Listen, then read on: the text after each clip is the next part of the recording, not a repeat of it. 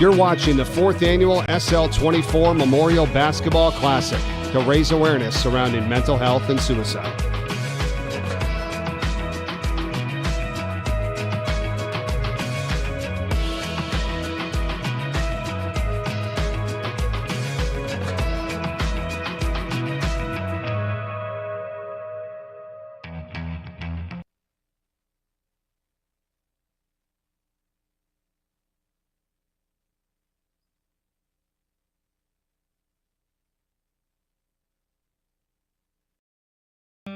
Sean Locke was a kind, caring, and loving person. He was always willing to help others and was a friend to everyone. On July 18, 2018, Sean lost his battle with depression. His life and death touched so many people. In his spirit, the Locke family began the SL24 UnLocke the Light Foundation. Thanks to a team full of family, friends, and mental health specialists, there is now a common goal to support those who are currently fighting their own darkness.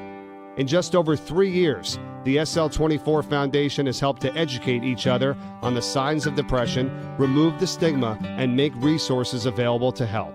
And with the opening of Sean's house, have created a safe haven where young adults can receive professional help, speak to peers about their struggles with depression and the threat of suicide. And that is what this weekend's basketball tournament is all about, to help continue to create awareness and raise funds to make the light shine even brighter. Coming up, it's the 4th annual SL24 Memorial Basketball Classic in memory of Sean Locke. Here is his story. 66-43 is Delaware lead, 3:27 remaining, and Sean Locke into the game. He's going to get a career high in minutes if he plays the remainder of this basketball game. He scored against Michigan State in the NCAA tournament. It's a good story to tell the grandkids. Get your first. And we were there. Cross-court pass. Locke squares, fires, and hits. +1. Sean Locke with the biggest play of the night. It's over. The Blueheads win their first ever CAA championship. Tonight, the Blueheads party like in 1999.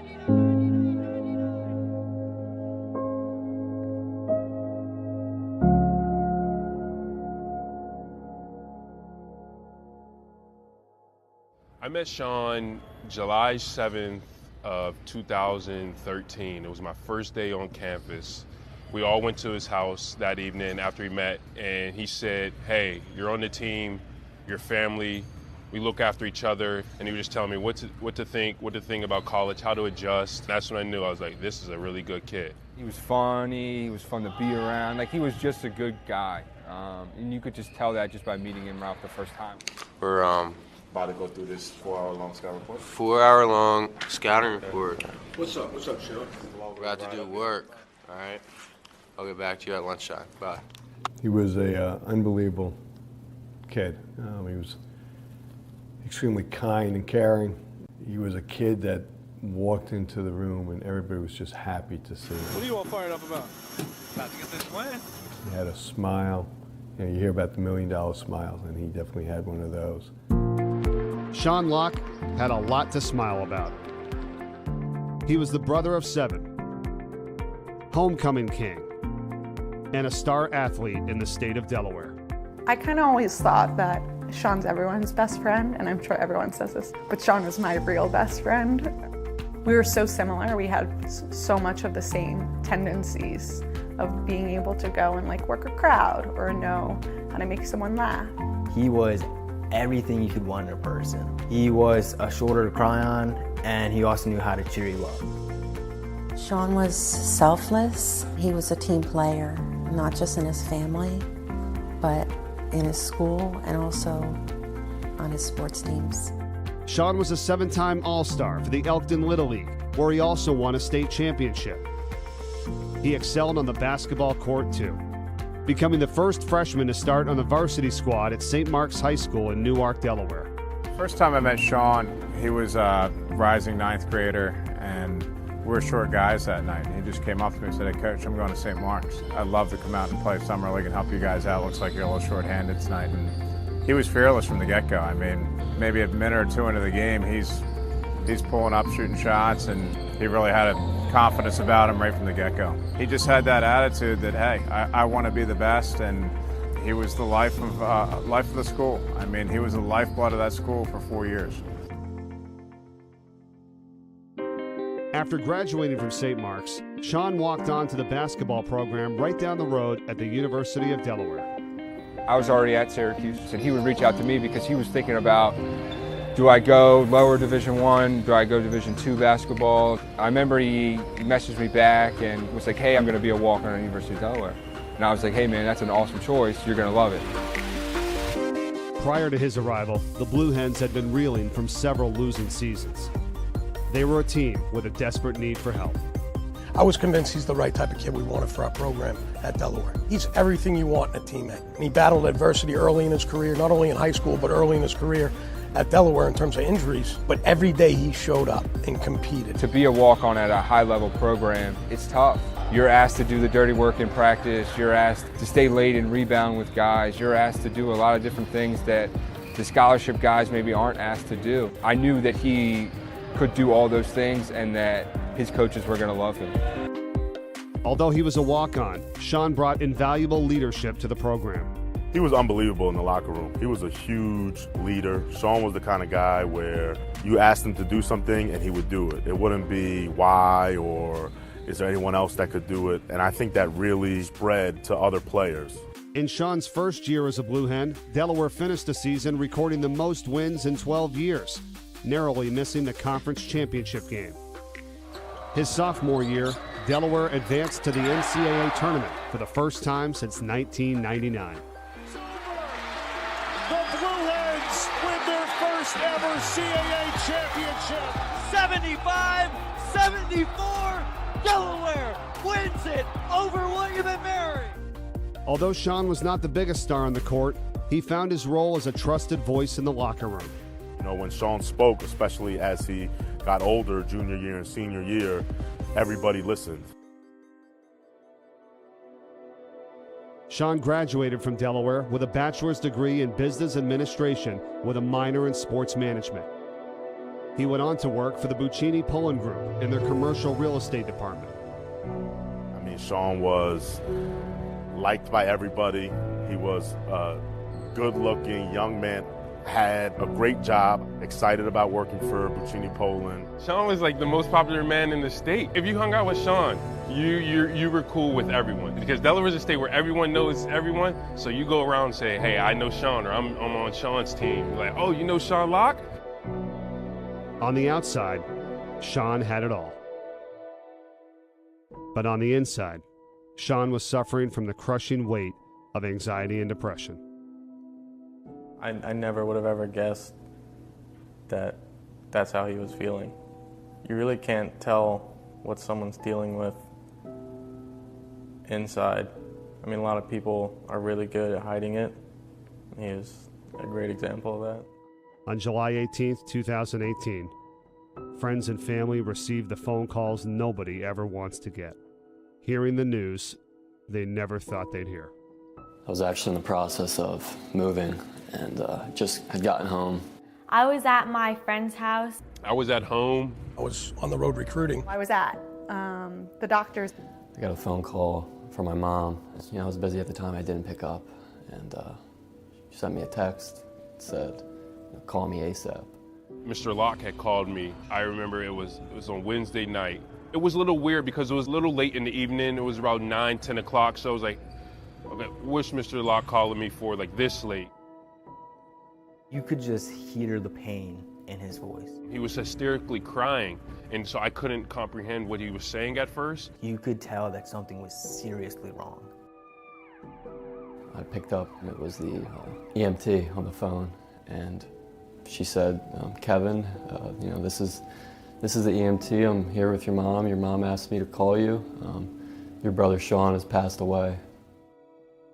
After years of battling anxiety and depression, Sean took his life. He was 23.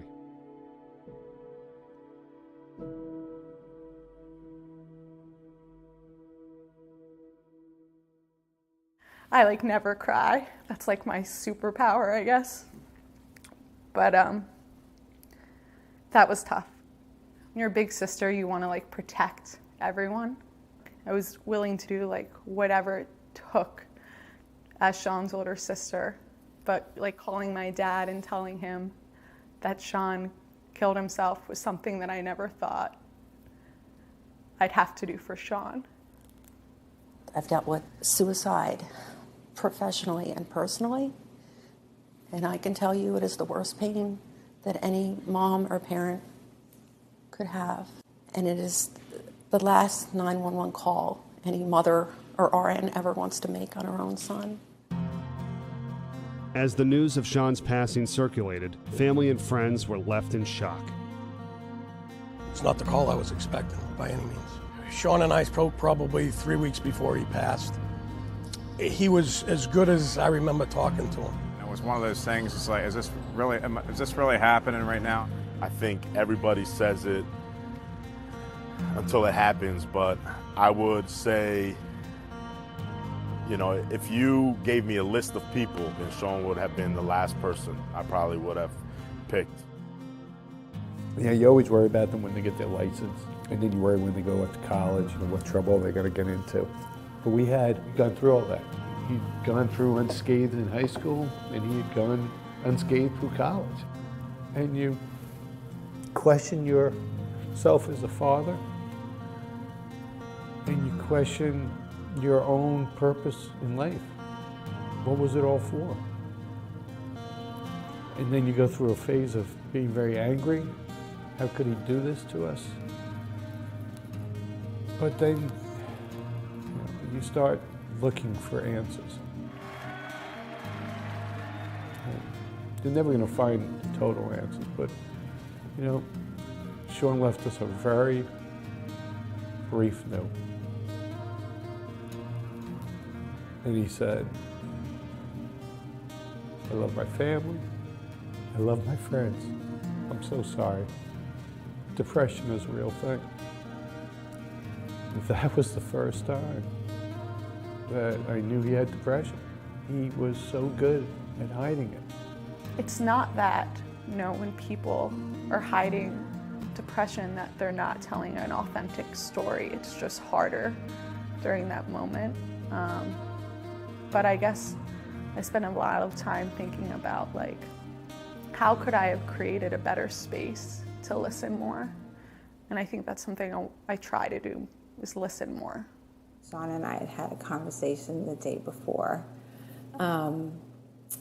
He left work early, and he came and he sat in the chair all day here and just stared at the TV. And he didn't even say hi when he came in, which is so unusual for Sean. He said, I'm so anxious. And I said, about what? And I sat on the bed with him for 20 minutes and we just talked, and you know, he was distressed, but I had no idea. I was the one person that had a chance to help him. If I knew then what I know now, you know, I feel like I let him slip through my fingers. After Sean's passing, it became his family's mission to raise awareness about mental health. In his spirit, they created the SL24 Foundation with the goal of doing just that.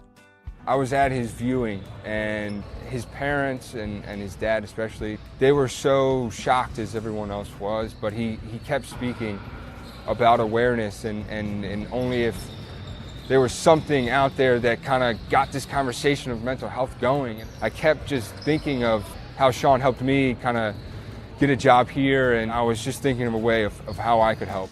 Not long after, Trevor Cooney, a Syracuse men's basketball alumnus who had played in 2 Final Fours, began organizing a basketball event with much more meaning.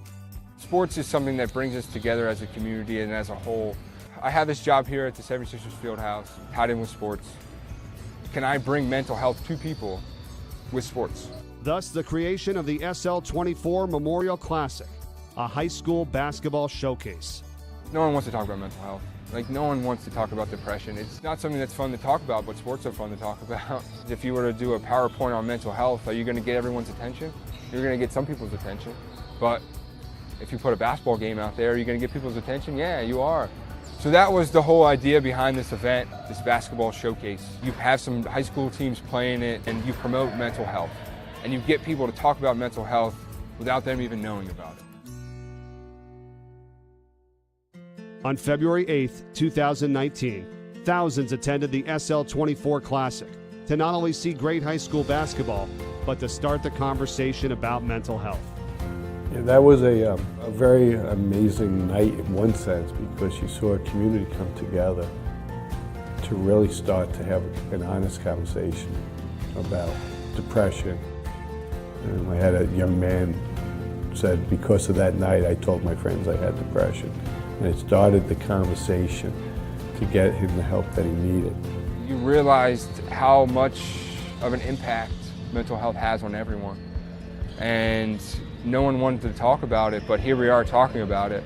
And we had coaches and players and school and people, alumni, reach out to us saying thank you. Like, hey, my kid brought it up at the dinner table. My kid did this and he did that because of this event or because of what you guys are doing. I think this is what Sean would have wanted to be memorialized as, something living and breathing and gritty and imperfect in the way that high school basketball games are. The SL24 Classic raised over $200,000 in its first year. In addition, it gave attendees an opportunity to see another, younger Locke on the court. It was really cool that he got to play a lot during the tournament. You could tell that everyone was super excited because they all came onto the court. Watching Aiden at that game was insane. I know that Sean would have just been over the moon proud of Aiden. He would have been the first one to run down on the court and lift him up. Mr. Locke, before the 2 varsity games, he came out and talked. We got the mic and we dimmed the lights in here. And he said, everyone please pull out your cell phones. If you have depression or you know someone that's battling depression, turn on your flashlight on your phone. Shine your light right now. Stand up. Your light may be the very light to help those suffering out of the darkness of depression. What I really hope comes from Sean's passing is that people realize that mental health is a huge issue in the world. Everybody has a story, so this is nothing to be ashamed of. It doesn't discriminate based on race. It doesn't discriminate based on socioeconomic status. It doesn't discriminate based on anything. And it's real. It doesn't matter if you're super rich, if you're super poor. Everyone has their struggles, and everyone's struggles are different. And you just gotta face them, and hopefully there's a safe haven for people to go talk to other people that can help them get help. With the money raised by the foundation, SL24 plans to create that safe haven. Opening in September 2020, Sean's House will provide a location for high school and college students to receive professional help. I think a very important piece of mental health is you have to want the help. You have to seek it out yourself. And that's the hardest step. Go to a school counselor, go to your school nurse, but don't just do nothing. No mother or parent should ever have to bury their child. And if there's anything that I can do to say or prevent that, that is why I'm here today. We need to really have a really honest conversation about mental health and really not be afraid of it. When you're asking people to stand up if they have depression, stand up if they have anxiety, stand up if they lost someone to suicide, you're asking for a really human moment. And they all stood up, and they all took their phones out, and they all had their lights, and for 10 seconds it was just completely silent, just filled with light. You just got chills. It was one of those out-of-body experiences where you could see the whole thing and still be there, because everyone was together in something that most people feel alone in. When you saw those lights, I felt like Sean was shining his light down on all of us. And he's probably going, okay, let's get going. Let's push through.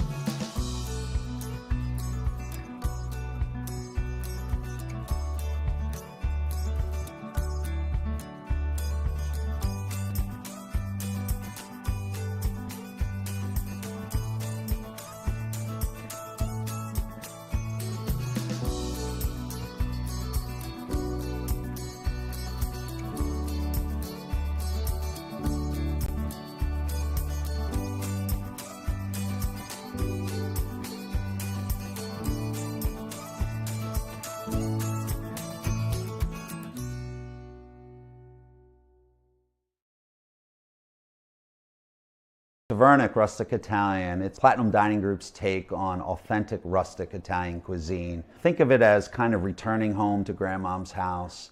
Sauce on the stove, meatballs simmering, warm, crusty coal oven pizzas coming out of the kitchen. It's our way of welcoming you into our home, our kitchen, and just kind of filling your bellies with a whole lot of love and good stuff. We're located right on Main Street in downtown Newark. Looking forward to seeing you soon. Hi, I'm Luke Chapman from Precision Wealth Partners. We are so honored to be a supporting sponsor of UnLocke the Light Foundation and the Memorial Classic SL24.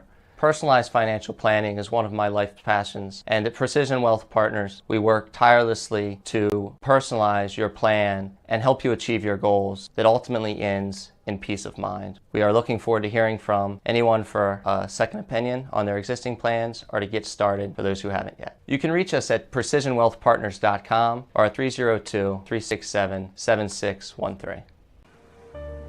Welcome to the award-winning Lighthouse Cove Event Center in Dewey Beach, the Mid-Atlantic's premier wedding venue destination, offering beach-inspired weddings, receptions, and special events on the Rehoboth Bay. Whether it's simple and understated or grand and elaborate, Lighthouse Cove Event Center delivers a once-in-a-lifetime wedding experience. Getting that perfect slice is satisfying, fulfilling, and rewarding too. But we don't do it for fun. We do it for fresh. Slice to order makes a sub above. Buffalo Wild Wings win-win value lineup gives you and your friends more for less. With buy one, get one half off traditional wings every Tuesday. And buy one, get one free boneless wings every Thursday. That's more wings, more great times, and more money in your pocket. This is the story of how you get from here to there. Right now you're here, and from here, there looks pretty good. But so few get there. Why? Of those who make it, some will have luck, but most will have a strategy. They will save and invest, grow and protect, and they will work with advisors who help guide their way. If you're looking to get somewhere to get there, we know how to set a course. We're relationship ambassadors and your personal financial advocates. We have innovative wealth tracking tools to monitor your progress every step of the way. Wherever you are now, we can help you get to where you want to be. The road between here to there is shorter for those who know the way.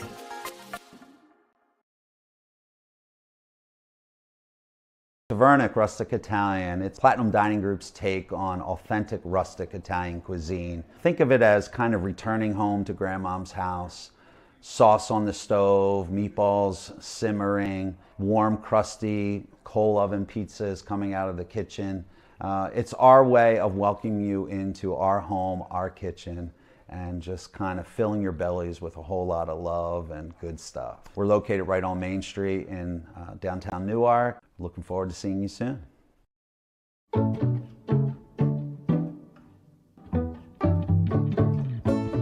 Welcome to the Courtyard Newark at the University of Delaware. Our hotel has plenty of lobby space for guests and students to interact in a safe manner. Next, let's look at the hotel bar, where evening beverage service is provided for the convenience and safety of our guests. Just outside is the hotel patio area, where a guest can enjoy outside dining in the lovely atmosphere of our patio. Next, our guests have two options for exercise and relaxation. Our fitness center and hotel pool and hot tub are perfect for guest needs.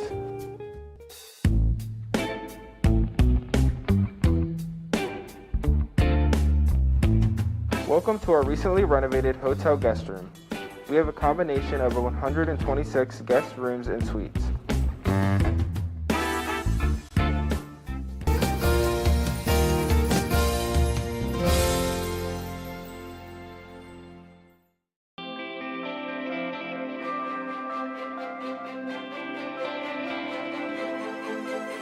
St. Mark's is known as the place to be. And at its core, it's a whole lot more. St. Mark's is the place to learn,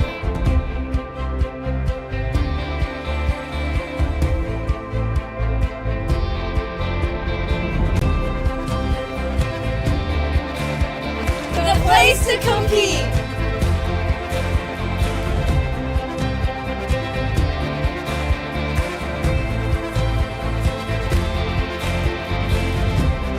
The place to create.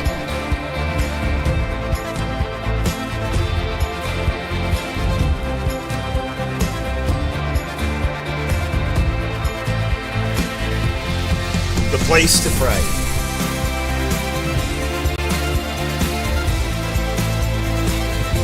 The place to belong.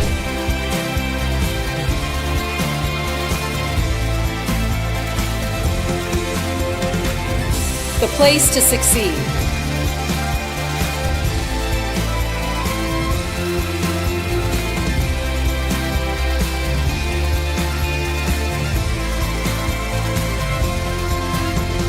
All these things and more are why St. Mark's truly is The place to be.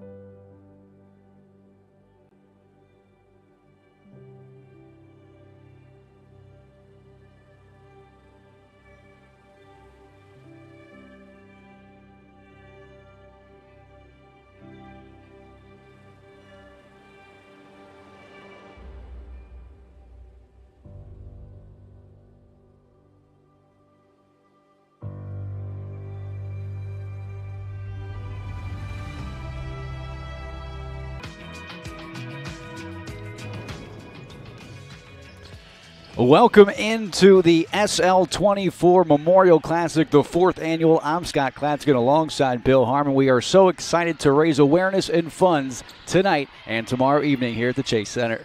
Scotty, it's going to be a great night and then a great day and a night tomorrow. We've got 7 games on tap, a couple of really good ones here this evening. So great to be again sitting next to you for the Sean Locke Classic. And we were so excited to get going. The game is underway, so we are going to get you action right away. It's play-by-play of Middletown versus St. Mark's.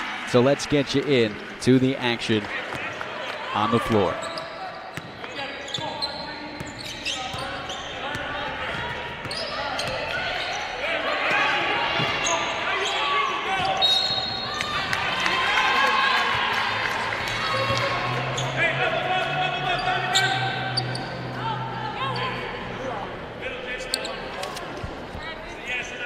Welcome into the Chase Fieldhouse in Wilmington, Delaware. It's the home once again of the SL24 Memorial Basketball Classic in memory of Sean Locke. And tonight we get things started. It's game 1 of 7. And we get started with St. Mark's versus Middletown girls basketball. It is St. Mark's night here at the Chase Fieldhouse, as we'll have St. Mark's taking on Middletown, and then in boys basketball, we'll have St. Mark's taking on DMA. We are so excited to be here, and they got started without us. They were so excited to get Scotty, they going never as well. start without you. So I'll introduce you to some of the players on the floor as we get going, as a shot misfires for Middletown. Middletown's wearing their black uniforms tonight with a white Middletown across the chest. St. Mark's in the home white uniforms with a green and gold St. Mark's. You're looking at Sinai Savage, number 24 of Middletown, and when we talk Middletown basketball, we're going to be talking about Sinai Savage and Lene Smith, 2 of the stars on that team. For St. Mark's, when you look at the Spartans, they are led once again by Sophia Messick, now a junior. She was all-conference a year ago as a sophomore. Well, Sophia Messick is a terrific player. She's very capable on the outside of driving, passing, and shooting from long range, and is a very skilled and poised player. And on cue, Sophia, that was Bella Prado who made the jump shot. So St. Mark's off to a good start. The Spartans 10-4 on the season. They're ranked number 9 in the state, according to Brad Myers of DelawareOnline.com. Off to a great start, while Middletown, a winning record as well. They are 8-7 on the 2021-22 campaign. Jimmy Friel, the head coach, longtime head coach at St. Mark's has been coaching for 41 years, a great friend of mine. He does a terrific job in his discipline, his fundamentals, and the way he coaches these young ladies from St. Mark's. Jim Friel has been coaching for 41 years, it says in my notes. That's older than you. He started when he was 3 years old, I believe, as the head coach of a varsity squad. He has been doing it for a long time. And I know what's really great about this St. Mark's program and with Jim Friel in his 5th season with the Spartans. His assistant coach is Shannon Friel, his daughter, who was a star basketball player at Christiana High School, played volleyball at Wilmington University. It is a family affair for the Spartans.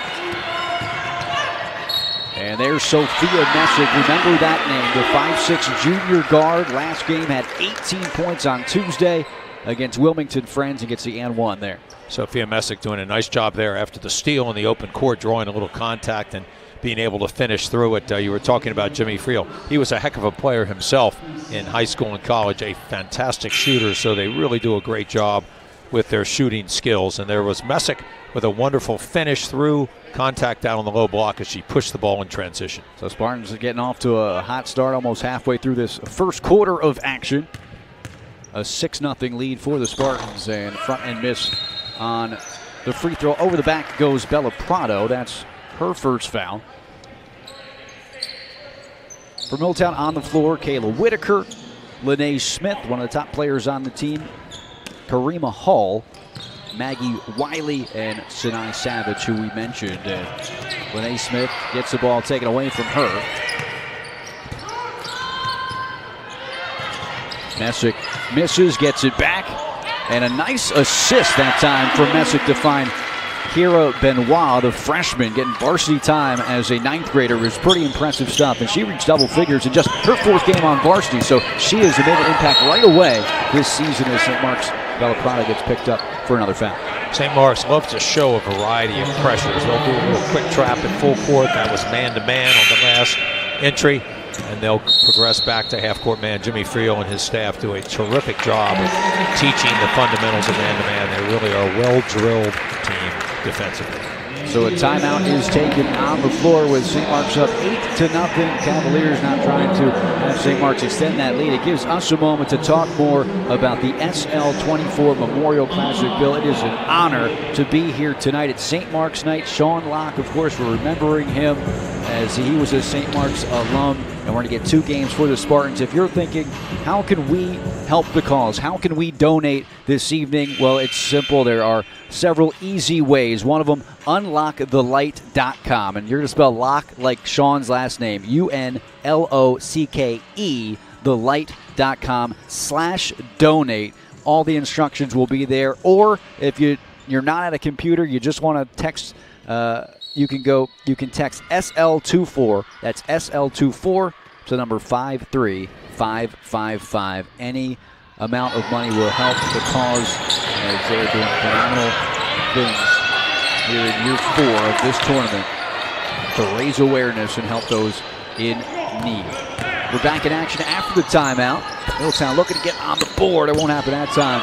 But an offensive rebound by Sinai Savage, and she traveled before the bucket went through. Savage, a junior, scored 13 points just yesterday. So when you're looking at this Middletown team, and if there's any fatigue shown, I wouldn't blame them. Not saying that there is as of yet, but they played yesterday. That also shows, Bill, how important tonight's game is. You say yes if you have an invite to the SL24 Memorial Classic, even if it means you're playing 2 games in 24 hours. And I guarantee you that head coach Brendan Mann was really happy to be invited this year to the tournament. It's a wonderful honor. It gives you a great timing to play at a terrific venue, and as we understand, the Blue Coats here, this is a bigger court than we're used to with some different lines, so it takes a little while for these players to adjust. This court is typically 6 to 8 feet longer than a high school court.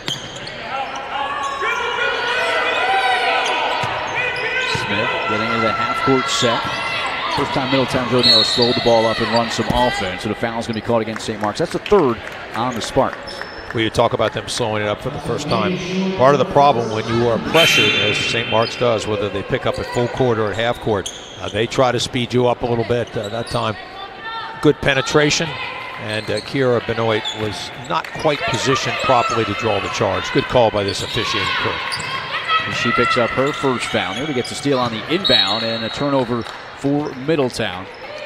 Gives it back to St. Mark's with a chance to get up double figures early on. Some substitutions. Jim Frill going to go to his bench for the first time as Sophia Karch will check in, as will Maura Marcosi. For Middletown, you saw Jada Jones, a three-point threat, come into the game for the Cavaliers. And I think it's important when these women have been playing a lot of games in these weeks, certainly as Middletown did and as St. Mark's. The length of the court will provide a little bit different from a fatigue standpoint, so getting subs in early on very important. From the core, that smooth shooting stroke of Sophia Messick. She led the team a season ago in this tournament game with 11 points in a victory over DMA. Again, pacing the Spartans to an 11-0 start in this contest. Another turnover for the Cavaliers. They're struggling right now against this Spartans defense. The pressure speeds them up. They've thrown a couple passes that obviously were ill-advised, and it just gets you playing faster than your normal tempo. I wouldn't be surprised if Middletown tries to slow down and run some sets here and see if they can't at least get into their offense. A short point guard working the ball around the floor. Good look at the basket from Marcosi. Trying to follow her shot with the Cavaliers basketball, approaching the 2-minute mark left in this first quarter of action. You were talking earlier about Sophia Messick on that wonderful shot from the right corner. She's got a very quick release on her shot. She's well positioned, knows her spots on the court, and is always shot ready. The defender as well. She gets the steal and takes it down the floor, missing the left-hand layup as Renee Smith didn't give up on the play. Got back defensively. St. Mark's on the offensive glass right now as well. Leave Messick open. They do, and Middletown does not pay for it, though. Defensive rebound by Wiley. St. Mark's does a nice job of reversing the ball around the court, using the skip pass quite often. Another turnover for Middletown. And St. Mark's looking to increase its 11-0 start here in quarter number one.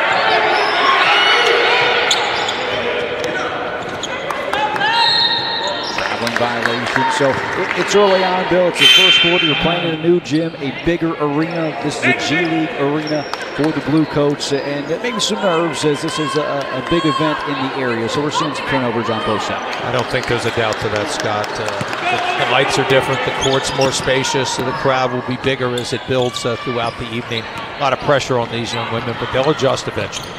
Good pass inside, and a foul's going to be called against St. Mark's. Should lead to Olivia Vega shooting a couple free throws and a chance to settle in and get Middletown on the board here. As you look at that great pass inside. Nice roll there by Vega from the high post. St. Mark's playing the man-to-man at the other end. Middletown basically employing a zone. One of the problems is in the league they play in, Scott, they see a lot of zone. They see a lot of zone pressure. So when all of a sudden you're confronted by man-to-man that's really well played, it does have a tendency to speed you up. You might not have been as well prepared for it, especially since they played last evening. Beautiful form on the free throw from Olivia Vega. As she shoots a pair, I want to remind our listeners and watchers that you can bid on our silent auction. There are so many great auction items. Second one goes through for Olivia Vega in the auction online, including, how about this, Bill? Tuition for a year to St. Mark's High School. That is valued at over $15,000. Hey, St. Mark's parents that might be watching this, you're sending your kid there anyway. You're writing the check anyway. Can you imagine writing that off as a donation? My goodness, that is phenomenal. You can see all the silent auctions. We'll talk about them throughout the night as some great transition basketball by St. Mark's. We'll talk about all those silent auctions throughout the night, but you can check it out at SL24 Hoops. Chris Locke and his organization. Good evening, Spartan community. We are here tonight at SL. All they have done here in this past year since 11 seconds left in the quarter. A 15-4 lead against Middletown. Have this first quarter come to a close. He talks with his team as they look to get things rolling in quarter number 2. 15-4 is the count after 1. It's the SL24 Memorial Classic here in Wilmington.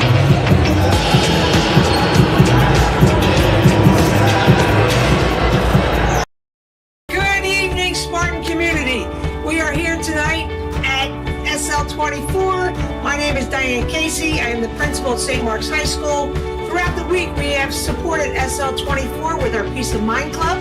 Shout out to Miss Roach and Miss DiFilippo and all the students at St. Mark's who have done a fabulous job supporting SL24 throughout the week. Go Spartans! Let's go, Spartans! Go Spartans!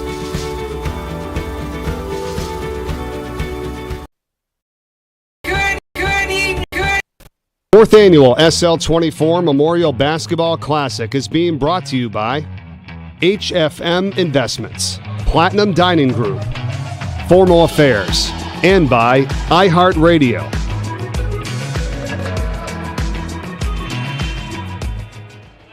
What a first quarter for the St. Mark's Spartans. They lead 15-4. It's St. Mark's girls basketball versus Middletown. The second game coming up at 8 o'clock. It'll be St. Mark's boys basketball as they take on DMA. It's all to raise funds and awareness for the SL24 UnLocke the Light Foundation. If you're watching right now, tickets to this game for the youth are $10. Think about that. If you're watching, if you can donate at least $10 just for watching this game, it'll go a long way. Whatever you can do to help out this year is appreciated,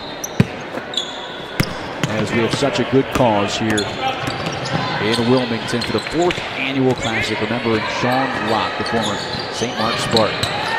Turnover there for Smith as we get underway in quarter number 2, similar to what we saw in the first quarter. And St. Mark's built up an 11-0 lead before Middletown got on the board. It's now 15-4. A fresh 8 on the scoreboard.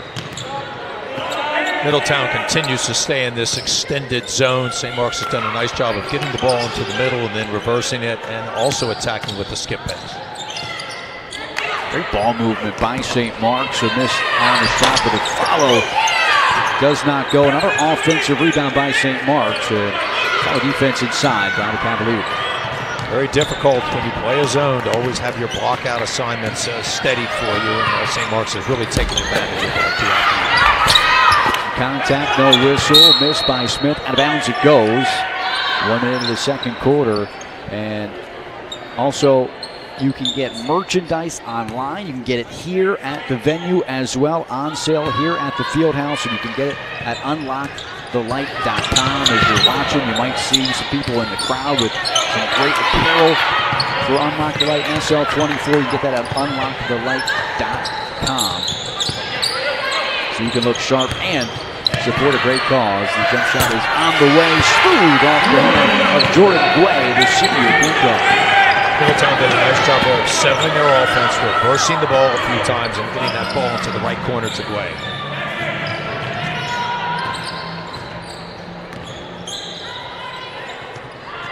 You'll notice the 2 3-point lines. One is the high school line, one is the G League high school line, and that can be confusing as to where to set up the first time you play on a court with an extended 3-point line.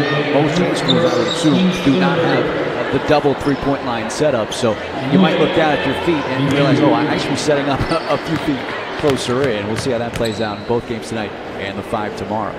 Though if you watch enough high school basketball, you'll see a lot of shots taken from that extended, maybe it's not on the court, but certainly some of these wonderful shooters have great range on their shots, but it does get a little bit confusing when players have to adjust. So Brendan Mann, the head coach of Middletown, on the sideline there, doing a nice job with this program. They went 2-9 last season. They've already upped their win total. 6 games this year, 7. So they're doing a fine job of turning this program around from a down year a season ago. And it's going to get back up by 10 in the second quarter. Really no good. A rebound by Daniel Pianico. Marks has done a nice job of running the court, throwing the ball over, and then getting into their early offense. Touch there by the Spartans. Of course, you mentioned that three-point line. You coach Sean Locke. We saw Sean Locke play. He doesn't care where that three-point line is. He's standing behind it, and he was letting it fly, wasn't he, Bill? He never saw a shot that he didn't love, and I'll tell you what, he was one of the best shooters I have ever not only coached but been around. Beautiful stroke, fearless, but he also understood the concept of what was a good shot and not. But he had great range, used his legs extremely well. And at some point, tell the story when he was not even a freshman yet with St. Mark, showed up at the summer league game and dominated play. Well, don't keep us waiting. I'd like to hear it right now. We were short of playing at Friends School in the summer before Sean he was at Mount Avion. We knew a little bit about him, but not that much. He and his father showed up at Wilmington Friends, which I thought was very impressive just to watch. We only had 4 players because of some baseball games going on down at the beach. And we asked Sean to play, and I think he took the first shot of the game, and I never missed since. But what was so remarkable was he was a really fun young man to be great personality, and he really knew how to play the game. And what I just loved about him was his fearlessness. He just said, I don't care if I never played at this point. I'm just going to step in and do my thing. And I'll tell you what, he developed into a fantastic player. His career got off to the same start as Pierre Benoit, who just made that shot as a freshman. Quite an impact Sean made during that story because he became the first freshman in St. Mark's history. That's a great program to start on the varsity basketball team. Ended up, of course, we know, being one of the all-time leading scorers, but fantastic from the start. Sean Locke was making an impact, and there's an impact freshman, Kara Benoit, getting the basket there. They turn it over, and we get back in play. And there is a whistle as another turnover for the Spartans. For a timeout taken by Jim Friel, which gives us an opportunity to talk a little bit about this SL24 Foundation and what they're all about, Bill. The SL24 mission, they're educating, they're assisting, they're creating a safe haven where high school and college students can seek professional help and speak to peers about their struggles. With the help of everyone watching and in attendance over these next 2 days, they can continue to help remove the stigma of depression. You think about that. Not many people talk about it, and SL24 is allowing people to do that with peers and make available the resources to get those that may need some help. The funds raised this year will allow the foundation to keep providing services, developing Sean's House. And you talk about Sean's House, Bill, how incredible is this? And we talked about it last year. It opened in September of 2020, in fact, September 24th. And since that time, 6,000 visits and 1,300 young adults have come through the door struggling with mental health and depression. They have assisted 43 people who have arrived at Sean's House in a suicidal situation. You think about that. 43 lives saved at the very least. Probably over 1,300 lives saved, but 43 came in a suicidal situation and walked out feeling better about their situation. It's all thanks to Sean's House. It's a great cause, and you can donate to SL24 by texting SL24 to 53555, which will have to be there. Scott, if you've ever had a chance to go by Sean Locke, Chris Locke and all his organization did a great job of kind of reconstructing the house, and it is a terrific place. It's got a wonderful environment in it, and so many great people there working to assist these people that come in with some issues. Turnovers, we get back into action. Both these teams allowing for bench minutes to be played. Subbing in, we'll probably see more for Middletown, I would expect, having a game less than 24 hours ago. But we're seeing substitutions on both sides, as you can check out Ava Fernapfel check out of the game, and in the game comes Katie Lennon, the junior.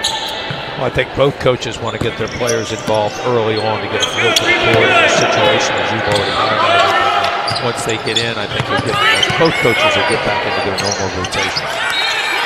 Long drops it out of bounds. Will stay with St. Mark. Solid defense here by Tori Free, the senior. And that's one of the differences in these two teams' makeup. And you'll be able to tell by the score of this basketball game, 18-6, St. Mark's with the lead. But this is a veteran Middletown crew where there are almost everybody seniors on this roster.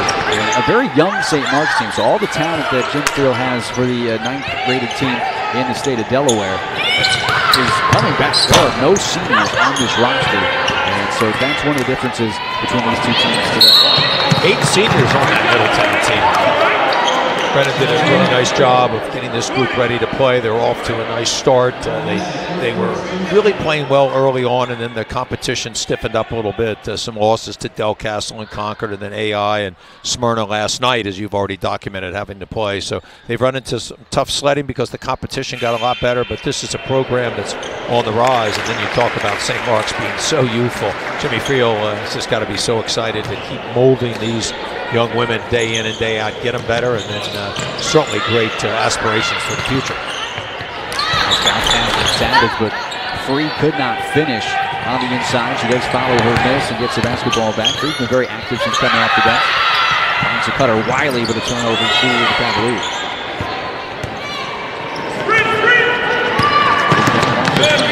Three freshmen that will play tonight for St. Mark's. We talk about the youth for Jim Field's team. Playing with 2 fouls. Open sheer, but Gallo cannot knock it through. Well, what a great rebound there by Sonny Savage. A nice job there of ripping the ball out of the St. Mark's offensive play on the glass. So they're going to need to really improve this rebound. St. Mark's has hurt them early on the offense. Kirk off the mark. Hands out of bounds. Approaching the 3-minute mark until halftime. And some more substitutions as Renee Smith will come into the game. And so Jada Jones. Jones made a couple threes in a win over MO2 Charles. 8 points for Middletown. That one, they won 67-38 in that contest. Prado, good idea on the pass, and that goes through to the functional keep it St. Mark's basketball though. You make a great point, but St. Mark's has really worked the ball against this extended 1-2-2 zone through the high post. A great way to help reverse the ball, and some really fine passing by St. Mark's. Jimmy Friel and his staff really do a great job, as I mentioned earlier, with the fundamentals of the student. Has been very active. Jump ball is going to be the whistle as the 2 balls falls in the court. And the team will help them up. Love to see the energy early on in this first half of basketball with St. Mark's, who came out, took a huge lead in that first quarter, has not been able to build on that as much here in the second frame. Well, they opened up with some hot shooting and some transition. And they cooled off a little bit. That's credit to the defense. Lima Hall with the steal. That's where this longer court comes into play. It's not as easy to break away for a fast break layup when you've got a couple of extra feet you've got to run. And wow, showing the skills on the crossover, missing the runner. You make a great point. It's in any sport when all of a sudden you change the dimensions of something you've been so used to, and all of a sudden it's not wider. Of course, the court still is the same width, but the length of the court, you see the extra line for the arc, and it just can get very confusing. We talked about some of the merchandise, some of the ways that you can donate to this cause. This year, sponsorship alone was over $280,000 so far. So a big thank you to everyone who's been a part of that so far. Plus donations, the online auction, merchandise, ticket sales. This is going to be an incredible year, and we want to take some time to thank you for that. It's already above what SL24 has raised in year 1. And then in year 2 and year 3, it is a 4th straight year, an increase in donations and sponsorships. And I just love how the community is getting around this event. And what's so neat about that, Scott, when you really study the evolution of it, is it's a grassroots program. There are certainly some wonderful donors that donate a fairly high amount, but it's really more of those individuals that are donating, whatever it is, $5, $10, $25. It all goes into the same pot, and it's all so very important. The more people you get, ultimately, the greater the message is going to be, and I think it's really emblematic of this organization that Chris Locke has built, where it's a community and not just 1 or 2 individuals. You want to donate, you can text SL24, SL24 to 53555. As Prado makes the free throw, the junior picked up 2 early fouls, stayed in the basketball game, making an impact. nearly a double-double in the win over DMA on January 18th. He had 11 points, 8 rebounds in that contest. A really fine rebounder for Jim Crow's ball club. Cannot connect on the second free throw, though. Under 2 minutes here in the first half of action. Well, I think Middletown, even though they have only scored 6 points, really have steadied up their play here in the second quarter. They've attacked the ball down a little bit better. That's a wonderful pressure from St. Mark's at half court.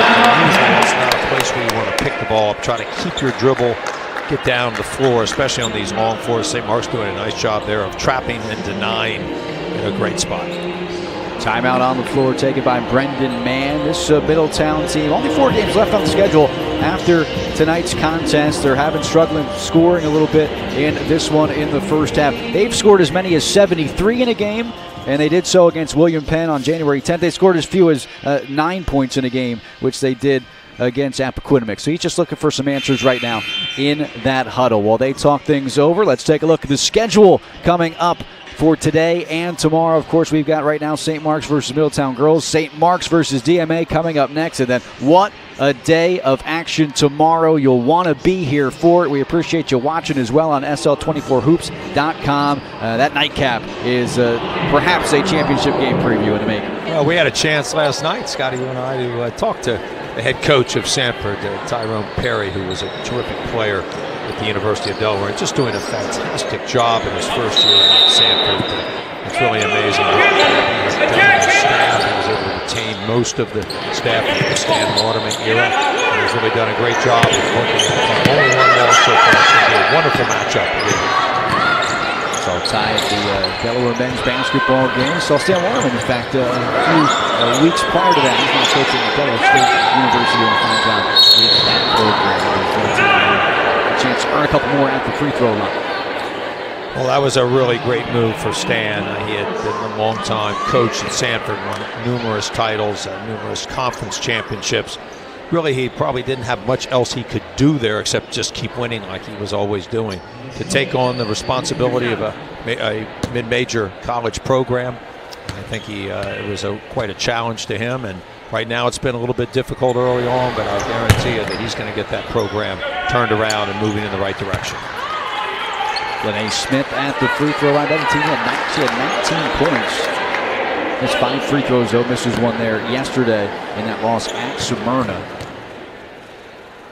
So they've gone a little bit south, a little bit north for the last 24 hours for some games. Misses both there. Savage trying to clean up the 2 missed opportunities at the free throw line, but Middletown does not come away with points after 2 free throws and a point-blank range putback from their 2 leading scorers on the season. If you want to come back in this basketball game, you're going to need Smith and Savage to get going. 2 opportunities to do so there, and just missed out. Middletown continues to play this extended 1-2-2 zone. They really have not been able to create any turnovers out of it. St. Mark's has done a nice job of moving the ball around, as we've mentioned. And now Middletown doing a much better job defending their defensive glass. And Smith will head back to the free throw line. We get down from 0-2 last trip. But going back to that last play, Bill, Messick missed the shot, but I love how she's shot ready as she anticipates the pass coming her way from that right wing. Well, that's a great term, and that means you have your knees bent, your hands are in the right position. You don't bring the ball up or down. You go right up into your shot as soon as you catch it. Very important that you use those flex knees, but also get into a spot that's comfortable for you where you know you've made those shots before. This Messick really is a very fundamentally sound player. Marcosi checking into the game for St. Mark's. Smith makes a free throw on her first try. She scored 26 points in the game twice this season. Gets 2 there. Then the Strikers with a under a minute here in the second quarter.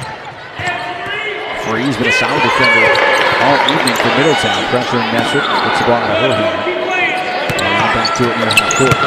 What's nice about Messick is her versatility. She can play as the point guard or be off the ball and take advantage of some splitting kicks. Traveling violation for St. Mark's. Lennon, the junior, turns it over. Middletown has really settled down defensively. It's their offense they've got to get going. Obviously, numerous turnovers early on. They just can't get the 2 leading scorers out. Great defense by Sophia Cox. She takes the pose, put the pocket of Smith, and the freshman in transition gets the basket. Beautiful starting off defensively. Offensive foul as Middletown comes crashing in. So Hewitt, Carnes, Ava Full, and Kira Benoit, the three freshmen on the team, get minutes for St. Mark's in this one. 6 seconds left in the first half. And St. Mark's, the Spartans have been leading the way from the start in this one. A very smart play there by Catherine Lennon, the junior, who was able to step up and draw the charge on the penetration. Very smart play, something St. Mark's has done for years. With 1 second past the head, slipped out away of the buzzer, and so the first half will end. All Spartans. St. Mark's night here at the SL24 Memorial Classic, and it's been a St. Mark's first half. 21-8 is the count. We'll take the timeout. When we come back in a bit, we'll have second half of action. It's game 1 of 7 this weekend from the Fieldhouse in Wilmington. St. Mark's on top, 21-8 at the break.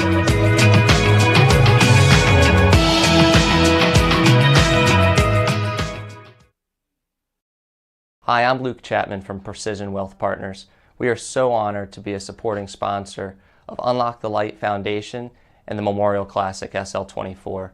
Personalized financial planning is one of my life's passions, and at Precision Wealth Partners, we work tirelessly to personalize your plan and help you achieve your goals that ultimately ends in peace of mind. We are looking forward to hearing from anyone for a second opinion on their existing plans or to get started for those who haven't yet. You can reach us at precisionwealthpartners.com or at 302-367-7613. Tavernic Rustic Italian. It's Platinum Dining Group's take on authentic rustic Italian cuisine. Think of it as kind of returning home to grandmom's house. Sauce on the stove, meatballs simmering, warm, crusty coal oven pizzas coming out of the kitchen. It's our way of welcoming you into our home, our kitchen, and just kind of filling your bellies with a whole lot of love and good stuff. We're located right on Main Street in downtown Newark. Looking forward to seeing you soon.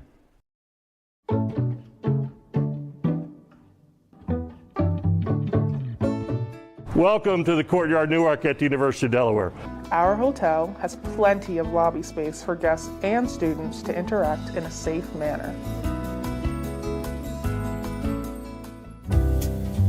Next, let's look at the hotel bar, where evening beverage service is provided for the convenience and safety of our guests. Just outside is the hotel patio area, where a guest can enjoy outside dining and the lovely atmosphere of our patio. Next, our guests have 2 options for exercise and relaxation. Our fitness center and hotel pool and hot tub are perfect for guest needs.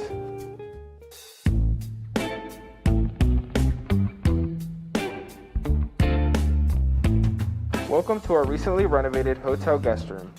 We have a combination of 126 guest rooms and suites.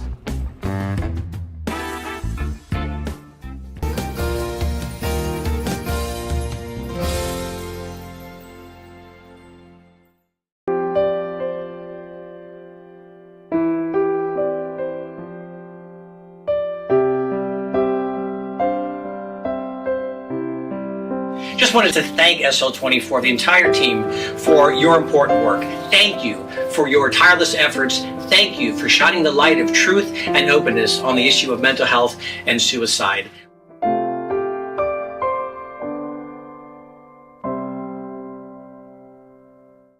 And we welcome you back to halftime of the 4th annual SL24 Memorial Basketball Classic. Great to be with everyone here. Mike Corey alongside the founder of the Foundation for SL24, UnLocke the Light, Chris Locke. Great to see you as always, man. Always a pleasure to see you as well. We always love having Mike Corey here at Sean's house. Thank you so much. I love this time of year. I mean, now it's really starting to become a thing, right? You look forward to this year after year. But I want to kind of go back just over 3 years ago to the end of 2018 when you started all this. The feeling of what you were hoping to achieve then and just over 3 years later to where you are now. It is mind-boggling. And it's not me, it's all of the members of the board that have been here since day one, as well as everybody in the community who supported us since we started this endeavor. If you would have told me in December of 2018 when we all got together and talked about an idea of doing a basketball tournament that has grown to where it is today, that we have Sean's house opened up, it truly is mind-boggling. I mean, we started off with a very simple idea, raise a little bit of money, and give it to a charity. And it has transferred to this really community-based organic growth that we have seen over the last 3 years that has built this tremendous place for young adults to come and get the help they need. Everyone has a connection to this in one way or another because it's mental health, and everyone has either struggled or is working through something. So, I mean, how powerful is that to have all those people like that on your team? It is very powerful, and it's something I really did not know until after we had lost Sean, just how many people are touched by mental health issues who have a Sean in their life, whether it's a brother or a sister, an aunt and uncle, mom or dad. They have a Sean in their family that is suffering, and some are suffering in silence, and that's what we're trying to be able to counter, where the Seans in our lives do not suffer by themselves. They do not suffer in silence. They have the courage to say, yes, I have this disease, help me with it, and get them the help they need. We're sitting here in these exact chairs a year later, which I can't believe how time goes by like this, but the differences of a year ago here and then where we are today, pretty phenomenal. It is phenomenal. I mean, you look at a year ago, we had only been open 2 or 3 months, really trying to figure it all out. And here we are 16 months later, we've had almost 6,000 people, young adults come in and use the resources at Sean's house. We've had over 1,300 use our Pure 24 program, and we've saved 41 young adults from suicide. Never, ever did I think we were going to have that sort of impact on the community that quickly. But it shows how great the need is. It shows that there is a need for a place like Sean's house to just come in and begin that first honest conversation and then let us help you get the help that you need. What about all the different things that this has taken on? Like, I mean, it's a whole nother thing, right? I mean, you said what you were trying to do at the start. All of a sudden, it's evolved to this. We're reaching out to 14 to 24, young adults. But then there's other groups that you're putting together now because you realize that so many people need help, but we know it's not just related to that group. So what are some of the things you're working on, not only here at the house, but overall that I'm sure people have talked to you about or that you want to see happen? Right. So we're working on programming here at the house. So we have a lot of unique programs. So we have a program for parents who have lost a child to suicide, and we help each other. I'm part of that program. And we help each other get through that horrible journey, which we have to go through for the rest of life. Conversely, we have a group where children who have lost a parent to suicide. So just imagine you're 14, 15, 16 years old and you lose your mom and dad to suicide. So we have a group that helps them get through that. And that group is 15-year-olds as well as 35-year-olds who lost a mom or dad. And they help each other through that journey.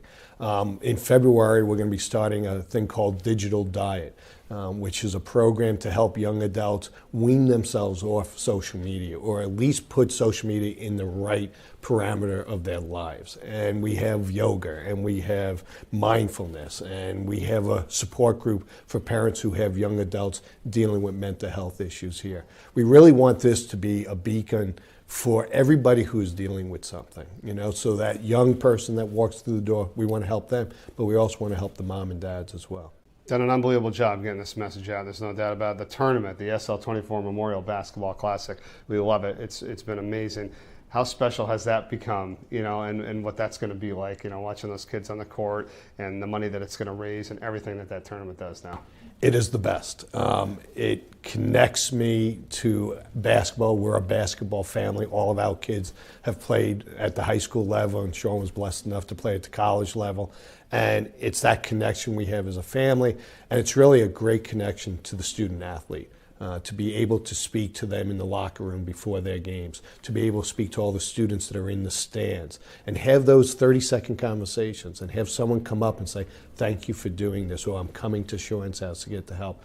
That means the world. And that's, the basketball tournament, it's got great basketball, but it also gets us as a community to talk about mental health. And Trevor Cooney, he was the brainchild of this, and he said, hey, not a lot of people want to talk about mental health, but they may talk about mental health during a basketball tournament. And he was right, and it's worked, and I'm forever indebted to him for coming up with the idea.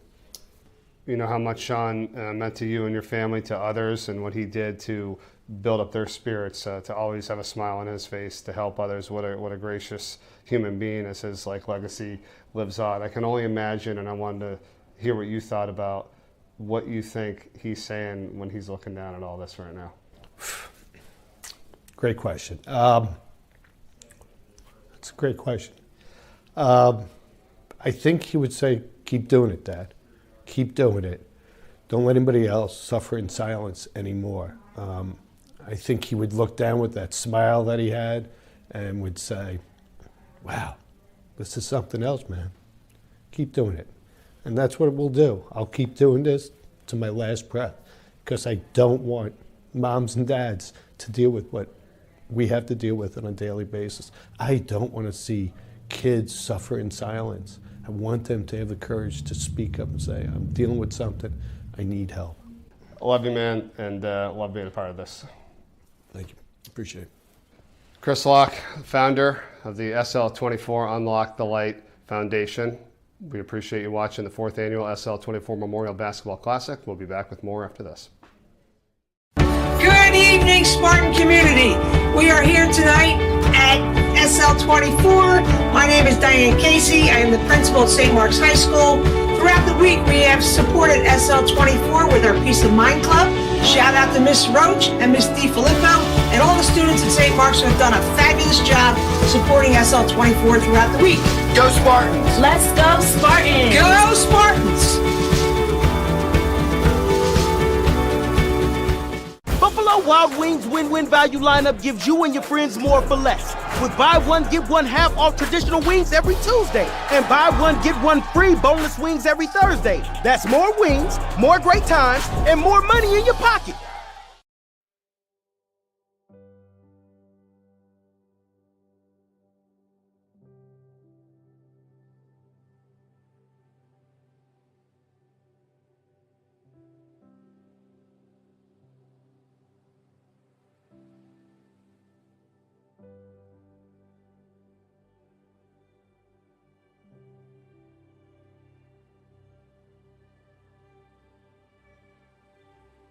This is the story of how you get from here to there. Right now you're here, and from here, there looks pretty good. But so few get there. Why?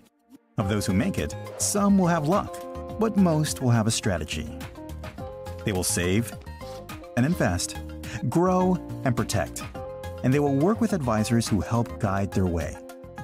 If you're looking to get somewhere to get there, we know how to set a course. We're relationship ambassadors and your personal financial advocates. We have innovative wealth tracking tools to monitor your progress every step of the way. Wherever you are now, we can help you get to where you want to be. The road between here to there is shorter for those who know the way.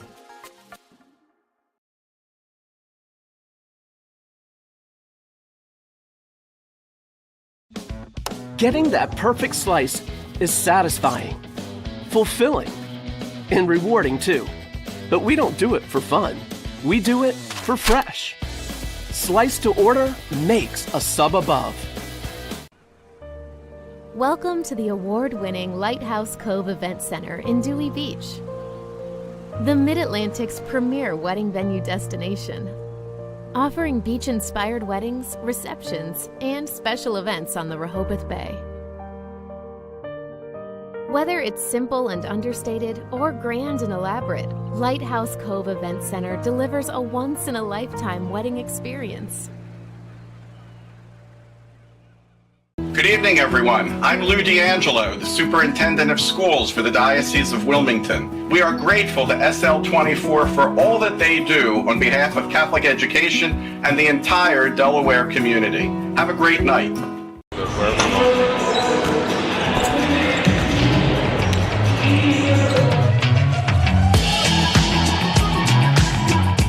Welcome back into Wilmington, Delaware. The Chase Fieldhouse is the home of the 4th annual SL24 Memorial Classic, and we are just getting started. Game 1 of 7 over the next 2 days. The fans are having a blast. The players are excited to be here, and so are we. I'm Scott Klanskin alongside Bill Harmon as we watch the first half of basketball. St. Mark's night here in Wilmington, all thanks and to honor the SL24 UnLocke the Light Foundation, honoring, remembering one of the best people anyone has ever had the honor of meeting, Sean Locke, a St. Mark's Spartan alum, one of the greatest basketball players ever. Suit up for St. Mark's. The Spartans up 21-8 in the first half of basketball. It was 7 points for Sophia Messick leading the way for the Spartans, but Kara Benoit, 5 points on her own, and she's only a freshman. Really impressed with both of those two.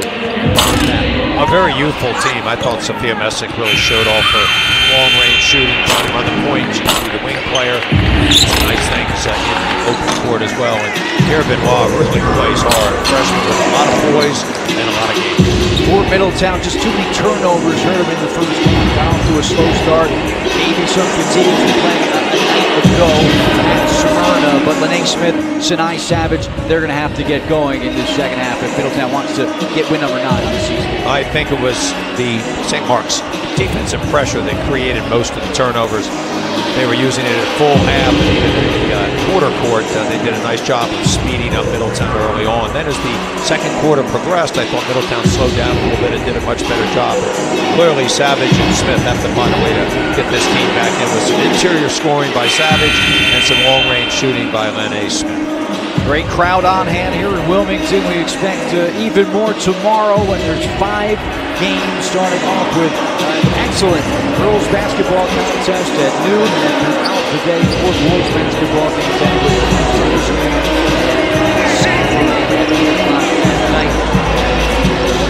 Of course, if you're watching right now on SL24hoops.com and you're asking yourself, how can I get involved? How can I donate to this amazing cause? Well, think about it. The ticket price to come to this event is $10.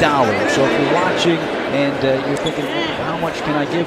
Whatever you can. And we appreciate every single dollar that comes through. But a ticket is $10 for you.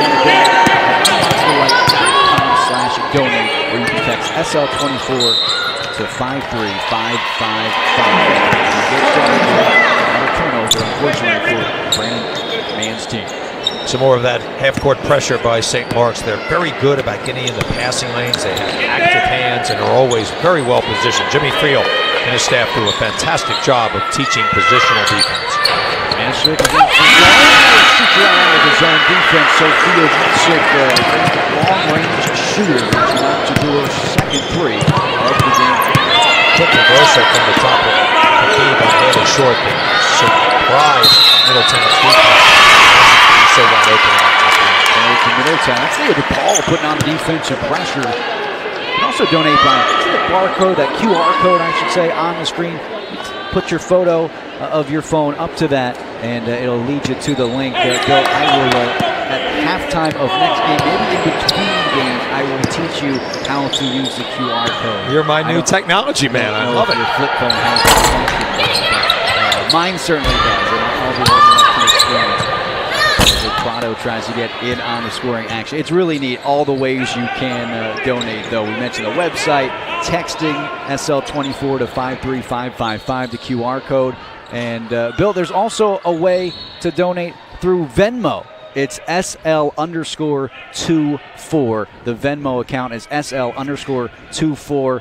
And, again, after the game, so you're ready tomorrow, I will also teach you how to donate on Venmo as well. But we'll get you caught up to speed. Did you think my middle name is Luddite? Is that what you think it is? I'm not anti-technology. I'm just very comfortable with what I use. But, Scott, I will always appreciate any tips that you might be able to give me into 2022. I really appreciate Absolutely. that. You are my genius, resident genius. There are new ways every year. It's the 4th annual, so we got to keep improving and finding new ways. And they are doing just that, because sponsorship alone, over $280,000 so far for such a great cause.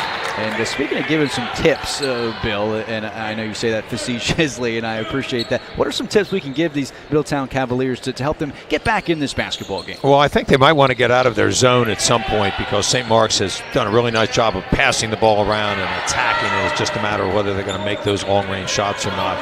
And then just try to run their basic man-to-man activity. Let Smith be the primary ball handler. They've just gotten a little too fast, and then try to post up Savage a little bit more often inside and see if they can't take advantage of her skills down on the low block. Messick had an open look, and a jump ball arrow stays with St. Mark's. We'll take a look at the jump ball as Prado went to the court, and nice job of Middletown's Karima Hall to get her hands on it as well. One of the things you teach your players are you want to be first to the floor. And I thought that time Prado was, and then the Middletown player came in a little bit later. But that's really important that you do those little hustle, attention to detail activities. Hall now on offense, gets in close, misses. And the putback is not there, but Maggie Wiley will go to the free throw line, I believe, to chance to get herself on the board. Only 3 players from Middletown scored in that first half: Smith, Guay, and Vega. Vega made 2 free throws. This is Wiley's first trip to the free throw line. She mentioned that 9-point game against Aberquinimec. Unfortunately, I think Middletown might have been missing some players in that one. She was one of 3 players to score in that contest. She made a free throw in that game, and you can see here, working hard underneath. Good position on the offensive rebound, and just touch foul there out of the free throw line, but she could not convert on the putback goal. Kayla Whitaker is there, the senior, with her first points of the evening. Well, that's a nice way to get yourself started with an in-close shot on an offensive rebound. That was one of the few times that Middletown's been able to penetrate against this St. Mark's defense to set up the weak side rebound on the prior play. Whitaker now crashing the defensive boards as well, but turns it over, trying to find a teammate. They went a little too fast up that right sideline, and it's Haley Short, the junior guard. Short's a very capable ball handler, does a nice job of typically getting the ball into the high post into her wing players. Surveying now. Short, the junior, finds DePaul. Good stroke around and out, though, for Leah DePaul, the sophomore guard.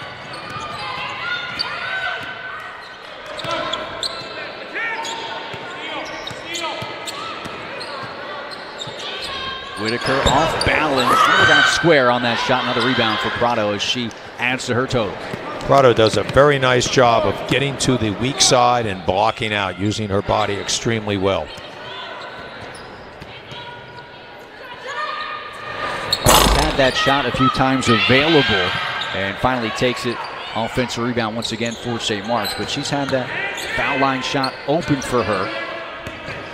And Messick, baseline jumper, so smooth. You know, I'm reading up about Sophia Messick, and she has been everything that the articles have said that she is. 17th best player in the state of Delaware. That's by one man's opinion. Brad Myers at DelawareOnline.com. He put out a preseason top 30, and I think just to make the list, 1 through 30 is a great honor. And we know Brad knows a whole lot about high school sports in this state. Yes, he does. I certainly respect his opinion.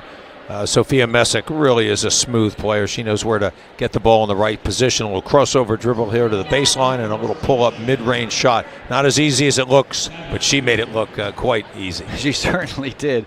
Baseline jumper. She's got 5 second-half points now. And St. Mark's goes up 26-10. And Savage at the free throw line. Her first points. She scored 13 points, one of 2 players in double figures yesterday against Smyrna, but that's her first basket today. Savage 20 points in the game earlier this season against Concord. And see 0 Middletown, Tori Free. She's been very active defensively. I like what she has added off the bench for Brenna Mann's team. Another one of those seniors. She can fill up the stat line. Very active defensively, runs the court well, and looks for her scoring opportunities. The last time down, Sine Savage, was really the first time they've been able to get the ball into her in good low post position. She turned with the jump hook. Was fouled, and that's why she didn't make it, but it's good to see her getting her game going and getting to the free throw line. Middletown shooting the ball well from the strike. That's important when you try to battle back. Make your shots from the charity stripe. They are 6 of 8 after those 2 in this contest as Messick will bring the ball up the floor. You mentioned it earlier, Bill. Messick can get down in the post. She can bring the ball up the floor. She can shoot the 3 ball. Short gets inside. Now Short will shoot a pair. Really Short. That's a little bit of everything for this ball club. There was a game against Laurel in early December where she had 10 points, 5 rebounds, 3 assists, 3 steals, and you love to see that type of productivity from your point guard in multiple categories. She's much like Tori Free that you just mentioned from Middletown. Does a lot of the little things that help you win games, but she's a veteran. She is a junior, and that makes you a veteran. Here's a nice pass to the weak side, coming in and getting fouled, and that's the great way to attack a zone from the weak side once you get the ball to the middle of the court. Makes the second free throw. Now Lene Smith, really like her game. She has yet to really get going. As I say that.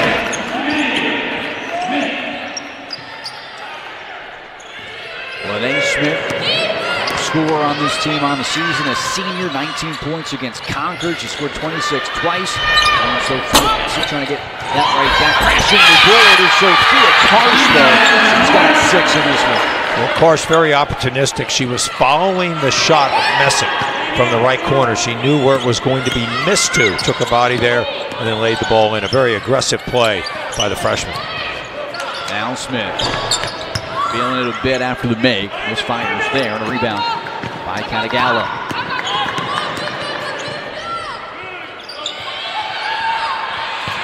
She had DiDomenico inside. Kick out for 3, no good. Another offensive rebound. St. Mark's has really been able to get boards against this zone where it's hard to find a person to box out sometimes. At halftime, Brendan Mann, the head coach of Middletown, switched his defense from the 1-2-2 extended to a 2-3 to try to combat the baseline shooting. They changed the architecture, but it still left the mid-post area open, and St. Mark's continues to hurt them on the offensive glass. Spartans doubling up Middletown, +1, 31-15 is the count. Foul on the floor. We get to 2:26 left in the third quarter of action, so substitutions coming in for Middletown.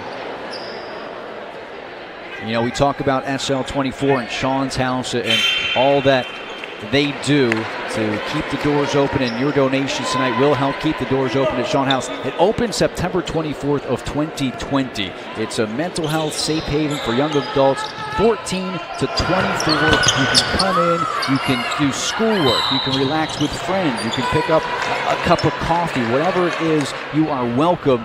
And the hope is you can reduce the rate of youth suicide by providing a place for young adults to feel safe, feel welcome, feel supported. They are doing phenomenal work at Sean's House in Newark, and we are here for that cause.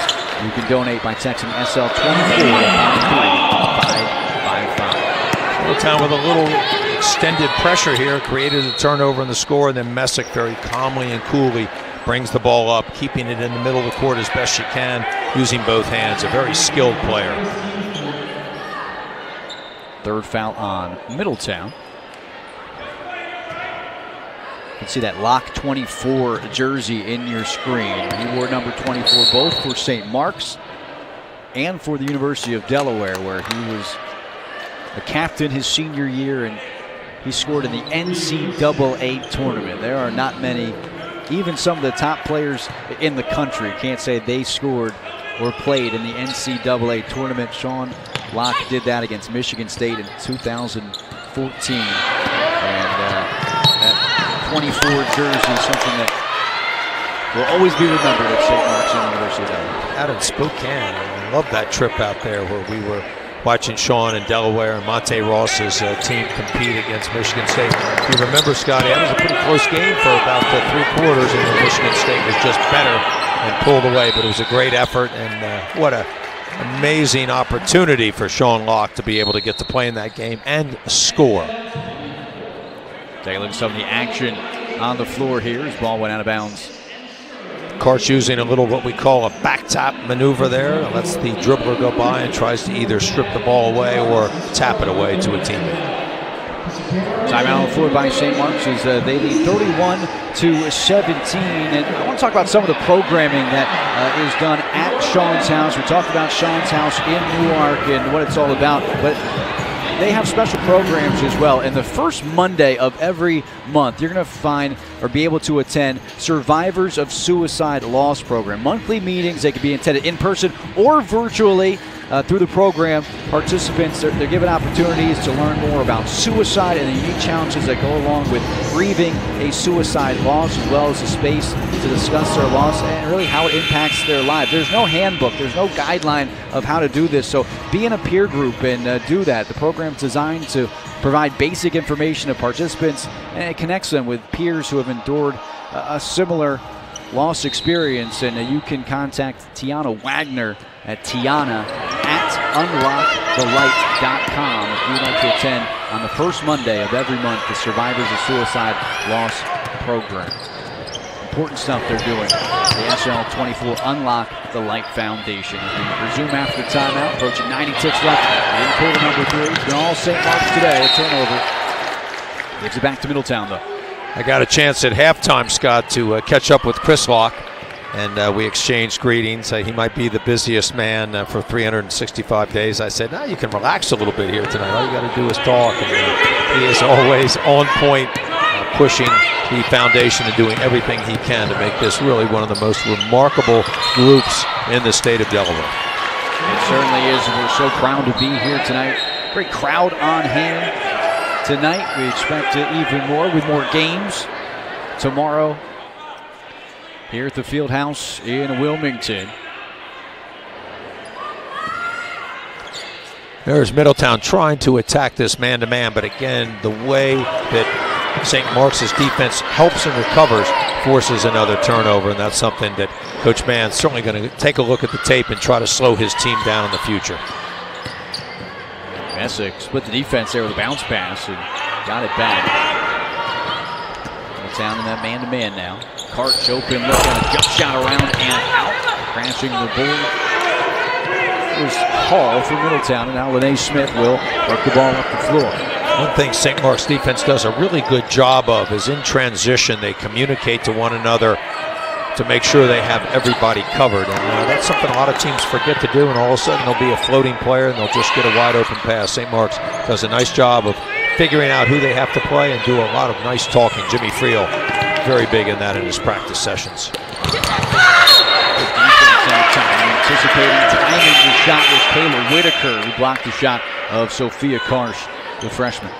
Well, Whitaker's been very aggressive, one of those 8 seniors that Coach Mann has in his program, and they need to bring their defense. They've got to get some points out of their defense and then stop turning the ball over and see if they can't pound the ball inside. As there's a timeout before we get to the end of the third quarter, let's talk about some of these silent auction items, Bill, because it's so exciting what we have to auction off. You can visit SL24hoops.com to take a look at that. We mentioned the tuition for a year at St. Mark. Worth noting again, down at over $15,000. How about a 7-day stay in Antigua, St. Lucia, Panama, or Barbados? I've barely been out of Newcastle County in the past 2 years. There are a lot of choices down there near the equator. My goodness. I mean, that stuff, and you can see UnLockeTheLight.com.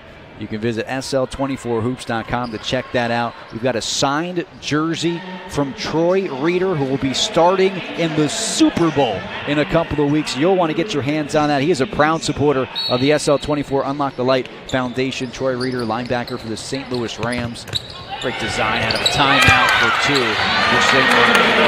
Screen for the screener play. Veteran move with a man on the ball, and that allowed the weak side to be wide open. Nice execution there out of the timeout by Jimmy Friel. Deep down to Nico. In her 4th point, now a foul on Karch. And that really was a nice game plan for Jim Friel and his 5th season as the head man for St. Mark's girls basketball. 10-4 on the season, ranked number 9 in the most recent DelawareOnline.com poll of girls high school basketball. Good movement there. Solid defensively. Can't get 2 for her teammates at the buzzer there. So we played 3 in game number 1 of the 4th annual SL24 Memorial Classic. With 8 more minutes on the clock, it's St. Mark's 33, Middletown 17.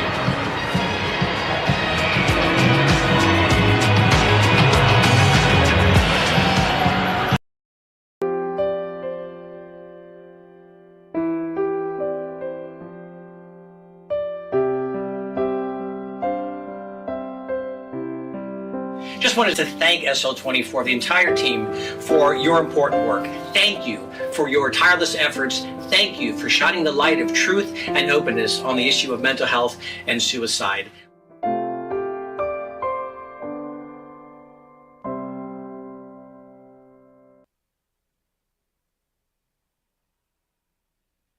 Fourth annual SL24 Memorial Basketball Classic is being brought to you by Precision Wealth, Diamond State Financial Group, the Cicero family and Chipman Brown Law Firm, and by Ward & Taylor.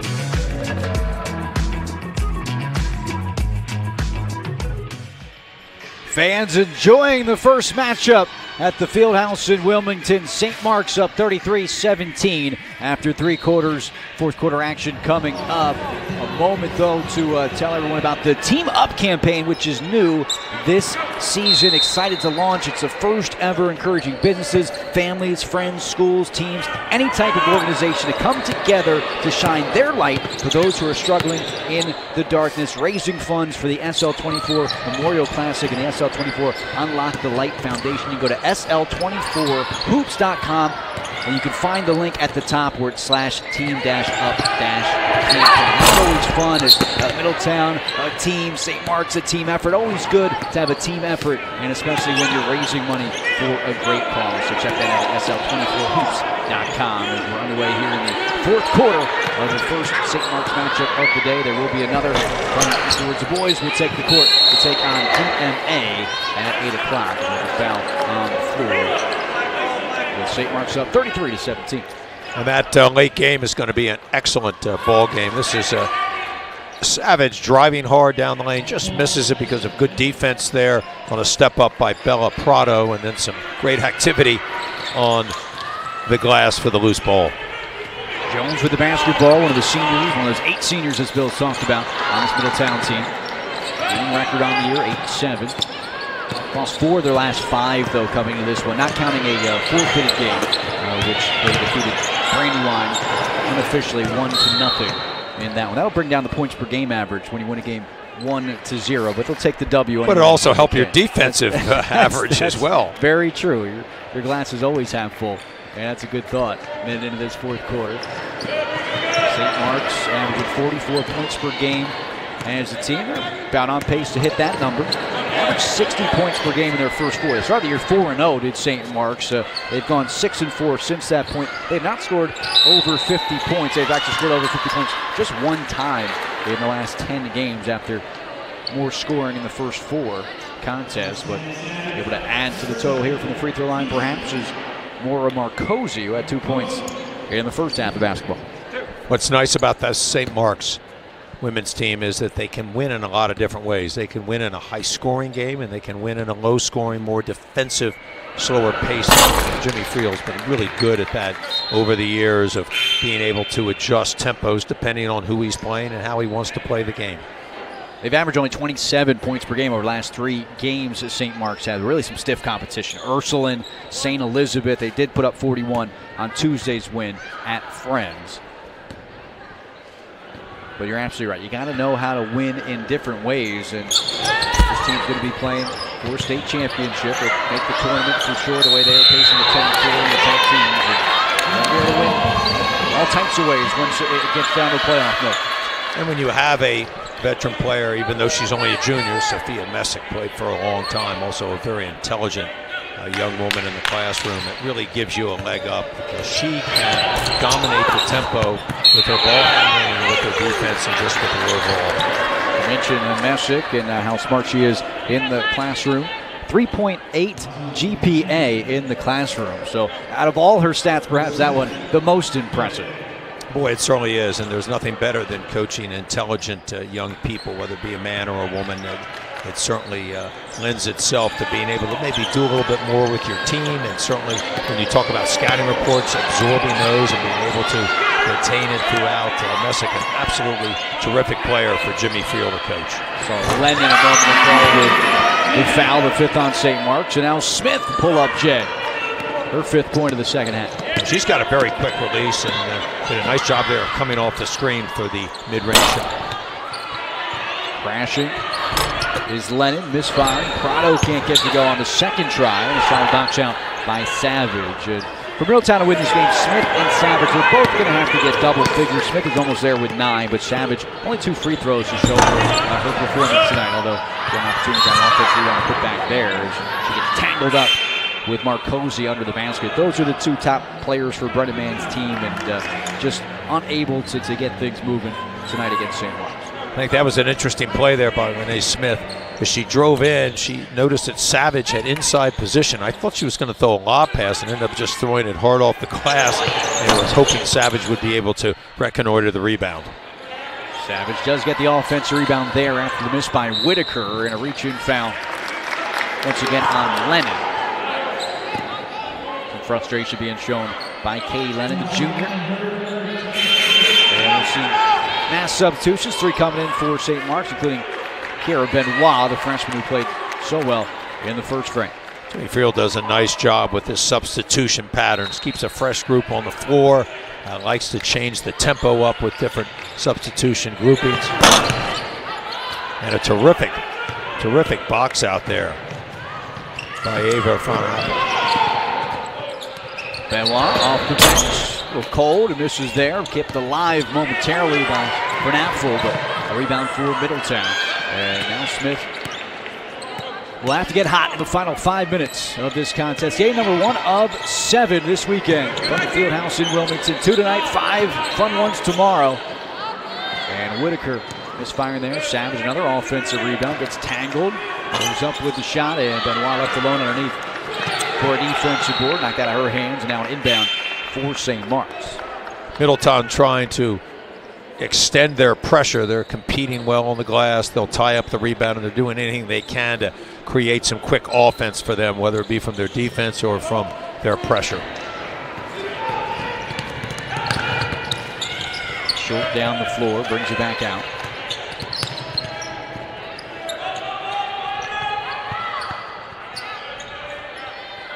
Time on the side of St. Mark's. They don't need to be in any type of rush to get a shot off here. Well, you're absolutely right. Messick did a really nice job there of identifying the way the defense was playing her. She drove down the right side. Even though she was slightly leveled off, she used the backboard as a cushioning for her shot, and a really skilled play there by Sophia Messick, the junior. Said that time and time again this evening. I remember saying that last year a little bit in the SL24 Memorial Classic, 3rd annual, and she led the team with 11 points. She has eclipsed that mark in this one, but an errant pass there. She lost her dribble trying to find a teammate, and then Smith just too hurried after the turnover, ends up back to St. Mark's. And a timeout by Coach Friel. I don't think he was pleased with maybe the decision-making of his star player, but pretty pleased on the playmaking ability of Messick, and you can see the take to the rim. Not just a 3-point shooter, Sophia Messick, named MVP of the AI DuPont Tiger Tip-Off Classic when she scored 47 points in 2 wins in early December, and she has been pacing St. Mark's to what looks like to be their 11th win. Since then, Brendan Mann talked with his team, and you can see some of the crowd on hand here at the Fieldhouse, all in support of the SL24 UnLocke the Light Foundation, dedicating to unlocking the students' light by providing resources for those struggling with depression, self-injury, and suicide. If you want to donate, visit unlockthelight.com, lock spelled like Sean's last name, L-O-C-K-E, thelight.com/donate. You can also text SL24 to 53555. After the timeout, Helen in front of Short. Thinks she might have been able to get up a layoff there. Maybe too unselfish. She passed it off to Ava Fernapfel, and it's a reset for the Spartans. It's one thing St. Mark's is really good at it. They share the ball, they make the extra pass, and the young women really play well together. It looks like even though Messick is their star player, they certainly play to everybody else's strengths as well. Nearly a turnover as Jones reached forward, allowed Messick to step into a top of the key 3, misfiring. Benoit, offensive rebound taken away from her by Guay.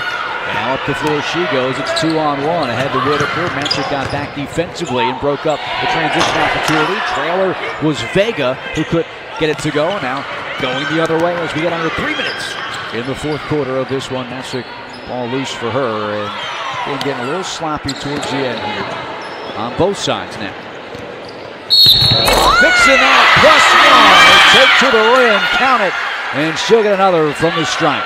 Benoit with a quick and long first step to be able to attack with her right hand on the right side of the court. A really heady play there as she ripped it, goes to the baseline, and then finishes through contact using the backboard. Very intelligent play. Really impressed with Cara Benoit. 17 points she had and 5 assists back in December in a victory over the Charter School of Wilmington. When you've got a freshman scoring like that, and it's early December, mid-December, you know you've got a ball player already as a 9th grader. And what a job Jim Friel has done with some of these freshmen, integrating them with juniors on the team. No seniors on the roster, but you've got players that have been there, like Sophia Messick. Mark Cozy has played a lot of minutes as a junior. And then you bring in to play along with the likes of Bella Prado. And really a good combination we've seen tonight from Jim Friel's ball club. Well, it is really interesting. I'm sure these young women play a lot of ball out of season, probably heavy in the AAU programs. So when you get a freshman like Benoit, it says freshman, but they may have been playing for 3 or 4 years against really good competition, traveling around and playing in a lot of different venues. So they're a little bit more experienced than what you might typically get. So you're saying a Sean Locke type of freshman. Sean Locke was ready-made. We probably only messed him up as coaches and not helped him. His game was pretty mature for a freshman, certainly that shooting stroke. And I'll tell you what, Scott, over the years it varied very little. It was one of the most pure, kind of when I say mechanical yet unmechanical movements. It was the same thing. He was able to replicate it, whether it would be under pressure or freedom. It was an amazing shot. And beside that fact, we talk so much about his shooting and some of the other things. He was a great teammate. He was so well admired by his teammates. He played great defense. He shared the ball even though he was an outstanding shooter. And let me tell you something, he was an absolute pleasure to coach. We're going to talk to one of his teammates, I believe, in the second game. Barnett Harris is here. He does a lot with the foundation, part of that 2014 CAA championship team at Delaware. Of course, Sean Locke graduated St. Mark's in 2012. He was also a member of the state champion baseball team in 2012, so a multi-sport athlete. As now we've got some technical fouls being called in this game. You don't want to get the games sloppy or out of hand late as just too closely guarded there. Maybe some jawing as well, but part of the game. And the technical foul will be taken by Jada Jones, who made a couple three-pointers in the game earlier this season. You talk about Sean Locke in baseball. He played for certainly one of the great baseball coaches of all time in the state, Matt Smith. And Sean was a pitcher. And he had a great fastball, but had wonderful poise on the mound. I always enjoyed watching him pitch because he was never seemed out of sorts. Even if he didn't have his best stuff, he always found a way to compete. Sean, we mentioned him. He was a Spartan. He was a brother, the middle of 7 children. We mentioned he was a Blue Hen. He was a friend to many. Always a big smile on Sean's face. He was adored by his friends, and he adored them as well. But he was also a person with depression, and you may not have ever have thought it. But Sean lost his battle with depression in 2018, and we are here honoring him tonight. And he's saving lives in his honor every day from the work of the SL24 UnLocke the Light Foundation. It's St. Mark's Day, if you will, here on Friday. He used to wear that 24 jersey proudly for St. Mark's, and he'd be proud of the effort of the girls basketball team tonight. 42-19 is the count as we are getting ready to end game number 1 of what will be 7 in a 2-day span, the first of 2 tonight.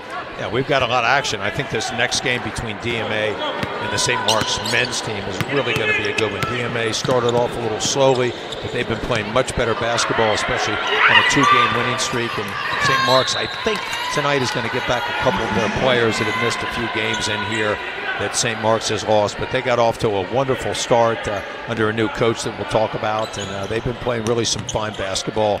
And if Jabri White plays, you're going to be really treated to an outstanding performance. He was the leading scorer in the game for St. Mark's a season ago. He's played all 4 of the SL24 Memorial Classic. We'll find out more about that one as we get closer to 8 o'clock tip-off, as St. Mark's breaks pressure but cannot add to their total. Said they average 44 points per game, so they are 2 away from meeting their season average in this one. The Cavaliers, unfortunately for them, much farther under their average. Well, a lot of that has to do with the St. Mark's tenacious defense. They played extremely well all night. They've been connected and engaged defensively, created a lot of turnovers and opportunities for their offense at the other end. 22 left in this one. St. Mark's going to improve to 11-4 on the season. Middletown going to even up their record at 8-8 on the 2021-22 campaign, and just 12 seconds added to the total. Or trying to, I should say.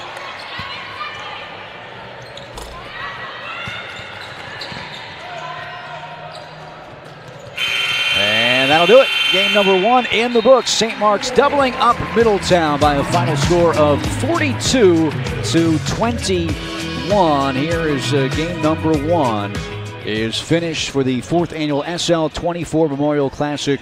It's St. Mark's 42, Middletown 21. And St. Mark's wins their 11th game of the season. And an impressive performance by Sophia Messick and Kara Benoit, the freshman.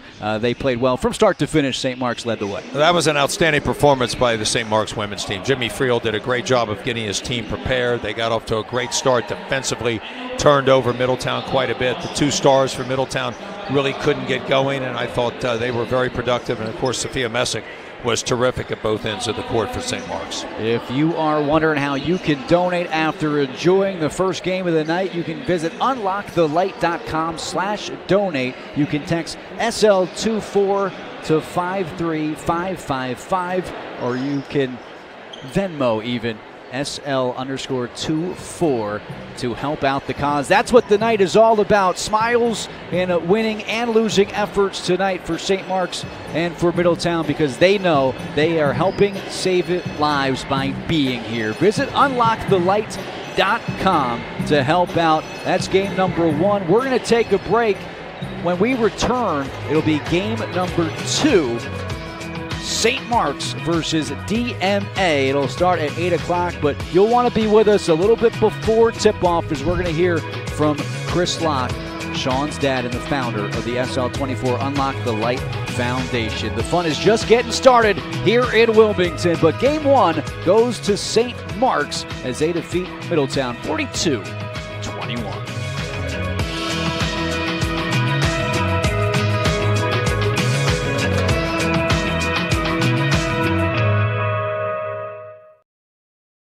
Thank you for watching the live stream event of the SL24 4th Annual Basketball Tournament. Basketball has been part of the Locke family for the last 25 years. I stand here today in the gym at Mount Aviot Academy. This is where Sean and all of his brothers and sisters learned how to play the game of basketball. We spent 25 years on this gym floor. There are so many memories. As a father, I had the privilege of coaching all of my children. And the bond that we have from these games and these practices on this court will be with us forever. Sean loved the game of basketball, and that is why we do the SL24 Basketball Tournament. To bring the love of his sport, basketball, and use it as a vehicle to talk about a very difficult subject, mental illness. We have 3 missions at SL24: educate, assist, and support. Because we realize how difficult it is for someone to openly ask for help when they're suffering with depression and anxiety or any sort of mental illness. I hold this basketball. It's pretty easy to hold. I can put it here like this, and it's not that difficult. But imagine that this basketball represents depression. So at first, it's not a problem. I think I have it under control. It's not really hurting me to hold this ball. But then as I hold it longer and longer, the difficulty gets harder and harder. And that's what it's like to battle with depression, anxiety, mental illness. You think you can hold it together. You think you have it under control. But imagine holding this ball for an hour, a day, a month, a year, and then more years. Imagine the pain that it causes to you physically. Imagine the difficulty of trying to live life holding this ball of depression in the air every single second.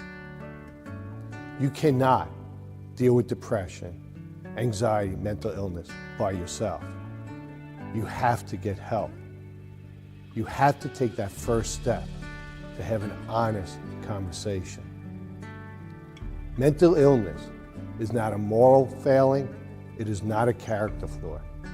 It's a disease. And that's what we have to realize as a society. We have to help those who we love. We have to help those who are the Seans in all of your lives, so that we can take this ball that they're holding by themselves and pass it away. Hello friends, Tom Fertile, President of St. Mark's High School here. We just wrapped up a phenomenal week of Catholic Schools Week, celebrating all the wonderful aspects of St. Mark's High School. In this important decision to make as to where to send your sons and daughters for more than 5,000 hours of their lifetime in that high school experience, we encourage you to come check out all the great things about being a Spartan. Come and make our home your home. Thank you very much, and go Spartans! Buffalo Wild Wings win-win value lineup gives you and your friends more for less. With buy one, get one half off traditional wings every Tuesday. Buy one, get one free boneless wings every Thursday. And $3 tall every day. Only at Buffalo Wild Wings. The right way to top a sub is with real red wine vinegar made from red grapes and no food coloring. And the right way to film it is in slow motion. Obviously. Because authentic ingredients make a sub above. Good evening, Spartan community. We are here tonight at SL24. My name is Diane Casey. I am the principal at St. Mark's High School. Throughout the week, we have supported SL24 with our Peace of Mind Club. Shout out to Miss Roach and Miss DiFilippo and all the students at St. Mark's who have done a fabulous job supporting SL24 throughout the week. Go Spartans! Let's go Spartans! Go Spartans!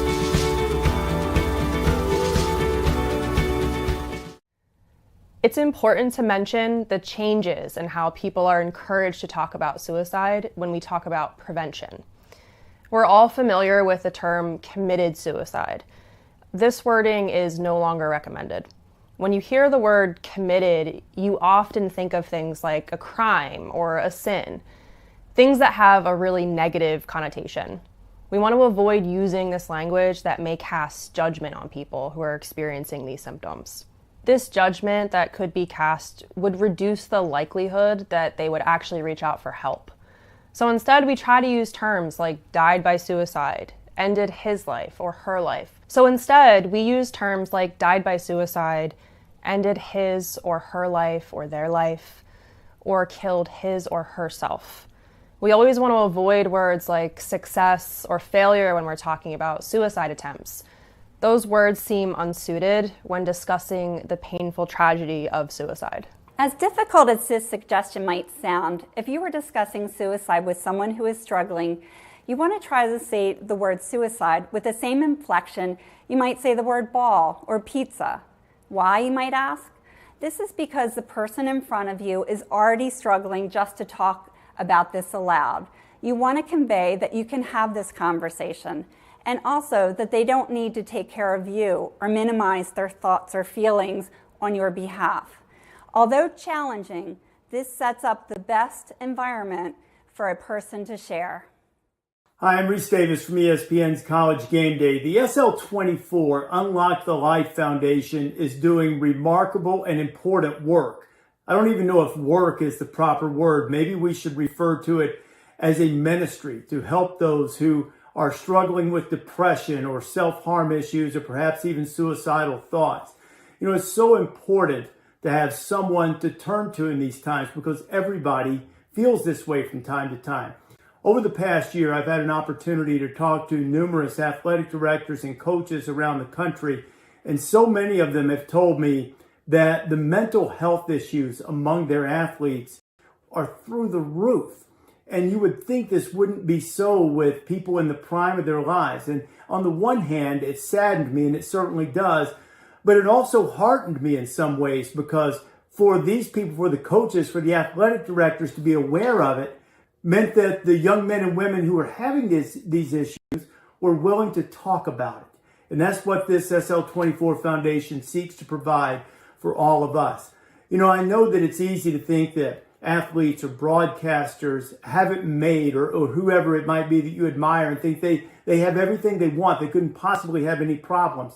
But everyone at some point in their lives encounter issues that can be depressing. For me, I try to rely on my faith. I think being part of something bigger than I am, and knowing that I have an eternal promise that's available to everyone, is really important in terms of mental health. And many of you have probably been to weddings where they define love, and they say that love is patient and kind. It's not self-seeking. It always hopes. It always trusts. It always perseveres. But another thing in that passage it says is that it always protects. And I think that's what we're called on to do in this moment in time, when we have so many of our young people who are struggling with various issues. We have to protect each other. And the SL24 Foundation gives people an avenue to be able to help. And if you are one of the people struggling, I encourage you to reach out. And if you're one of the people who aren't struggling, be aware, be open, be ready to show true love and try to protect each other.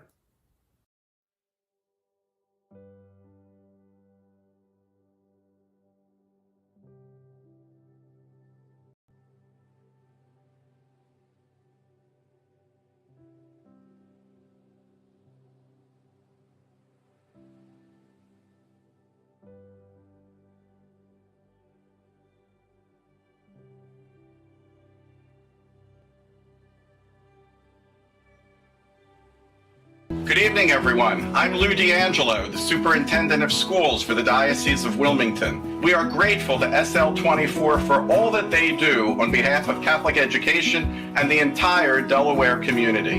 Have a great night. Welcome to the award-winning Lighthouse Cove Event Center in Dewey Beach, the Mid-Atlantic's premier wedding venue destination, offering beach-inspired weddings, receptions, and special events on the Rehoboth Bay. Whether it's simple and understated or grand and elaborate, Lighthouse Cove Event Center delivers a once-in-a-lifetime wedding experience. Clinical depression is an incredibly misunderstood illness in society today. Many people don't even realize that they are suffering from depression. So to be able to recognize when someone else is suffering is incredibly difficult. The signs of depression can also be different for each person. They may stop doing their schoolwork, have trouble getting out of bed, complain about going to practice or work. These may have been things that they used to be very conscientious about. They may experience a loss of appetite or may start eating excessively. They may want to sleep all the time, or they may have trouble getting to sleep.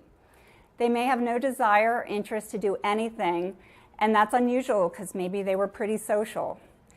They could seem moody and disagreeable all the time, and this is different from how they normally operate. If you notice any of these symptoms, it might be time to have an honest conversation about suicide, about their depression, or any of the symptoms that they're having. If it's a child or a teen and they're coming to you as an adult with symptoms of depression or maybe even suicidal thoughts, it's important to know that it's not attention-seeking behavior. They're coming to you because they trust you and they may not know who else to go to. A common misconception about depression is that you have to be sad all the time, and that's not true. You can have depression and still laugh. You can have suicidal thoughts and still have times where you're feeling really happy. And many people with depression are also good at pretending everything is fine too. Something important to remember is that depression doesn't discriminate. You can be an all-star athlete, you can have everything going for you. You could have money, family, really good friends, a really well-paying job, a great routine, and still suffer from depression. Something I really want to promote is that just because your life seems really put together, it doesn't invalidate your symptoms or how you're feeling inside. This was the case for Sean, and it is for so many others out there who are struggling in silence. Hey guys, Troy Reeder here from the LA Rams, University of Delaware and Salesianum alum. I just can't say enough about what UnLocke the Light is doing, ending the stigma behind mental health, Sean's house creating a safe haven for those struggling with their mental health, and so much more. I think the important thing is if you're struggling, to reach out for help, talk to your friends and family, because nobody should be going through this alone. Tavernic Rustic Italian, it's Platinum Dining Group's take on authentic rustic Italian cuisine. Think of it as kind of returning home to grandmom's house. Sauce on the stove, meatballs simmering, warm, crusty coal oven pizzas coming out of the kitchen. It's our way of welcoming you into our home, our kitchen, and just kind of filling your bellies with a whole lot of love and good stuff. We're located right on Main Street in downtown Newark. Looking forward to seeing you soon. Hi, I'm Luke Chapman from Precision Wealth Partners. We are so honored to be a supporting sponsor of UnLocke the Light Foundation and the Memorial Classic SL24. Personalized financial planning is one of my life's passions, and at Precision Wealth Partners, we work tirelessly to personalize your plan and help you achieve your goals that ultimately ends in peace of mind. We are looking forward to hearing from anyone for a second opinion on their existing plans or to get started for those who haven't yet. You can reach us at precisionwealthpartners.com or at 302-367-7613.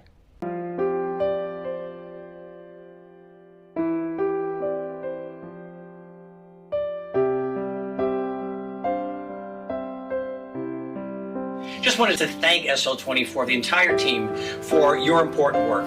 Thank you for your tireless efforts. Thank you for shining the light of truth and openness on the issue of mental health and suicide.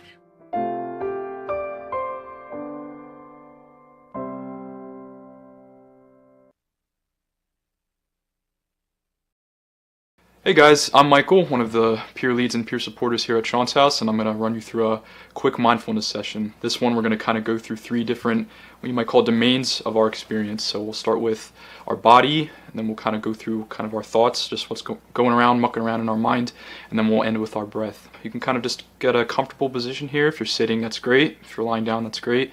Feel free to, lean back, whatever's most comfortable. And then if you like, you can close your eyes, you can have them open. Sometimes it's comfortable, just kind of let them rest, let the gaze rest towards the ground. Focus that sort of attention. Imagine your attention sort of like a spotlight, and kind of aim it starting at the bottom of our feet. Maybe if you're sitting, you can kind of feel some of the pressure of the ground on the feet, maybe around the toes. And just kind of feel out what's going down there. Okay, and then slowly kind of raise that spotlight up a little further, up the legs, the shins. And just kind of investigate, see if anything, any physical sensation kind of sticks out to you. Maybe kind of noticing any pressure, any points of contact between you and the earth.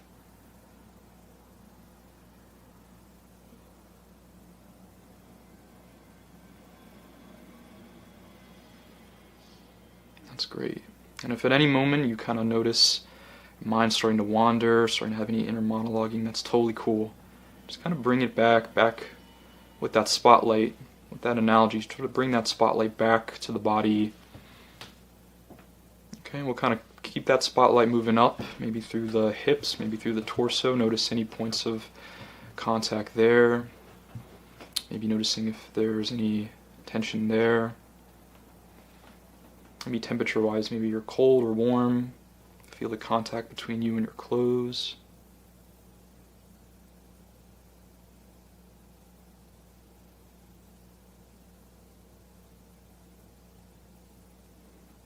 Okay, and then feel free now to kind of finish out that spotlight through maybe the upper body, the arms.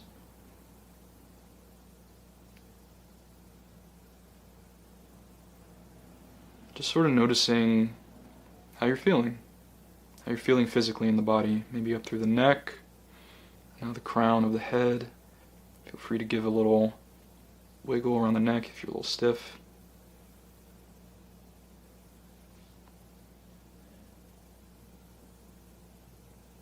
Maybe we can start to pay attention to some of the thoughts in our mind. So maybe throughout when we were moving that spotlight throughout the body, you were thinking, oh man, this seems kind of weird, this is sort of silly. That's great.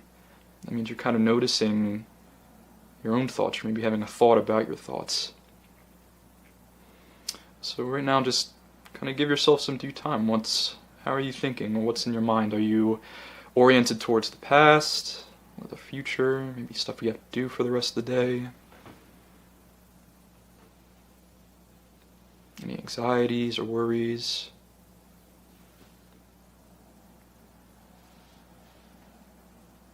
And as we do this, sometimes we can think of the common analogy as thoughts as like cars kind of moving down the road. So see if you can kind of just notice the thought, but not sort of chase after it or kind of wander off with it.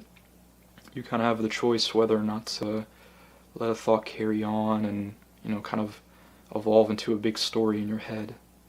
So see as best as you can if you can kind of just notice the thought, and sometimes it'll kind of just drift away.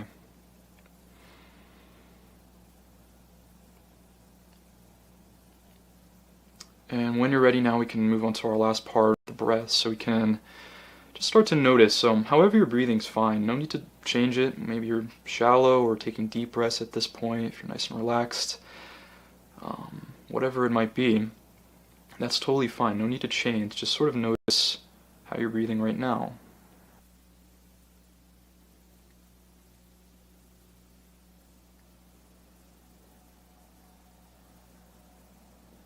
And as we do this, just kind of feel the sensation of breathing. Feel kind of the air rushing in through the nostrils or the mouth. Filling the body with air, with life.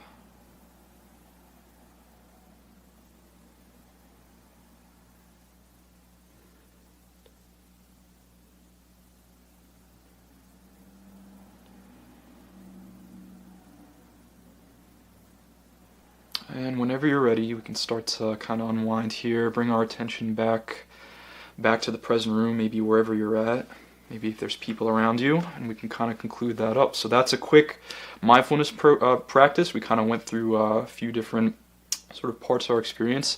I hope you enjoyed it. I hope maybe you noticed some interesting things about your experience and whatever it might be, and I hope you give it a try. Hey guys, I'm Megan. I know that you're watching the basketball game right now, but I thought it would be fun while we're here at Sean's house to do a little movement that you can just get up off the couch and do right now. And these are also things that you can do throughout your day, even when you're sitting at your desk. Just take a moment to get up, get a little movement, find a little inner peace. So we're gonna start just standing. If you have a yoga mat nearby and you want to roll it out, you're welcome to. We're just going to stand at the top of your mat. You can bring your arms down by your sides and just stand up nice and tall. Feel your kneecaps begin to lift. Let your tailbone draw down. Feel those shoulder blades draw down. And then take a slight tuck of the chin. Just feel yourself standing tall and proud. Maybe even take a moment to close your eyes. We're going to take 3 deep breaths. So we're going to inhale through the nose, exhale through the mouth. So go ahead and take a nice deep inhale through the nose. And then open your mouth, exhale. Inhale through your nose. Exhale through your mouth. Inhale through your nose. Exhale through your mouth. Really nice. From here, you're going to go ahead and bring those arms all the way up and over the head. Feel your chest lift. And then on the exhale, bend the knees and begin to fold forward. Hands can come to the ground. On your next inhale, you're going to come into a halfway lift. Bring the hands to the tops of the thighs, lengthen through the spine. On the exhale, hands are going to plant. You're going to step right back into a high plank. From here, lower the knees, and then lower yourself all the way to the belly. Keep the elbows into the sides. From here, you're going to inhale into Cobra. Lift through the spine, open the heart. And then exhale, lower back down. Press through the hands, move through the knees, through a tabletop. Tuck the toes back to downward facing dog. Take a nice deep inhale when you get there. And exhale. Really nice. Take one more deep inhale. Let those knees bend as much as they need to. And exhale. From here, we're going to step all the way back to the top of your mat. When you get there, inhale to find a halfway lift. Hands come to the thighs. Exhale to fold forward. Let the knees bend. Inhale, rise all the way up. Open the heart. Hands reach to the top. We're going to do that again. Exhale, fold forward. Let the knees bend. Inhale to a halfway lift. Lengthen through that spine. Exhale, hands plant. Step one foot back at a time right into that high plank. Drop the knees. Keep the elbows in as you lower all the way to the belly. Inhale, rise into your Cobra. Feel that heart draw towards the front of the room. Exhale, release. Press through the hands, come to the knees, and then tuck the toes, move right back into your downward facing dog. 2 breaths here. Deep inhale and exhale. Inhale and exhale. From here, step it all the way back to the top of your mat. Inhale to halfway lift. Find that length through the spine. Exhale, bend the knees, fold in. Inhale all the way back up to the top. Last one. Exhale, forward fold all the way down. Inhale to halfway lift. And then exhale, hands plant. Step it back right into that high plank. Lower the knees and then lower the chest all the way down to the mat. Inhale, rise to Cobra. Exhale, release. Press back into that tabletop to downward facing dog. Take a deep inhale and exhale. Last inhale and exhale. Step all the way back to the top of your mat. Inhale to halfway lift. Exhale, fold in. Inhale all the way up, arms reach to the sky. This time on your exhale, hands to heart center, and then release your hands down by your sides. Thank you so much for joining me. I hope you find these movements helpful on your search for some inner peace. Hi, I'm Reese Davis from ESPN's College Game Day. The SL24 UnLocke the Light Foundation is doing remarkable and important work. I don't even know if work is the proper word. Maybe we should refer to it as a ministry to help those who are struggling with depression or self-harm issues or perhaps even suicidal thoughts. You know, it's so important to have someone to turn to in these times because everybody feels this way from time to time. Over the past year, I've had an opportunity to talk to numerous athletic directors and coaches around the country, and so many of them have told me that the mental health issues among their athletes are through the roof. And you would think this wouldn't be so with people in the prime of their lives. And on the one hand, it saddened me, and it certainly does, but it also heartened me in some ways because for these people, for the coaches, for the athletic directors to be aware of it, meant that the young men and women who are having these issues were willing to talk about it. And that's what this SL24 Foundation seeks to provide for all of us. You know, I know that it's easy to think that athletes or broadcasters have it made or whoever it might be that you admire and think they have everything they want. They couldn't possibly have any problems. But everyone at some point in their lives encounter issues that can be depressing. For me, I try to rely on my faith. I think being part of something bigger than I am and knowing that I have an eternal promise that's available to everyone is really important in terms of mental health. And many of you have probably been to weddings where they define love. And they say that love is patient and kind. It's not self-seeking. It always hopes. It always trusts. It always perseveres. But another thing in that passage it says is that it always protects.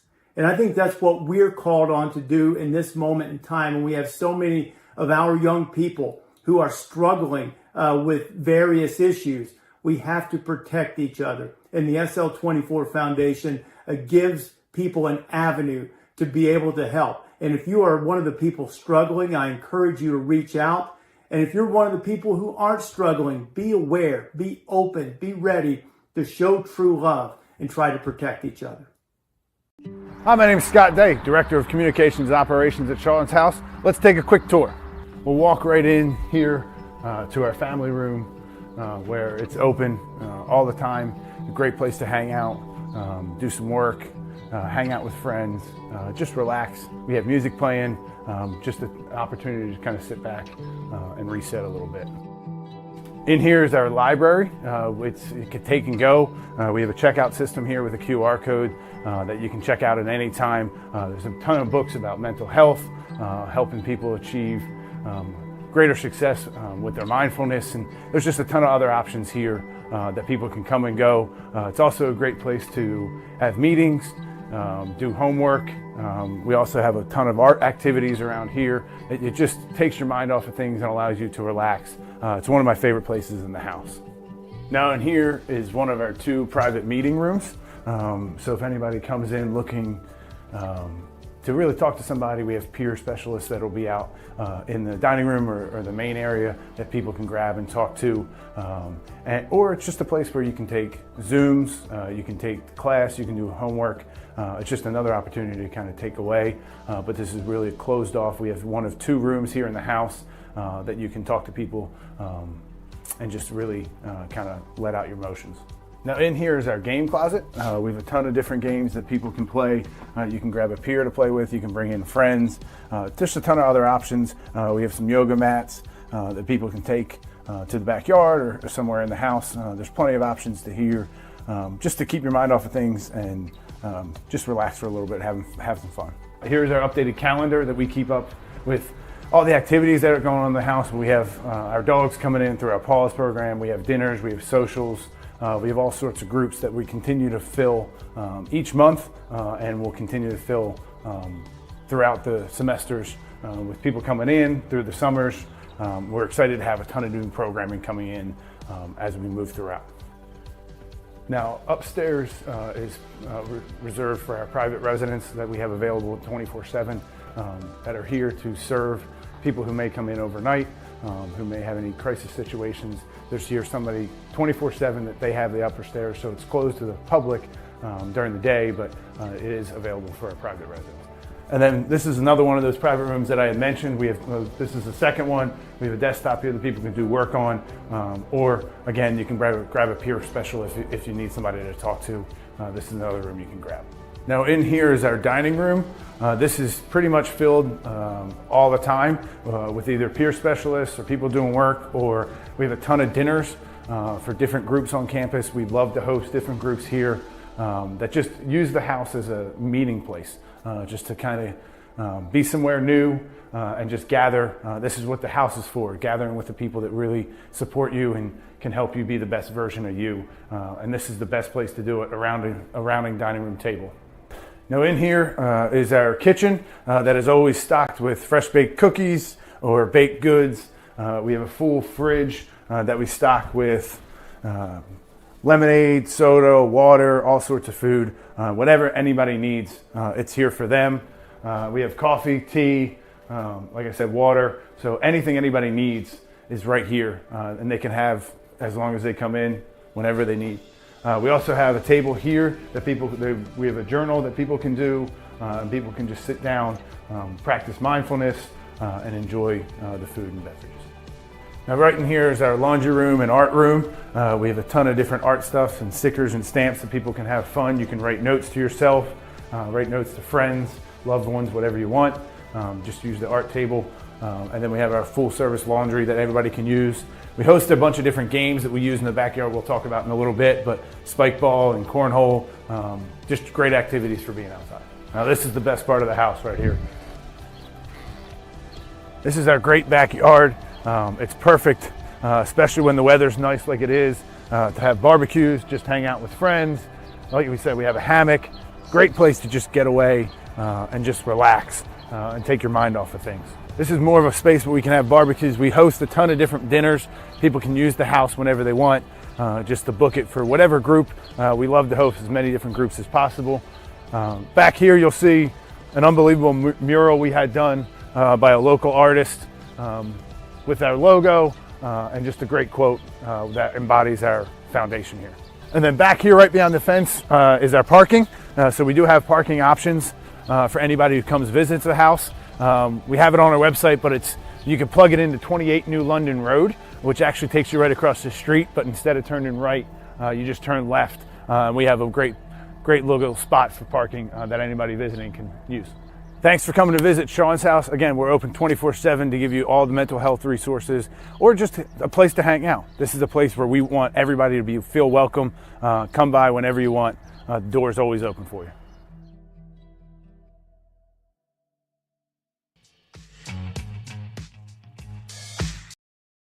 Hey guys, I'm Michael, one of the peer leads and peer supporters here at Sean's house, and I'm going to run you through a quick mindfulness session. This one we're going to kind of go through 3 different, what you might call domains of our experience. So we'll start with our body, and then we'll kind of go through kind of our thoughts, just what's going around, mucking around in our mind, and then we'll end with our breath. You can kind of just get a comfortable position here. If you're sitting, that's great. If you're lying down, that's great.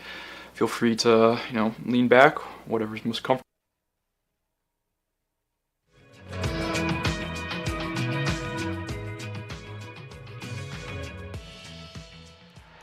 Welcome back to the 4th annual SL24 Memorial Classic. Before we tip it off for our second game tonight between St. Mark's and DMA, we now turn our attention to a special presentation from Sean's dad and SL24 founder, Chris Locke. We are honored to have you all here for a great night of basketball, community, and supporting an important cause for so many around us. Tonight's second game features the Seahawks of Delaware Military Academy taking on the St. Mark's Spartans. Prior to tonight's game, we ask that everyone please turn their attention to center court for the presentation from SL24 co-founder and more importantly, Sean's dad, Chris Locke.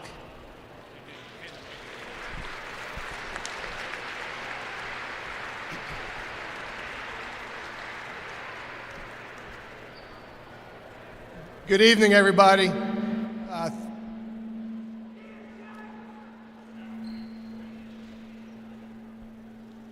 Well, thank you for coming.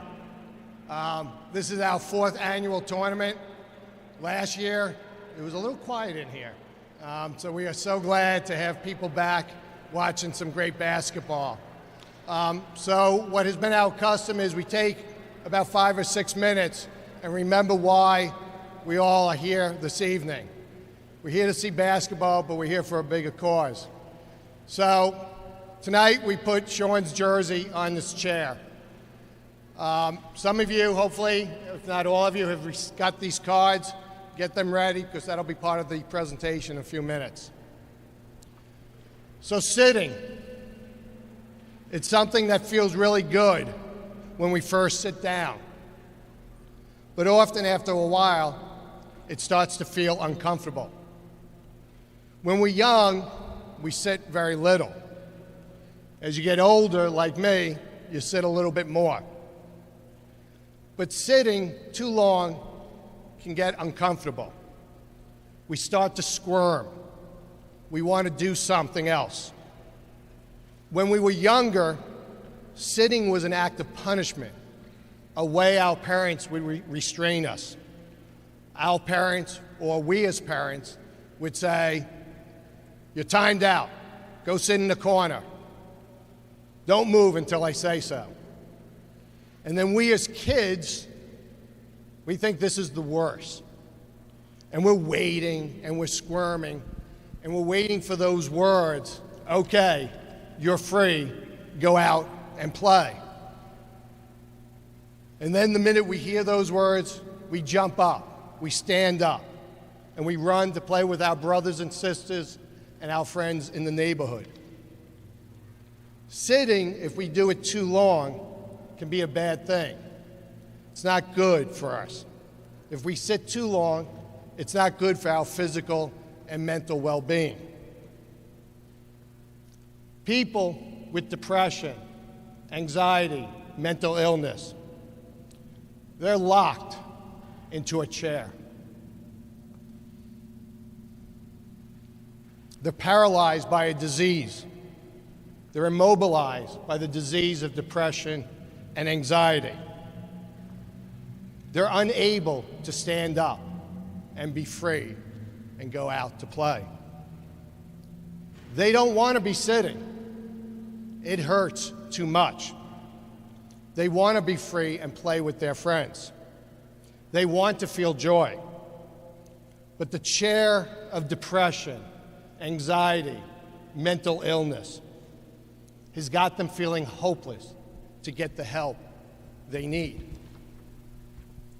They want so desperately to get out of that chair, to be able to run, to be able to feel the warm glow of the sun, to breathe in the fresh air of being free from depression, anxiety, mental illness. They want to feel joy. Depression is so exhausting. It is so physically and mentally draining. It takes the person every ounce of strength just to get out of the chair. Not only is the disease paralyzing, but the stigma of society that puts on mental illness can be a crushing of a blow as the disease itself. As I said, the person wants to get out of the chair, if only someone would help them. But they feel so ashamed, they can't ask for the help they need. They just wait there in pain. And that waiting can have a devastating effect on them and the people who love them. Suicide is never the answer. Suicide solves nothing. Suicide makes the person sitting in the chair just spread the pain they're going through to all their loved ones. My son Sean loved his family, loved his friends, his coaches, his teammates. He would never want any of us to feel the pain and loss that we feel every day to this day. But the pain we all feel in losing Sean is the collateral damage of suicide. Suicide is the byproduct of the disease called depression. We have lost too many of our loved ones to mental illness because of stigma of mental illness or a system that is broken to handle those who are suffering, or to those who self-medicate themselves through alcohol and drugs, and we watch them deteriorate right in front of our eyes. So tonight, it's time to stand up. It's time for us to help our loved ones get out of this chair of darkness.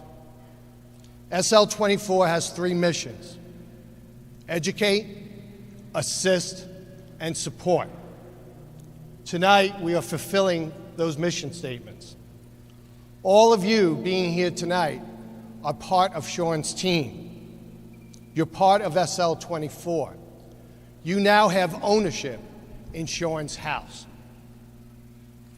You're here tonight not to just see a basketball game, but you're here to hopefully help a friend, a brother, a sister, a parent, or maybe even yourself. to get out of this chair. So the first step out of the chair is to own your story. So now I ask you to take these signs. If you don't have a sign, then light up your phone with the flashlight. Stand up right now.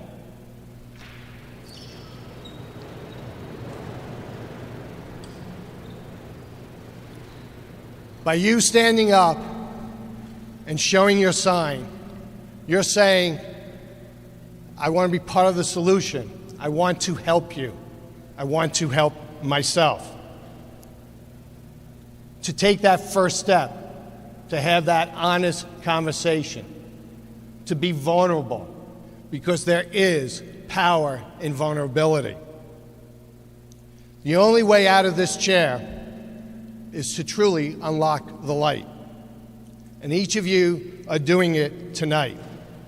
And we will always do it at SL24. And always know you can come to Sean's house and we'll be there so that you will hear the words, you are free, go out and play. Thank you and God bless.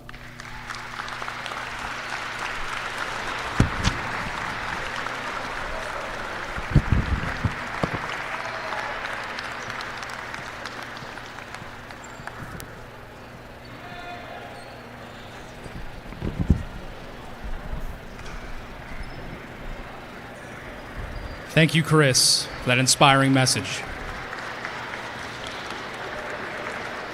We'd like to welcome St. Mark's student Anna Palm for the Athlete's Prayer.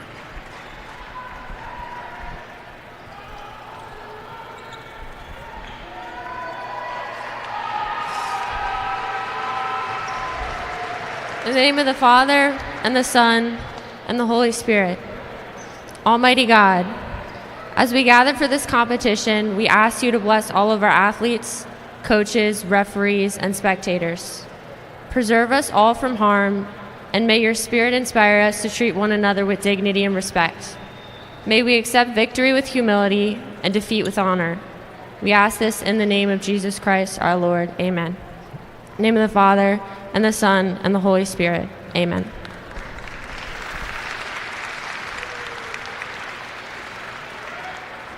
Fans, for tonight's flag presentation, please welcome the Dover Air Force Base Honor Guard.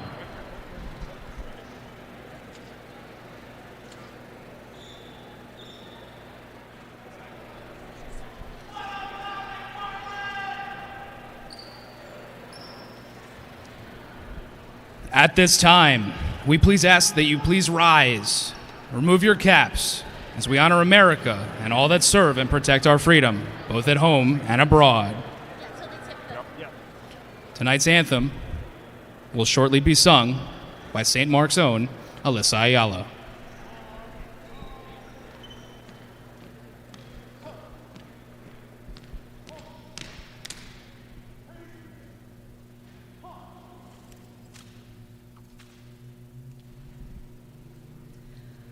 Oh, say, can you see by the dawn's early light what so proudly we held at the twilight's last gleaming, whose broad stripes and bright stars through the perilous fight for the ramparts we watched were so gallantly streaming, and the rockets' red glare, the bombs bursting in air, gave proof through the night that our flag was still there. Oh, say does that star-spangled banner yet wave for the land of the free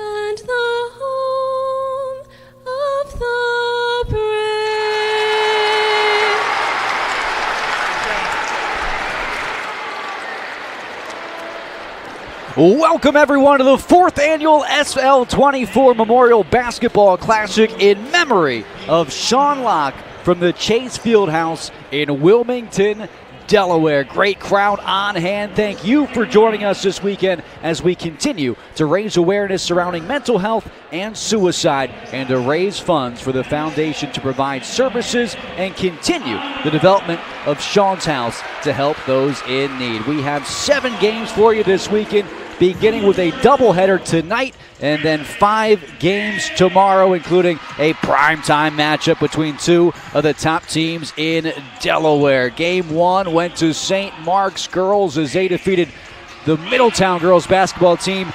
Game 2 of tonight's doubleheader is St. Mark's once again as they take on DMA. I'm Scott Klatskin, along with SL24 board member and longtime assistant coach in Delaware High School basketball, Bill Harmon. And Bill, tonight we help the SL24 Foundation raise funds for mental health, and we get to do so while Sean's alma mater, St. Mark's, takes the court. Boy, it doesn't get any better than this. What a moving speech by Chris Locke, Sean's dad. It really, I think, got the crowd not only emotional but thoughtful, but also energized for this great game here tonight. 2 really good teams, St. Mark's Spartans, led by new coach Lonnie Wright. They're off to a great start. They've had a little bit of a lull in their schedule here recently without Jabri White, but he's back tonight, and he's going to be instrumental for them. And then DMA improving every game, won 2 in a row. Head coach Anthony Wright, a longtime Tatnall head coach over at DMA now in his first season, is going to really turn this program around. It is an interesting matchup when you look at the 2 head coaches. Lonnie Wright, first season with DMA, as you mentioned, with St. Mark's, former assistant with DMA, and then Anthony Sweet Wright. You know the name, 18 seasons at Tatnall, won a championship in 2006. And there he is in his first season with DMA, saying he wanted a new challenge for himself, and he plans on changing DMA's culture and identity. Bill, we were privileged to hear Chris Locke with a beautiful speech moments ago. Not a dry eye, I don't think, in the building. There certainly wasn't at this table. I'm thankful we had a few moments to collect ourselves before tip-off. It gave a message of why we are here tonight, and that is for the SL24 UnLocke the Light Foundation, dedicated to unlocking the student lights, providing resources for those struggling with depression, self-injury, and suicide. You can donate at unlockthelight.com/donate. These players, they know what they are playing for, but they're also playing to improve their record as we build in the final month of the season towards the state tournament. St. Mark's 7-5 on the year. DMA 5-7, but they have lost some very closely contested contests that we will talk about. And for St. Mark's, after losing each of their last 4 games, looking for a different fate tonight as they get their top player, Jabri White, back. The 6'3 senior will be taking the jump, and there he is on your screen. Averaging about 14 points per game, and he had been out for a bit, but returning this evening. The Spartans of St. Mark's in a neon green uniform tonight for the SL24 Memorial Classic. DMA, the Seahawks, in the white uniforms with navy trim, and St. Mark's gets a tip. Well, DMA likes to open up a man-to-man, but they will play a lot of different defenses, Scott, some zones, some different pressures, and it'll be up to St. Mark's to take good care of the ball here, especially early on. Here's White towards the rim, floating one up and misfiring. White, no stranger to this event. He's played all 4 seasons. Last year led the team with 16 points in a closely contested game. St. Mark's fell to Archmere in this Friday night headliner a season ago. And he's wasted no time getting into the action is Jabri White. He's been waiting 4 games for that first 3-pointer to go down, and it does. St. Mark's leads early on. DMA playing man-to-man, but then went to a 2-3 zone underneath out of bounds, and Jabri White worked from the right side to the deep left corner to shoot the 3. He's really expanded his game this season to include that long-range shot.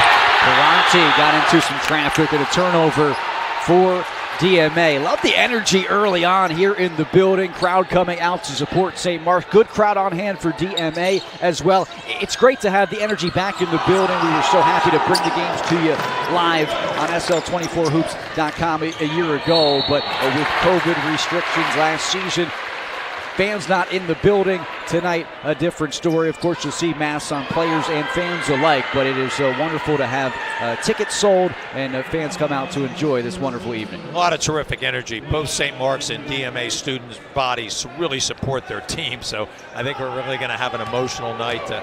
After that turnover at the other end, DMA went to a 1-2-2 three-quarter court press. It was broken very easily. Ball goes to Jabri White from a fine pass from newly back in the lineup, Luke DeKay, who's also a football player. Great pass. Jabri attacked the rim and was fouled. Well, jersey swap as Luke DeKay wearing 21, Chase Wright going to wear number 5 this evening. Wright, the sophomore, and son of head coach Lonnie Wright. Second free throw good for White. He's got all 4 points in this contest as DMA looking to get on the board, and the bench getting up for St. Mark's, cheering on that man-to-man defense. Backpedaling around the offense is Jordan Green, one of the top players for DMA, and a blocking foul. They had to call something there because Green went back court, and I think perhaps the crowd making some noise. I didn't hear the whistle initially, but you could see pressure defense would have been a backcourt violation had there not been a foul called. High ball screen for Green, who then tries to dribble the middle of the court. St. Mark's aggressively switched it. Interesting matchup with Jabri White, the taller center, on the combo guard, Jordan Green. First foul called on St. Mark's, first on Luke DeKay. Gabe Swift driving, and a kick out. Green can make that shot. Does. Jordan Green gets DMA on the board. Little splitting kick there, the ability to get down into the lane and find Green in the deep right corner. He's got range and ability on the three-point shot. Green has not scored under 10 points in any game this season.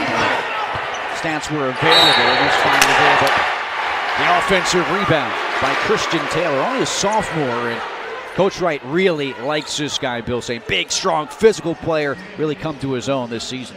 St. Mark's is starting a much bigger unit than they typically do. Christian Taylor, the sophomore, as you mentioned, Luke DeKay. Now they can then guard the bigs, both Johnson and Hines of DMA, and that allows Jabri White at 6'3.5" to extend out and play Jordan Green. So a really favorable matchup they get by going big.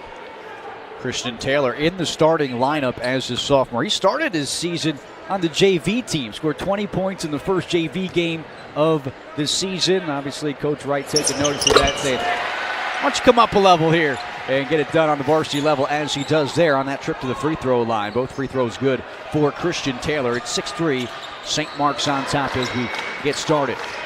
I don't think Hines has touched the ball yet. He's the leading scorer on this team. Here's number 1 for DMA. Too much dribbling there for Bronte, and a turnover and contact near half court. Bronte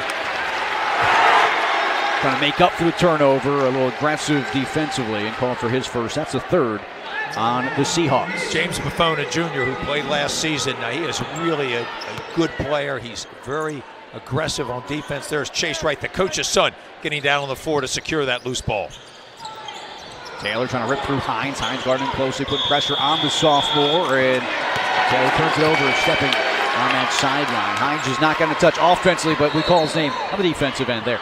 Well, Kyer Hines, he is very aggressive. Another one of those seniors, 6'2", 170, but he is very mobile. He can play inside and outside, attacks the rim, very aggressive defensively, a long arm player. Green's got the only 3 points for DMA so far, averaging 18 points per game this season. The senior 5'10" point guard. He can dish it as well. Bronte firing away and connecting. They're knotted at 6. With St. Mark's picking up above the timeline with Jabri White on Jordan Green. They run a high ball screen. St. Mark's tried to double team it. They could not. He split it and then found Dante Pirani in the deep left corner for a wide open 3. And how about Anthony Wright, always coaching him up. Head man at Tatnall for 18 seasons, and he's very pleased with his guard there. A smooth stroke from the left side. Pirante with 3 points tonight. That time by White on the way to the basket. DeKay gets it ripped away from Pirante. And There's Johnson. Johnson with the reverse, missing. Hines with the follow. And DMA is on top for the first time early on. And the reason Johnson missed that because Jabri White was so aggressive coming in to block the shot. One of the best shot blockers in the state. Johnson getting a steal there as well as the Seahawks have found momentum. 5 straight. Hines leads, misses. And back to the Spartans it goes. White finds Wright. He'll drive. Baseline and scores. A nifty move for the sophomore. And he times the score at 8. Little floater along the baseline. I've seen him take that before. It's a tough shot, but he's very capable of making it from that range. And now DMA going to withdraw the ball a little bit. Jabri White dropping off of Jordan Green. Green firing from the G League three-point arc that time. Long rebound to the hands of the Seahawks. Green getting a little closer, up and under, finds a teammate. And a makeable shot missed from Johnson from about 5 feet. Well, again, it's the length of St. Mark's inside with Taylor, Decay, and White really affecting and changing shots by DMA around the boards. Part of the offense, James Buffon. White on the drive, baseline, into traffic, ball loose, and DMA another steal. Green eyes up the floor. Had Johnson streaking, didn't go to him. Ball finds its way to Johnson. And now back to Green. A reset by Dante Perante, the senior and all-conference lacrosse player. Dante Perante as a junior last season, and he'll operate. Well, it's nice to have a hybrid point guard in Dante Perante. He can play off the ball and on the ball. That allows Jordan Green to do the same thing. Tie score at 8. Last 6 have gone to the Seahawks. Hines, an offensive rebound, his second of the day. Missing from close and out of bounds. It'll stay with DMA. Hines, a great rebounder. He had 22 rebounds in a 74-20 victory over First State Military Academy earlier in the season. First substitution of the game as Johnson will come out. Carlos McCall enters the game for the first time. You were talking about Hines. He is such a quick jumper. He is very active, rebounds outside his area. A really terrific performer for Anthony Wright. Hines taking it outside. DMA has made one from the left corner. Can't connect on the right side. And now Buffon will push for the Spartans. Hines sees an opening, takes to the rim and flushes it through. Jabri White rocks the rim and gives St. Mark's the lead back. Talk about a quick jumper. When you put Jabri White out on the perimeter, he's got to be closely guarded because you've seen already shooting the long-range 3. But he's got a great first step, gets to the basket, and can dunk over a lot of different players. He is very versatile. He's done it literally every way. A three-point shot, a dunk, and a free throw. 3, 2, and 1 for White so far. An air ball miss. Good +1 on the follow from sophomore Gabe Swift. Heady play by the little guy down there amongst the trees. Well, that's why it's so important, even in your man-to-man, to be sure you know who your block-out assignments are. You leave a player like Swift open, he's going to be able to get an opportunity, especially on an air ball. That's one of the most difficult plays for a defensive rebounder to counter is the air ball because they're not looking at the ball any longer. They're looking for their block out. Jabri White affected that shot of Jordan Green. Lead back to DMA. Back and forth it's gone in the first almost 6 minutes of action here at the 4th annual SL24 Memorial Classic. You can donate by texting SL24 to 53555 or head to unlockthelight.com/donate. Corner 3 right. No, and then it looked like White had a shot at a rebound but crashed into his teammate Christian Taylor, so Green in a hurry the other way before he backs up to Perante. Little change-up. Anthony Wright and Lonnie Wright of St. Mark's use a lot of different defenses. That was a 1-2-2 zone. Quick shot by Chase Wright from the right corner. Too close for comfort there for Decay. That's his second in the first quarter. And let's take a look at one of the highlight plays of the tourney so far. Jabri White with the right-handed slam. White, as we mentioned at the top, has missed the last 4 games for St. Mark's. St. Mark's losing all 4 of those contests, and he's been waiting to get back in action, wasting no time. He's got 6 for the Spartans. He certainly has, and he is such a dynamic performer. Does it at both ends extremely well. And there's Hines doing at both ends with a little off-balance floater, but I've seen him make that shot before. He's a very dangerous player in the mid-range. Decay underneath, misses, put back, no, blocked. Taylor trying again, can't find the angle, and Hines showing some bounce at the rim. Reach-in foul by Christian Taylor trying to get it back, and the intensity has picked up as we get towards the end of this first quarter. Stars coming out to shine here tonight at the Fieldhouse for the SL24 Memorial Classic. Hines, Green, White, the key players to watch, and they all have been in the scoring action this evening. You can see the effort by Taylor, but eventually Hines is going to come away ripping the rebound down and getting fouled. It's the fourth on St. Mark's. A lot of shot blockers on DMA. They will leave the floor very quickly. St. Mark's needs to settle and use more ball fakes underneath. Solid job defensively by Christian Taylor, not allowing Hines to get an easy look. On the other end, Buffon. Pull-up J is smooth from James Buffon.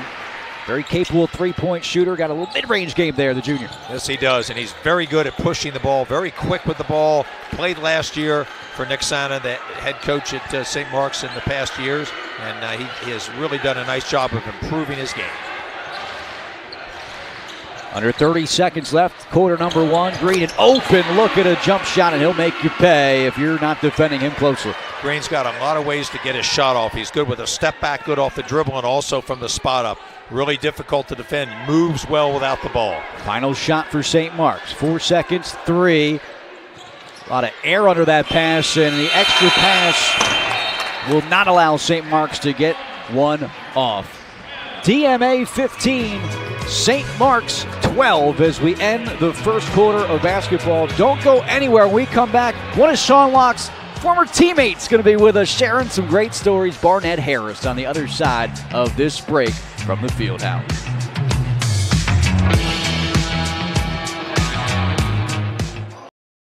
Rustic Italian. It's Platinum Dining Group's take on authentic rustic Italian cuisine. Think of it as kind of returning home to grandmom's house. Sauce on the stove, meatballs simmering, warm, crusty coal oven pizzas coming out of the kitchen. It's our way of welcoming you into our home, our kitchen, and just kind of filling your bellies with a whole lot of love and good stuff. We're located right on Main Street in downtown Newark. Looking forward to seeing you soon. Good evening, everyone. I'm Lou D'Angelo, the Superintendent of Schools for the Diocese of Wilmington. We are grateful to SL24 for all that they do on behalf of Catholic education and the entire Delaware community. Have a great night. Fourth annual SL24 Memorial Basketball Classic is being brought to you by the Healy family, High Five Hospitality, the Courtyard by Marriott, and by St. Mark's. This is the SL24 Memorial Classic. I'm Scott Klatskin. He's Bill Harmon, and we've got a special guest now, Barnett Harris, a teammate at the University of Delaware of Sean Locke's and a CAA champion and NCAA tournament participant himself. Welcome to the show. It's great to be with you guys. It's great to have you, Barnett, and I'm looking forward to some of these stories. And Barnett Harris, a teammate of Sean Locke, as we are here to honor and remember Sean, as there's a turnover for St. Mark. We're going to hear about Sean in this quarter from Barnett as Jordan Green gets out on the run out. He's got 7 of DMA's 17 points as they take a lead. So first off, what an amazing speech that was from Chris Locke, Sean's father, prior to this basketball game, and talking about his son and this foundation that you're a big part of. You watch these two teams kind of listen to Chris Locke speak, St. Mark's and DMA, and you think about what it's like to be a teammate. What kind of teammate was Sean Locke for you and as a Blue Hen? He was the greatest teammate. He was funny. He worked hard. He always picked you up if you were down, and he would give you the shirt off his back. I can tell you a million stories just about how, when I needed someone, he was always the first one there, whether you need picked up early in the morning for practice, or you need a ride home, or you just need help out of a jam when you're trying to juggle a bunch of things that student athletes have to juggle in college. Sean was always there for me. He was there for all of our teammates. He was the greatest teammate one could have.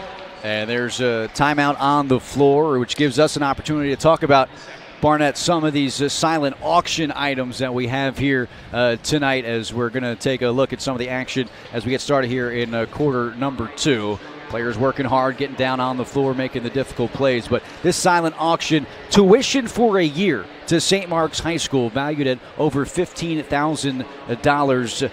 You're sending your kids to St. Mark's anyway. So parents, your student is at the game today, perhaps cheering on St. Mark's. You're writing the check anyway. Write it off. How amazing is that? Tuition as a donation to the SL24 UnLocke the Light Foundation. A 7-day stay in Antigua, St. Lucia, Panama, or Barbados. I haven't traveled anywhere over the last 2 years, Barnett. I got to get my hands on one of those. Or how about this? A signed Troy Reader jersey. Starting linebacker in the Super Bowl coming up in a couple of weeks. You can check out everything at SL24hoops.com. Some really impressive stuff as we are back in action with a Jordan Green missed jumper. Also a 2-night stay at the Hyatt in Dewey Beach. We know how much Sean loved going to the beach as well. He loved heading down to Dewey. Couple misses at the rim as White and Hines battle it out, two of the star players in this contest coming in. Barnett, you know as a big man, one of the most important things when you get down low is to get yourself centered and seated before attacking the rim. Jabri White played a little too fast at the other end. Yeah, and I've noticed that maybe it's just, the energy, the atmosphere of this environment. He's getting sped up a little bit. But I've seen him play over this tournament the last 4 years. When he takes his time and he's controlled down there, he's a good ball player. I think he's just a little sped up, and I think he'll settle down. He'll come to in his composure as the game goes on, and he'll take more time as he makes his moves. Another jump ball we're seeing as they change directions. With another tie-up, players getting down. Good pass, good idea at least, and then another tie-up. Barnett, you're sitting here at the table with us, and Bill and I have been calling Blue Hens games for quite some time now, and I love to tell the story of prior to games, and Bill and I get there early, we set up, we make sure our notes are good, we're connected and ready to go for the broadcast. There were two players that always came over to say hello and chat and make me feel at home and at ease, and that was you and Sean Locke. And I can't tell you how much just a fist bump, just a hello, just a handshake can make somebody's day, and it always made mine. So I thank you, and I know Sean was that kind of guy as well. You didn't have to talk to us or even acknowledge us, but you did. It was amazing. It was just, you two are amazing people and so influential and important in my life. So it was always good to talk to you guys before the games and just to see how you guys are doing, because you guys brought so much to my life, and I know you guys brought a lot to Sean's life, that it was the least we can do, especially when you're having fun out there. You're chatting with two great people, two wizards of basketball, and it was just amazing. Well, Barnett, you made some great comments about Sean being a great teammate, but I want to compliment you. You were also a terrific teammate, and I can still visually remember you at the point of that full court pressure, hustling along the baseline to create very interesting plays. You would play with such great energy. There was a stoppage on the floor here while we were chatting, as there was a whistle, play stopped, and then you see the three there for Mason Harding. One official stopped the game. The other official put a signal for a good three-pointer up, and that's what the discussion is right now. Play had stopped, and now Lonnie Wright and Anthony Wright getting an explanation of what is ultimately the decision. I'm guessing inadvertent whistle, and they're going to allow DMA to take the ball out. And great officiating. Always love when they come over and talk to the broadcast team. Inadvertent whistle, so they wave off the three. Lead remains 17-12 for DMA over St. Mark's here in quarter number 2. A turnover and almost a turnover right back. Let's be honest, though. People come to the table to talk to Bill. I happen to be there. And, I'll get a handshake or two out of it, which made my day. That was the type of guy that Sean was. He would go out of his way to make somebody else's day.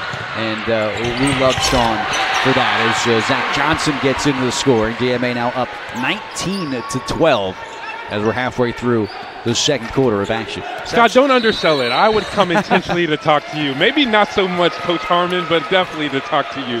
And Coach Harmon was just a bonus. But my focus was talking to the Scott's Classic. Well, Barnett, let's talk a little bit right now as we take a look at a replay and the most recent basket by Zach Johnson, the 6'3 senior power forward for DMA. I want to talk again, and we did in the first broadcast, about the SL24 Foundation and what they do. Educate, assist, and support. You might have heard Chris Locke talk about it between games if you were tuned in.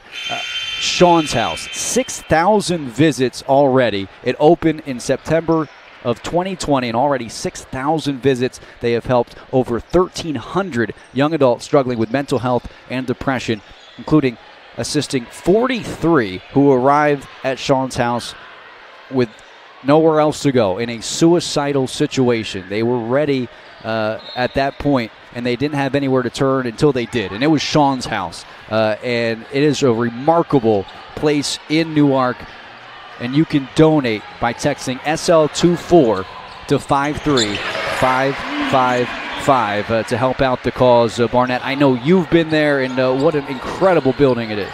It is amazing, and it's just amazing to see the work that they're doing, they continue to do, and the work that they've done. I'm proud and incredibly grateful to play the small role I am in that, and just to see and just to be excited for what they can continue to do to help the young people. Zach Johnson getting going a bit. He's got 4 straight for DMA as they increase their lead to 21-14.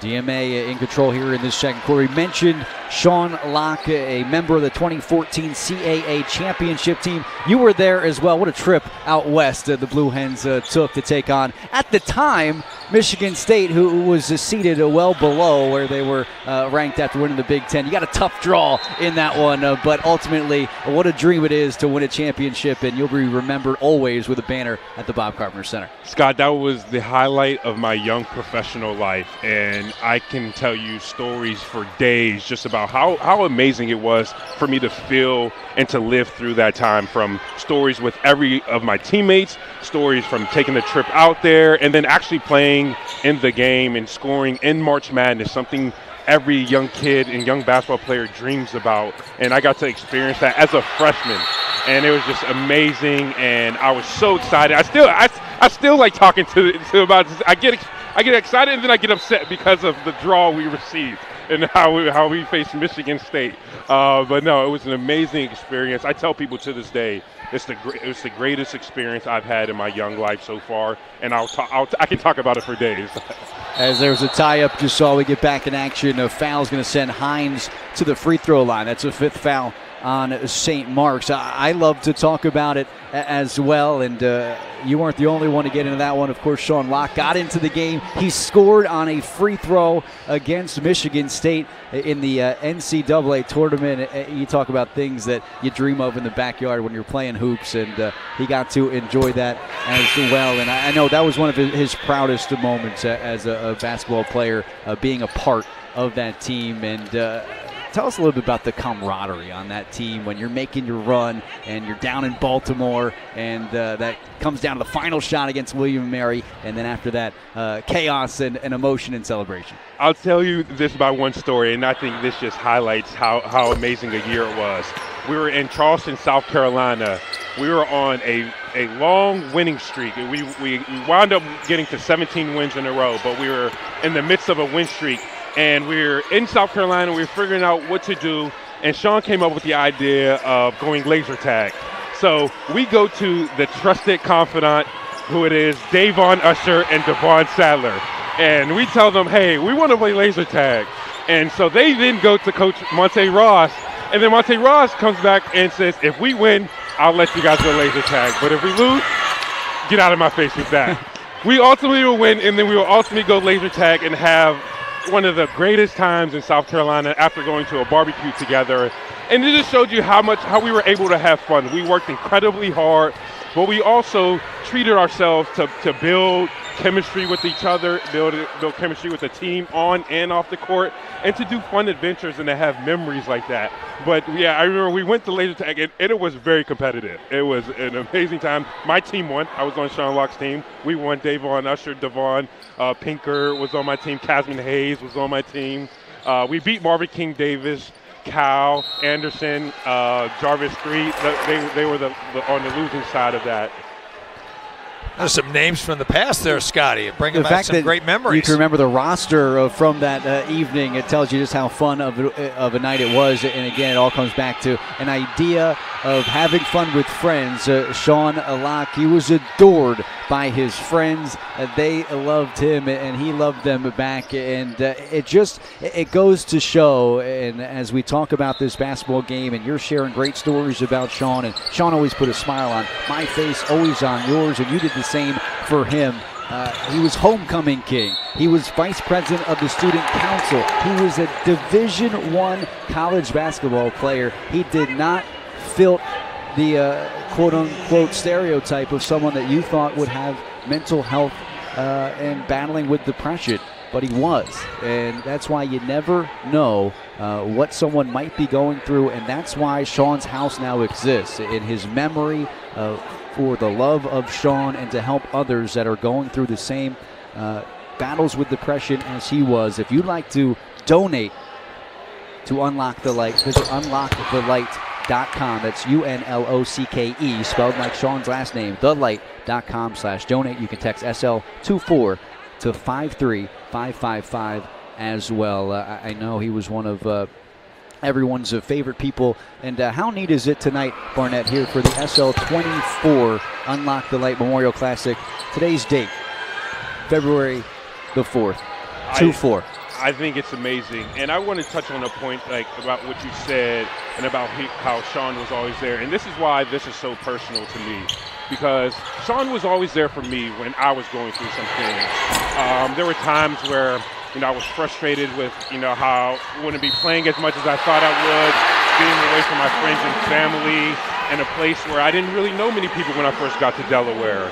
And Sean was always there for me. He always invited me over. He always, talked to me, always gave me some encouragement to push through basketball-wise, push through academically. And he was always there on many occasions.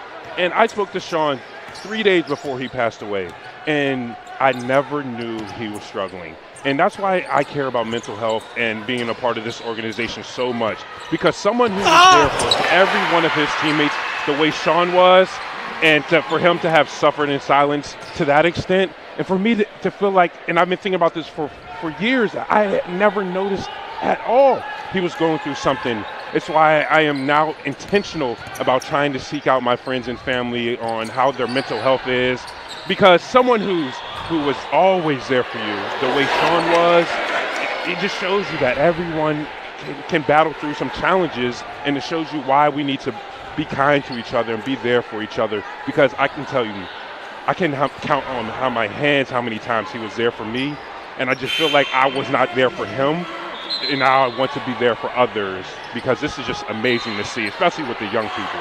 These are the next generation. This is the future, and this is why it's so important. Very well said, Barnett. We're talking with Barnett Harris here in the second quarter, a teammate and a friend of Sean Locke, who this night is all about. It's St. Mark's night, if you will, on a Friday. St. Mark's girls, now St. Mark's boys, taking on DMA, as we remember Sean and share stories as we watch this boys basketball game, as DMA looks to increase their lead with a 3 there and cannot do it. It's been a whole lot of fun talking with you, Barnett. I know we're going to be close to running out of time here as Wright fires away from 3 at the end of this second quarter. But I know you'll be around tomorrow as well. There's plenty more basketball to be had here at the Fieldhouse. There's plenty more basketball. And tell all the fans out there, I will be back on this headset. So if you miss me, I won't be gone too long. But you are in good hands with 2 amazing people who I've known for, I guess, almost a decade now. I met you guys in 2013, so nearly a decade. You guys have been so important in my life, and I am excited to always get to see you, and I would be excited to be on the headset with you tomorrow, Coach. And I'm glad I got to spend a few minutes with my favorite guy, the pride of Newark, Delaware, Scott Klatt.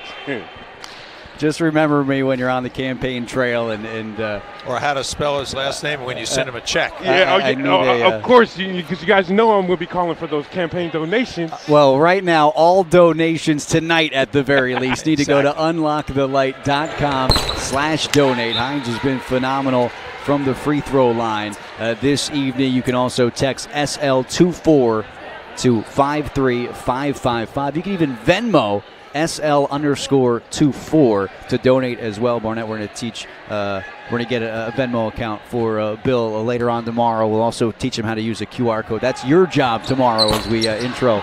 I was proud that Coach got an iPad. I was like, oh, he's taking steps, major steps. Barnett, it was a blast talking to you in quarter number 2.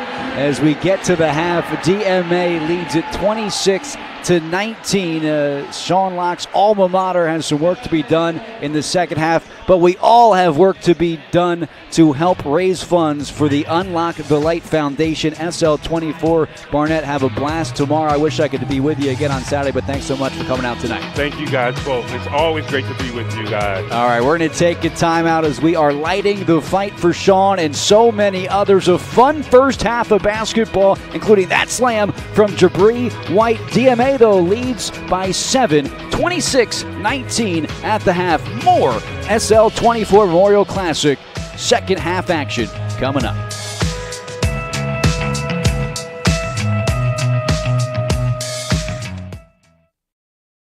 Getting that perfect slice is satisfying, fulfilling, and rewarding too.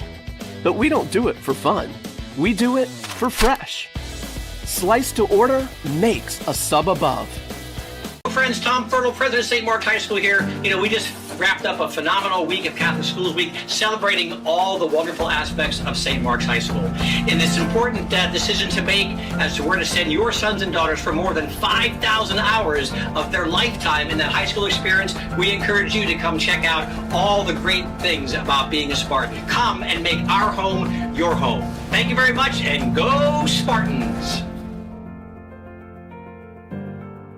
Buffalo Wild Wings win-win value lineup gives you and your friends more for less. With buy one, get one half off traditional wings every Tuesday. And buy one, get one free boneless wings every Thursday. That's more wings, more great times, and more money in your pocket.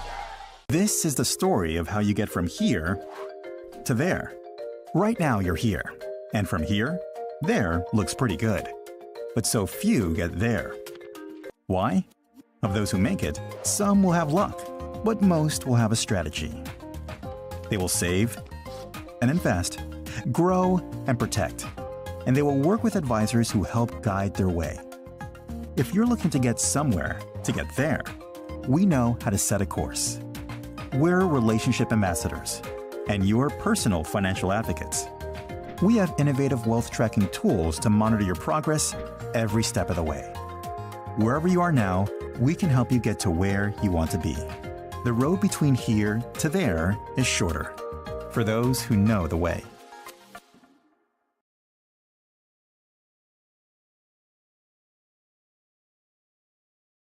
Self-care comes in many different forms.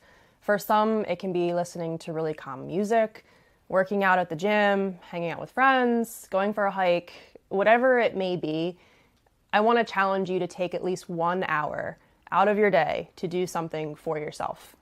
Something that brings joy, something that gets your body moving, something that just makes you feel good. Self-care is so important because it helps prevent burnout. We go through a lot every day with managing our jobs, school, family, and friends, and sometimes we don't focus enough on how we keep ourselves going. It's just 1 hour. Try to give yourself that time.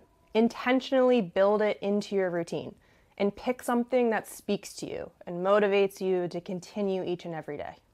All of these things can be small ways that we can incorporate self-care into our daily life. Practicing daily self-care can help us not feel so overwhelmed by the day-to-day challenges that we encounter. One thing I want everyone to remember is that you can't pour from an empty cup. Welcome to the award-winning Lighthouse Cove Event Center in Dewey Beach, the Mid-Atlantic's premier wedding venue destination. offering beach-inspired weddings, receptions, and special events on the Rehoboth Bay. Whether it's simple and understated or grand and elaborate, Lighthouse Cove Event Center delivers a once-in-a-lifetime wedding experience.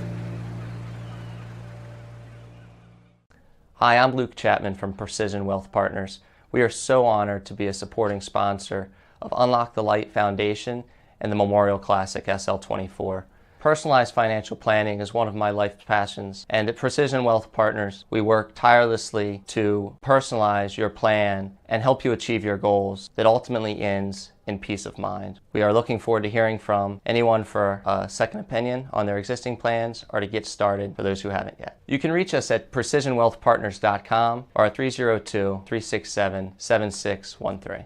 Everyone, I'm Lou D'Angelo, the Superintendent of Schools for the Diocese of Wilmington. We are grateful to SL24 for all that they do on behalf of Catholic education and the entire Delaware community. Have a great night. Tavernic Rustic Italian, it's Platinum Dining Group's take on authentic rustic Italian cuisine. Think of it as kind of returning home to grandmom's house. Sauce on the stove, meatballs simmering, warm, crusty coal oven pizzas coming out of the kitchen. It's our way of welcoming you into our home, our kitchen, and just kind of filling your bellies with a whole lot of love and good stuff. We're located right on Main Street in downtown Newark. Looking forward to seeing you soon. Sean's House has provided me a space where I can choose who I'm surrounded by, and I can choose how much I want to say and how much I can let people impact my decisions. But even from my experience, when I haven't gotten the best news at practice, I've just been able to come in here and it doesn't end up with my coaches, it doesn't end up with my teammates if I don't want it to, but if I want to talk to a teammate, I can invite them here too. There are a lot of eyes on us. There's a lot of people that come and support us, a lot of people that watch our games. So with that comes a lot of added pressure to really perform and succeed really well. When you go to practice every single day hoping that, you perform to your absolute best, and, at times if you feel like you don't have that, that can really, damage someone's, psyche and their self-esteem and their spirit. So coming to a place like this, it kind of brings you I'm not alone in a lot of these situations, and I know that I have a family here, and I know I have a group of people here who I can rely on. I think our team communities are important in some aspects, but it's just so important to have a community where we can go to and feel safe. I walk in here and just feel so warm and comforted. You can study, you can use the library, you can read, there's great resources. As well, there's other students to connect with who you might not as well as connect with in the classroom, but it's a place to come, all students here together. It's so important to go beyond being a student athlete because, at the end of the day, those aren't the two only defining qualities of who I am. And I think surely for myself, I don't want to be defined by just my sport and just by my classes. So to me, it's super important. And we get so looped into the whole being a part of the athletic department, being a part of that world, that it's nice to have another world where you can have and focus on your mental well-being and who you are as a person and not just as an athlete.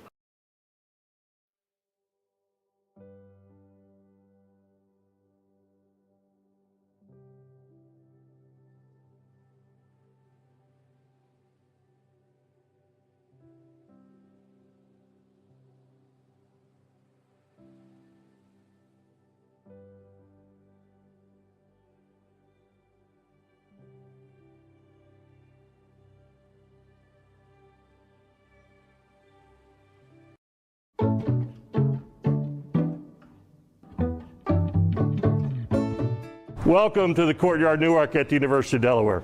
Our hotel has plenty of lobby space for guests and students to interact in a safe manner. Next, let's look at the hotel bar, where evening beverage service is provided for the convenience and safety of our guests. Just outside is the hotel patio area, where a guest can enjoy outside dining in the lovely atmosphere of our patio. Next, our guests have two options for exercise and relaxation. Our fitness center and hotel pool and hot tub are perfect for guest needs.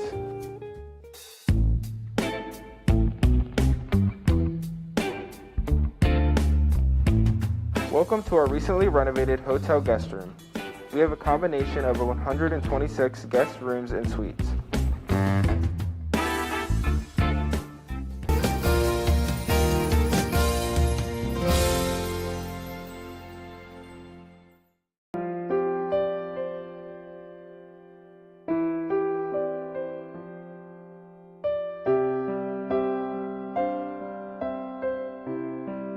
Just wanted to thank SL24, the entire team, for your important work. Thank you for your tireless efforts. Thank you for shining the light of truth and openness on the issue of mental health and suicide.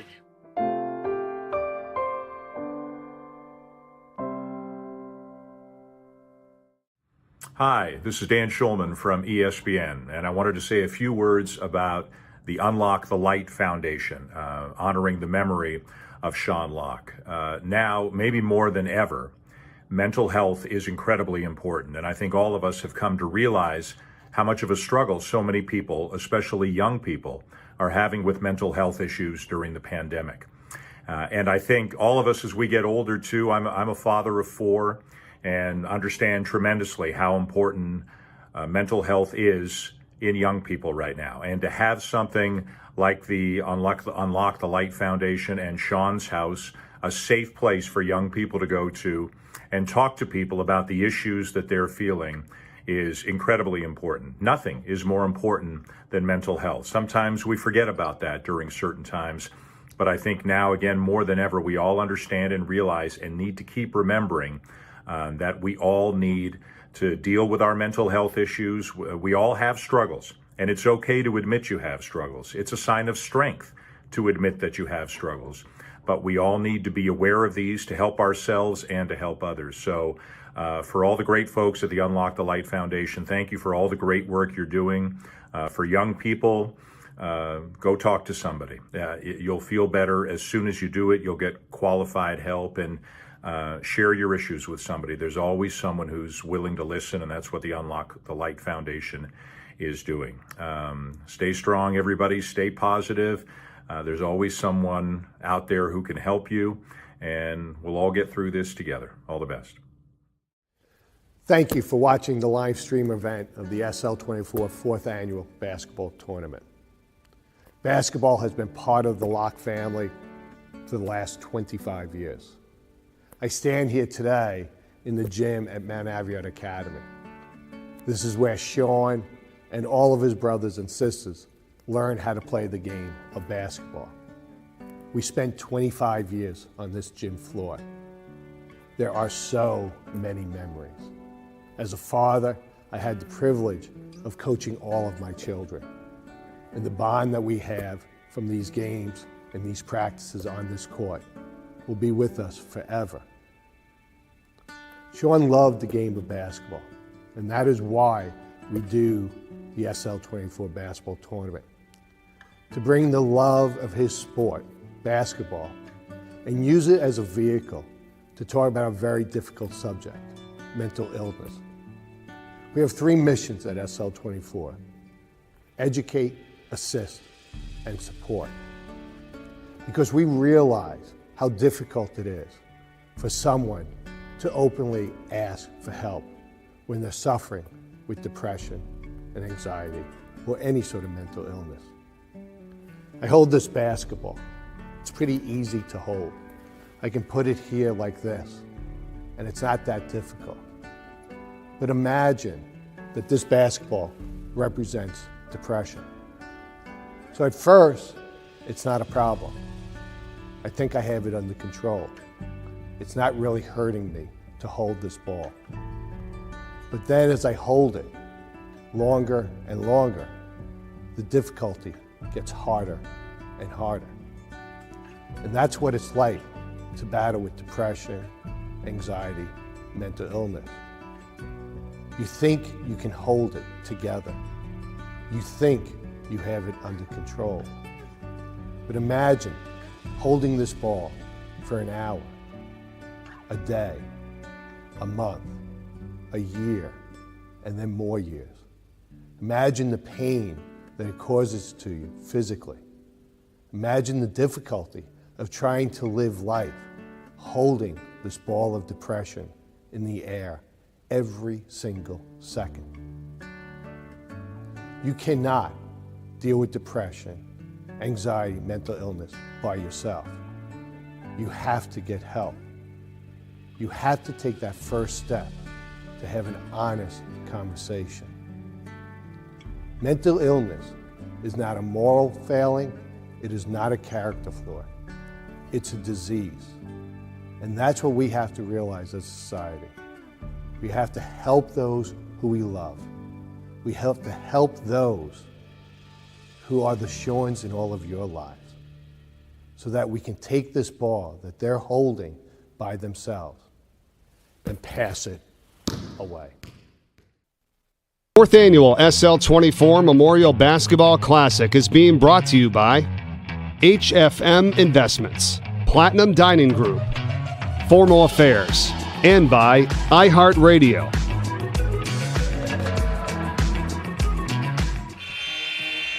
What a fantastic night it has been on a Friday night, Game 2 of what will be 7 games in the 4th Annual SL24 Memorial Classic. We're at the half of Game 2, the first boys matchup of the night. We're at the half, DMA up 26-19 against St. Mark's. It's a big night. The fans are out, and the stars are shining brightly in the first 16 minutes. Kyer Hines has 9 for DMA, 8 for Jabri White in his return game.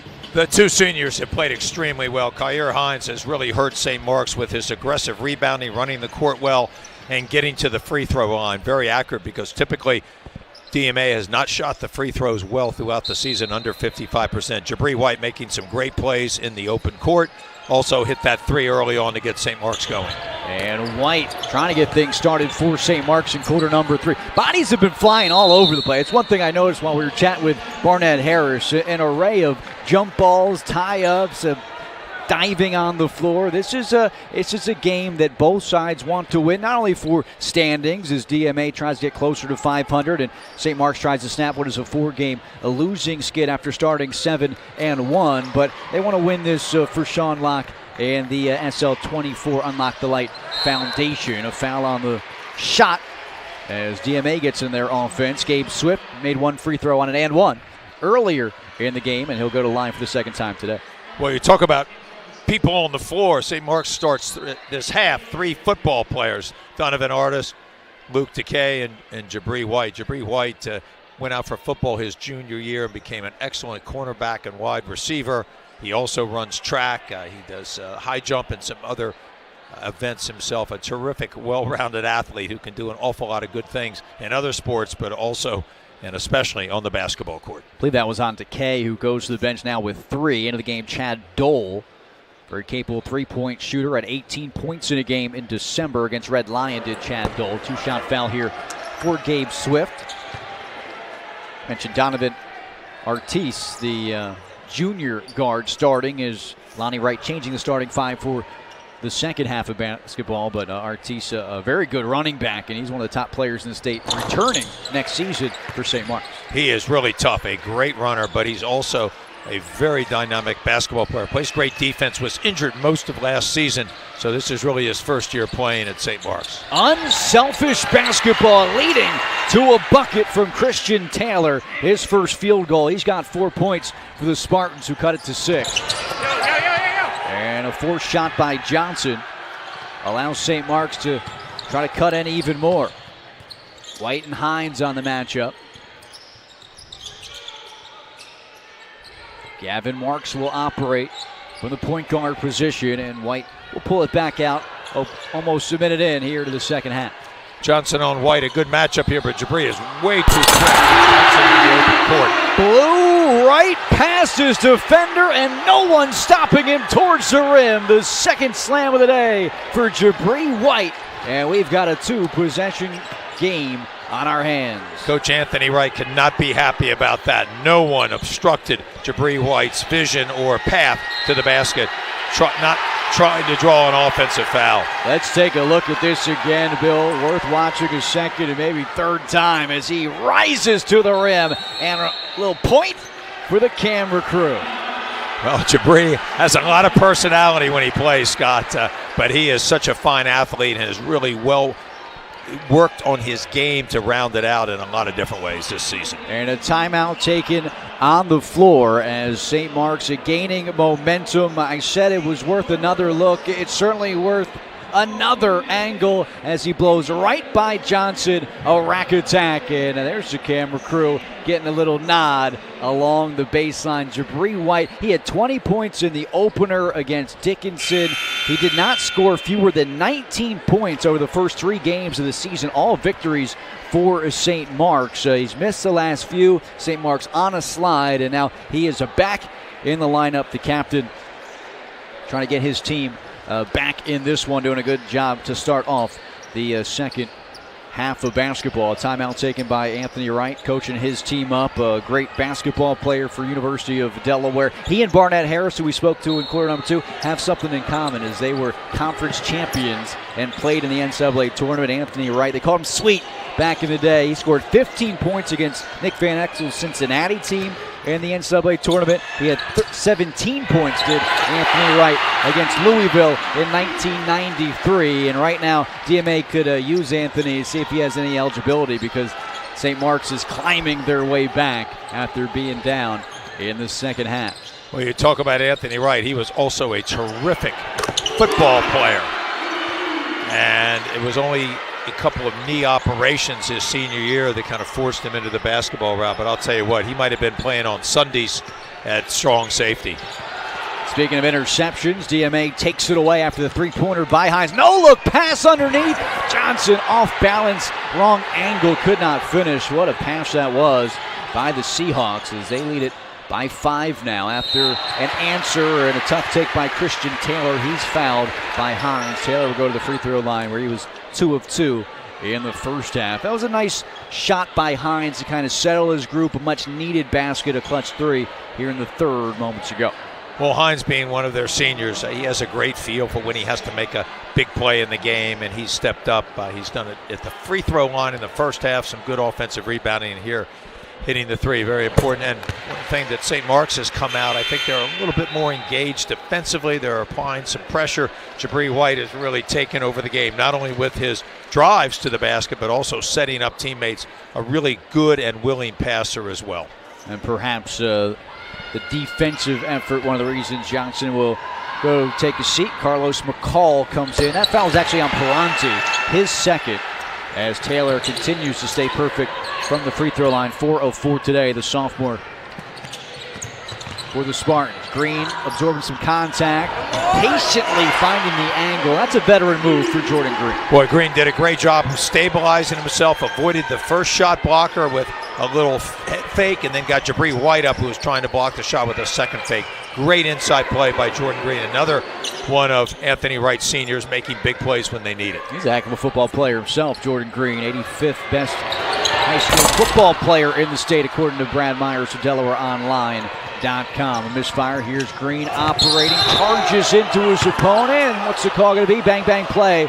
They'll call a blocking foul against Chad Dole. And Green taking the ball down the floor. Dole just couldn't get in position quite on time. Green's going coast to coast. He's got to be stopped earlier on. I thought Chad Dole was in perfect position, took it in the chest. That's one that I think when they watch the tape, St. Mark's will not be happy with that call. Yeah, perhaps the foul, if they were going to call one, you might have seen a reach from Gavin Marks, but Chad Dole was there and awaiting Jordan Green. Instead, he'll shoot 2 free throws, making the first and extending DMA's lead to 6.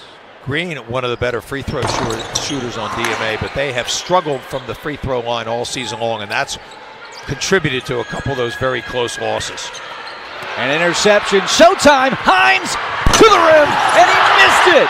He missed the dunk with the right hand. Too much effort on that one. Hines could not get it to go down. And the misfire allows the Seahawks to settle and regain possession, but an easy 2 that time. No good for Hines, and a much harder shot does not fall on that possession. So a chance for DMA to get their lead up with that dunk by Hines. Instead, St. Mark's with the basketball, chance to cut in. Pressure defense by the Seahawks and another turnover. Now a run out. It's Gabe Swift's turn to get to the rim. The reverse that time, and the Seahawks hold their last 2 on transition opportunities. Taylor to the rim, double clutches, a lot of contact, no whistle.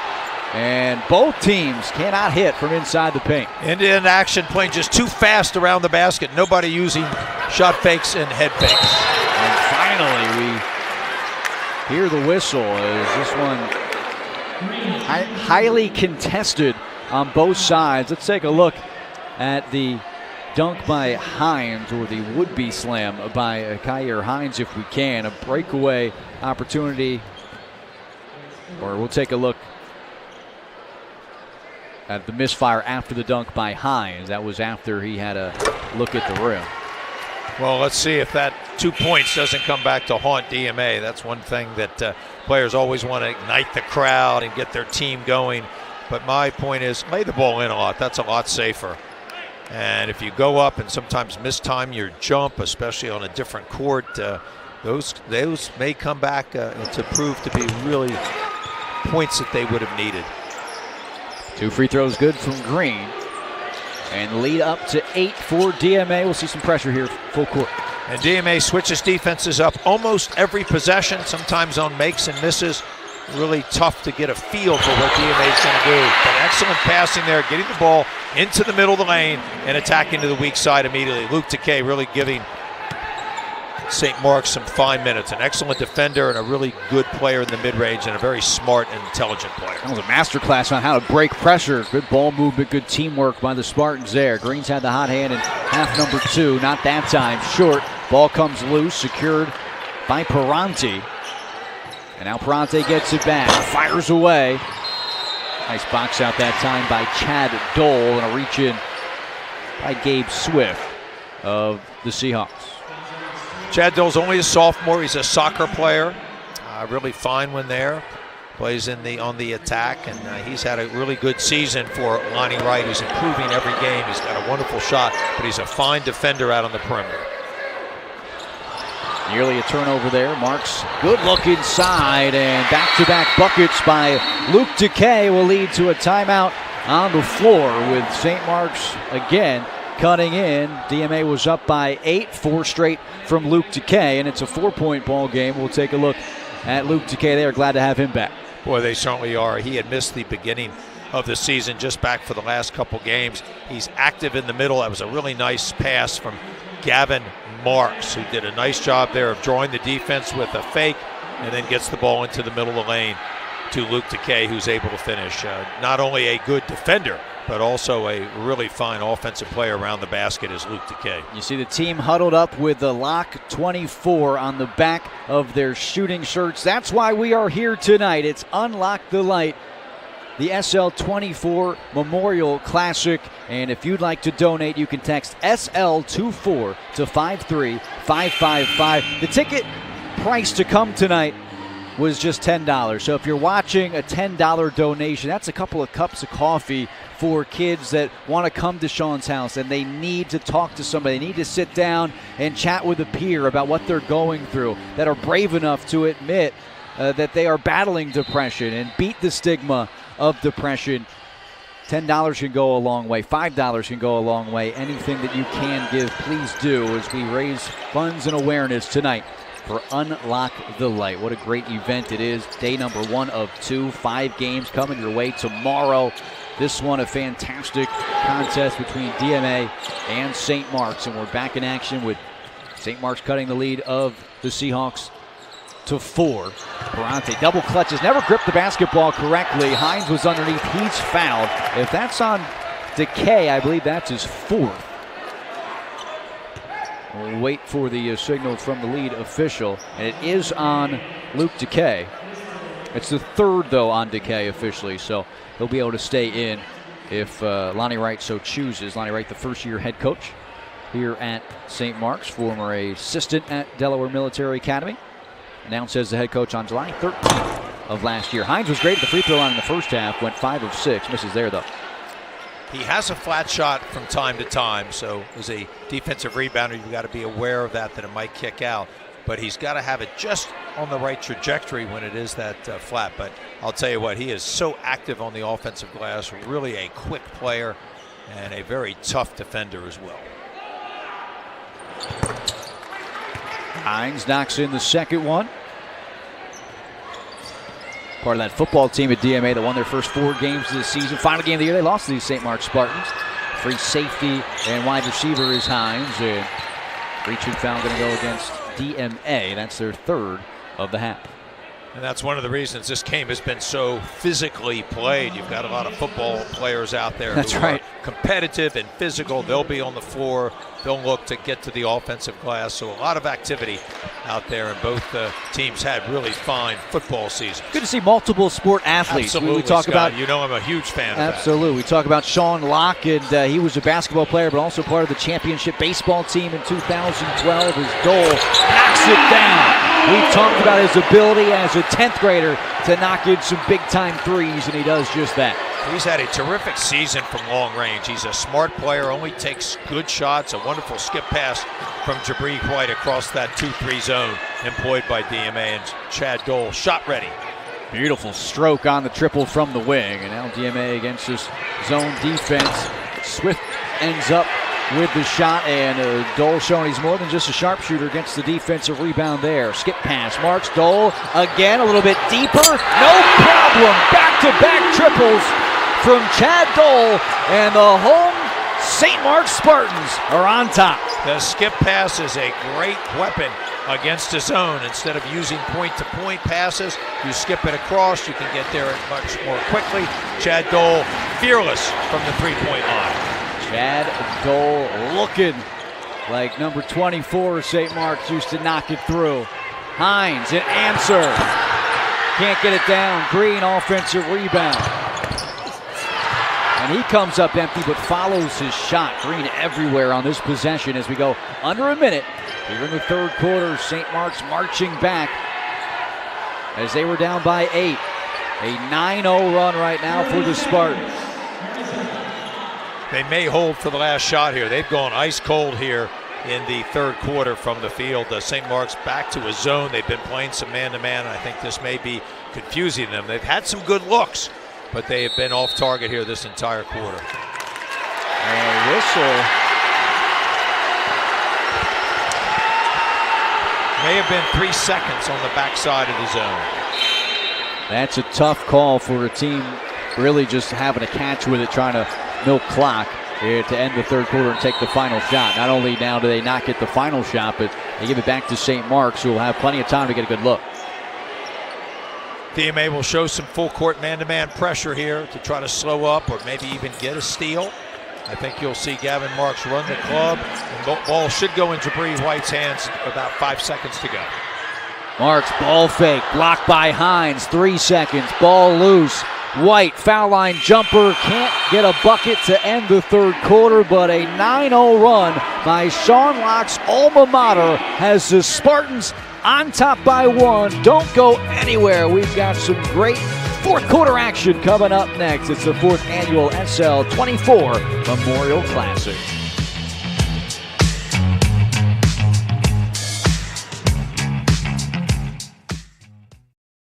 Friends, Tom Fertile, president of St. Mark's High School here. You know, we just wrapped up a phenomenal week of Catholic Schools Week, celebrating all the wonderful aspects of St. Mark's High School.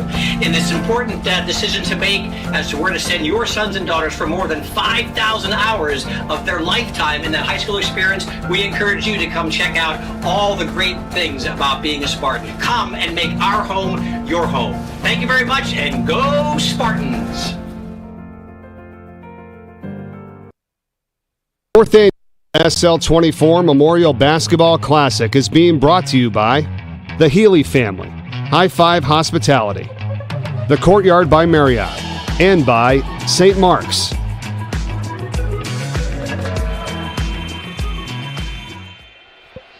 Fourth quarter of basketball coming up. St. Mark's and DMA. The Spartans up 37-36.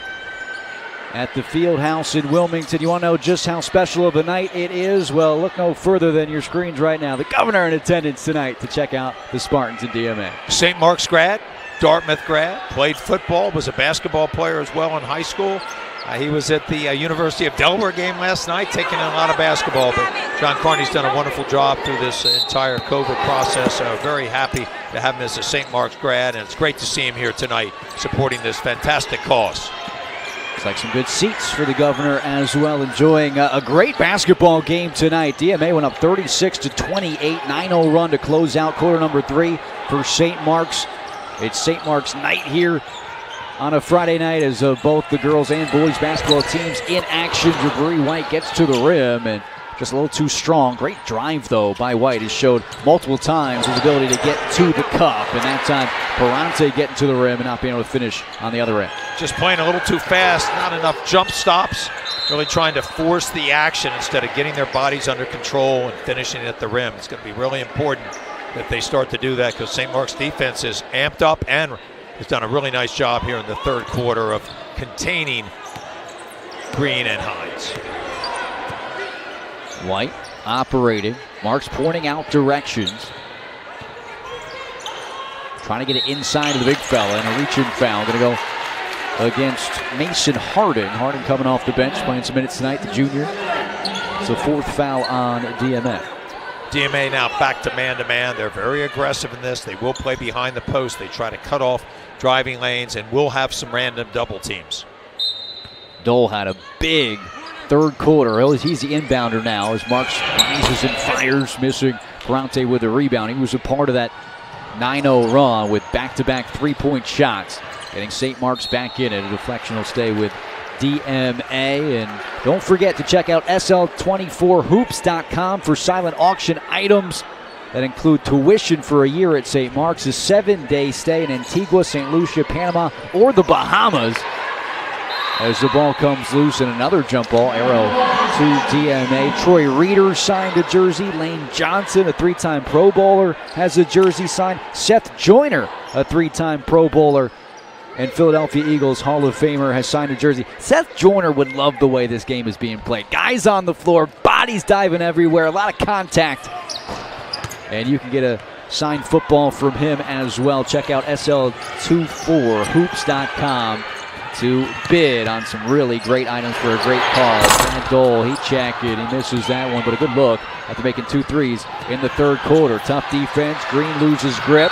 Marks loses grip right back, and that time it'll be a reach as Perante expressing his feelings on the call to the official that time. He's got to be careful not to allow St. Mark's to get a couple free throws out of that conversation. Well, there was a lot of bumping on the initial turnover here with Jabari White on Green, and that probably created the action there with Perante going to the floor. Anthony Wright very animated over on the sideline, upset with that call. Perante with the foul, his third. Now White with basketball and the lead. Leading scorer for St. Mark's. And Dole bump now, and Perante's got to be feeling a little picked on at the moment. Well, that's what happens when you semi-show up an official as a player, especially at the high school level. Just play the game, let the coaches coach, the officials officiate, and the players play. Anytime you do that, you've only called attention to yourself.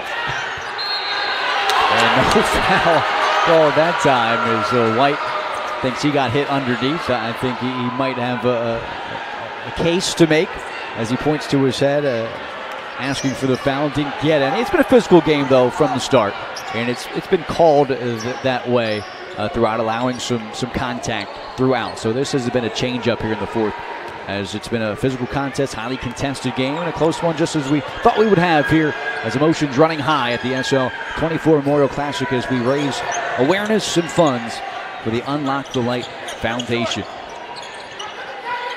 St. Mark's has switched to some zone here, and that has confused DMA until that shot by Green just when they needed a play. He steps into the three from the right elbow. Green has 8 in the second half, 15 overall, but an answer on the other end by the Spartans, and we are tied at 39 all.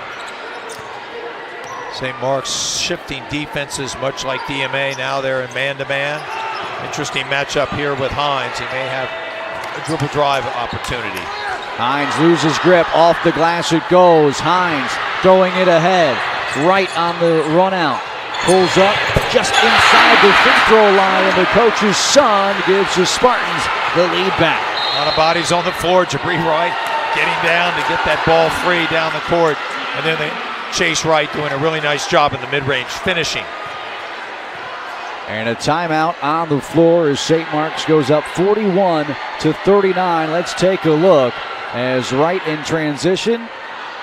Old school, mid-range jumper. You don't see that every day, but Chase Wright, the sophomore, making it happen. And you can make it happen for the SL24 UnLocke the Light Foundation. Whatever you can do to help out this year is appreciated. We thank you. Head to unlockthelight.com/donut. That's why we're here. The SL24 Foundation, Sean's house, over 6,000 visits to Sean's house. 1,300 young adults struggling with mental health and depression have been helped.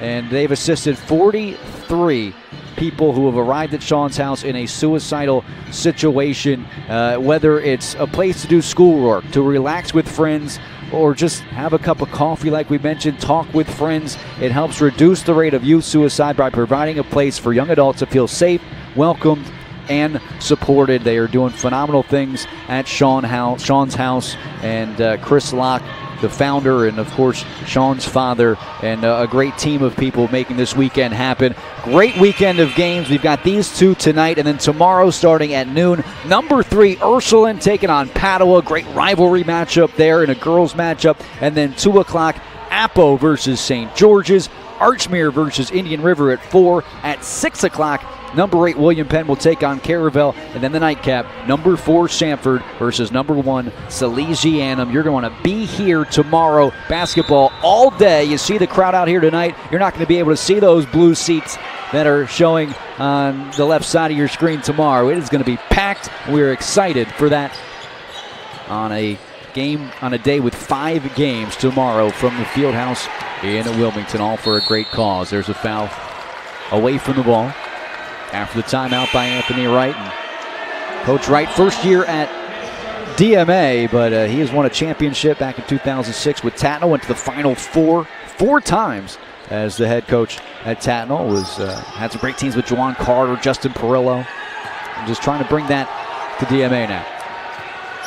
He and Sanford battled it out in the early noughts in the independent conference, both with some great talent and some really good coaching. So Anthony Wright has been through the battles, and here he is taking over a new program. Dole takes it inside, misses, and Green has had the hot hand in the second half. 15 points overall, and his 17th point ties the score at 41. You can just tell that the senior Jordan Green feels and needs to take over the game. That was a tackle that Hines has made plenty of time on the gridiron. The free safety came up trying to get an interception and just mistimed it and made some contact. Let's take a look, though, at his teammate Jordan Green getting it done on the offensive end. Well, here's Green under control, pulls up in the mid-range. He's got Dole on him, but rises up over the contested shot. He's really good at getting balanced up and finishing with a really nice high follow-through. Tie score here, 41 all. Big free throws, 1-1. That's the 7th foul against DMA, and that's an air ball by Donovan Artista Jr. So it's a violation. You don't get the second shot, and ball goes back to DMA. Though St. Mark's is very capable from the three-point line, they're only shooting 59% from the foul line for the season. So that's something I know Coach Lonnie Wright would love to get better, especially in a close game. It may be a big effect. Green maybe forced one early in the possession. Running the floor, Artiste cannot handle that one. And back to DMA it goes. A turnover as we're halfway through the 4th quarter. And a score tied at 41 all. In a close game like this, these turnovers where you're just forcing the play too quickly. I know that Artiste was open, but I think that's one where probably just be a little bit more circumspect, bring the ball down and attack. They've had success shooting the ball. Ferrante loses his foot. His little Globetrotters move there as he kept the dribble alive as he hit the deck. And a whistle is going to be blown against St. Mark's. That's their 6th, so one more will put DMA in the bonus. Hines trying to make the case that he was in the act of shooting as he walks to the free throw line, and then quickly is being told baseline out. And the reason that was not a walk on Ferrante is because as he went down to the floor and slid, he maintained his dribble. I think the Globetrotters are coming to the Bob Carpenter Center in Newark this month. Maybe Ferrante can submit that for a tryout as he goes behind the back, and the foul line jumper is through. Dante Parente gives DMA the lead back, 43-41. What a move by the point guard. Created a little separation with that right to left crossover. Buffon finding White, contact, can't finish, he'll get two at the stripe. Good cut by Jabri White, a nice job finding the cutter by James Buffon. Jabri White has always been very good off the ball with his movements, reading screens, cutting from the backside. He primarily played in the post his first 3 years and really developed a almost unstoppable post game. He's moved out to the perimeter with Lonnie Wright this season, and at some point you might see him posted up inside because he has an excellent array of footwork moves down low. Big free throws coming up. White misses the first, a little quiet in the second half. White had a big 8-point performance in the first 2 quarters. And you can see a White attacking the rim there. Well, he plays through contact, he goes up. When you get in that position, you're almost better off working to the side and trying to soften the shot up with the glass. It's really hard to do when you're attacking, but that's something that Jabri White, I know in the past, has been able to do. Saw Coach Lonnie Wright. His team started 7-1 on the year, lost the man who just made that free throw, White, for a couple of games, as well as Prince DeWitt. They lost their last 4, now trying to come from behind, down by 8 in the third quarter. And now just a 1-point lead for DMA. They've got the basketball. It's a little 1-4 elbow dribble chase action. I think they're trying to get an isolation with Green on one of the sides. They're going to reset at the top. Anthony Wright has an array of really good set plays that he can call upon. Dribble handoff. Green now. Big time score in the third and fourth quarter. DMA patiently finding the right angle and a good look as possessions become more and more important down the stretch here. Parente gets White in the air, dumps it off to his teammate McCall, and the basket is through. Well, the weave eventually resulted in a drive down the lane. St. Mark's defender helped up. That allowed the drop-off to McCall on the low block. Parente has been phenomenal here in the fourth quarter. Lead is 3 for DMA. Buffon a jab step. Bounce pass underneath to Marks. Marks finishes. I love the vision of James Buffon. He has gotten an assist there on the last possession. Didn't count as an assist, but he got White to the free throw stripe. A very skillful player. Has an excellent long-range shot. Has really resulted now in attacking with the dribble, setting up his teammates, and a nice backdoor along the left baseline by Gavin Marks. Marks, a junior guard. Now it's Green with a 1-point lead, approaching 90 seconds remaining in the game. And a foul is going to be called, blocking foul on St. Mark's. So it'll send Green to the free throw line. If he was not in the act of shooting, it'll be a 1-and-1, and it is a 1-and-1 for Jordan Green, as that's his 7th foul against St. Mark's. You can see a little hop step there, and Taylor came over, didn't allow him to land.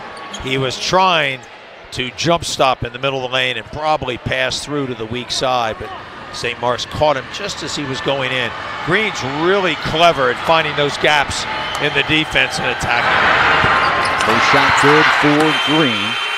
Makes a free throw there. I want to thank our engineer, Mitch Owen, our director, Jonathan Mundelli, our replay coordinator, Brad Comer, cameras, Tommy Tyree, Thomas Williams, and Zach Fraley, Chris Heitman as well on graphics. Great job by Brad Wilson. On audio, we've been talking to Roger Tomes and our executive producer, Jimmy Smith, all coming to make this weekend so special. For those that can't make it out, they can watch a great production. We are so proud to be a part of it. Thank you for tuning in as we come down the stretch here, under 90 seconds left, and a 3-point lead thanks to the free throws from Jordan Green. And now some free throws coming up with a chance to tie the score for Jabri White.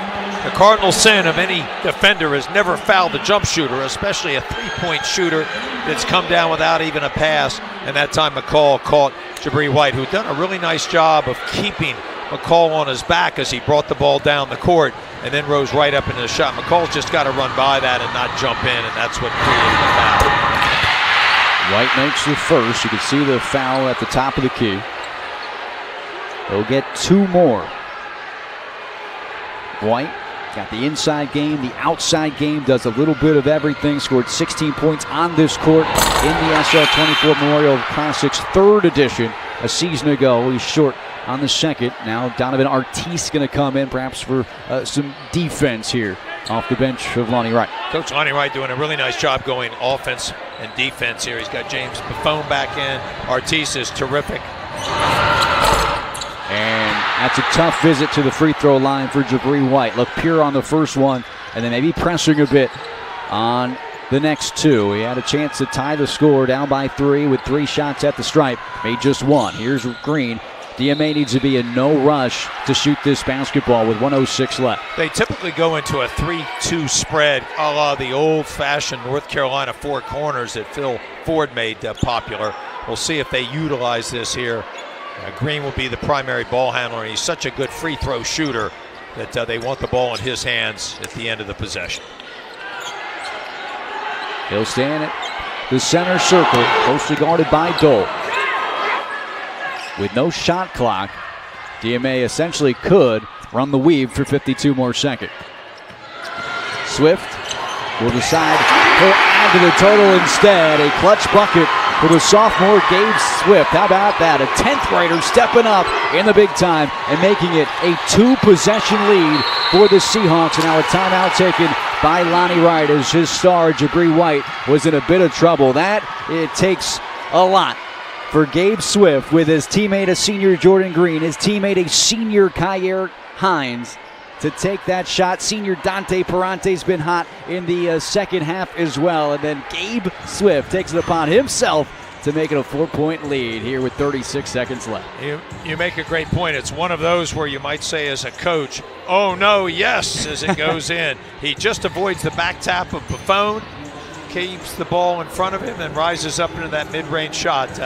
Quite a smart play, but I liked his ball handling to be able to keep the ball away from the defender who was behind him. Now, in 5 of DMA's 6 losses versus Delaware teams this season, they have lost by 1 point, 2 points, 3 points, 4 points, and 5 points. They have played very close basketball games, so their record not as good as this team actually is. They would love to win a close one down the stretch here. Lonnie Wright drawing it up in his huddle. You see the huddle break of Anthony Sweetwright. No relation, I don't believe, at least, for the 2 Wrights on either side. You see Locke 24. That's why we're here tonight. That's why we're going to be here tomorrow for 5 games, having some fun, playing and watching the game that Sean Locke loved so much at the 4th annual SL24 Memorial Classic. We love you, Sean. We know you're having a fun time watching this tonight. As we remember Sean, you can donate to the SL24 UnLocke the Light Foundation by texting SL24 to 53555. And that's exactly what Lonnie Wright drew up in the huddle. A quick basket taking only seconds off the clock to Jabri White, who gets his 3rd dunk of the night. Well, they fronted Jabri White. They put a man on the ball, and there was no help on the weak side at all. They cleared it out to the high side. Just a mistake there defensively from DMA's standpoint, but a nice call out of the timeout by Lonnie Wright. Jabri White doing a great job of sealing off his man and allowing himself to get the ball in great position to dunk it. White in double figures once again, averages about 14 points per game. He's got 14 tonight. And Perante, this is a 1-and-1.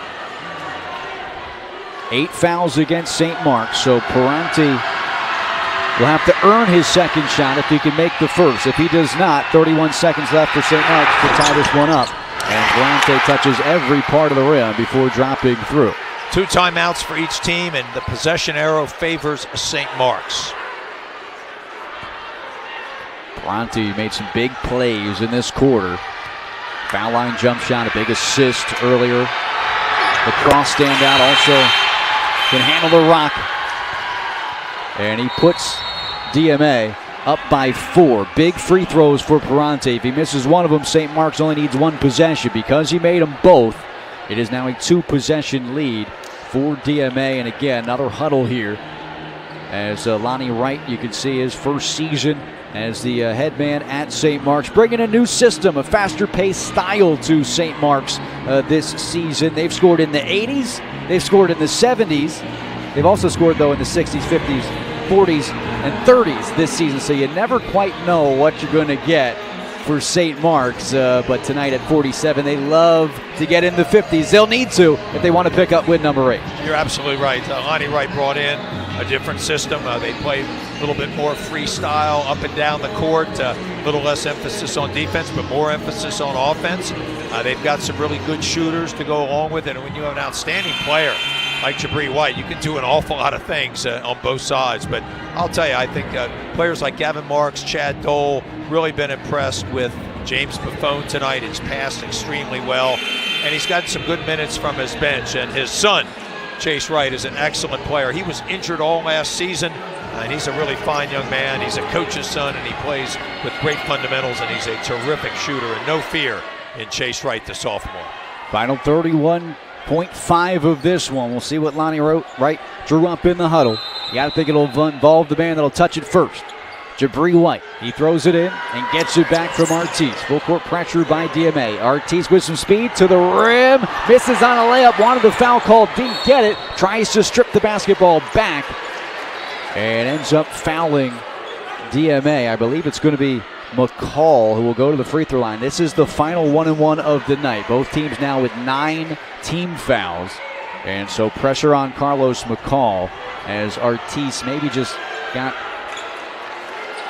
too fast for himself if he missed the layup, and then you're seeing the foul there. It'll be McCall after Artis committed the personal. DMA was playing no help off in the corner. That allowed Artis to get that straight line drive to the basket. Probably should have played off 2 feet just to slow himself down. He's a dynamic athlete, very fast, both on the football field and here on the basketball court. I thought Jabri White did a great job of getting the ball to Artis in a position where he could make a play. Misses the front end.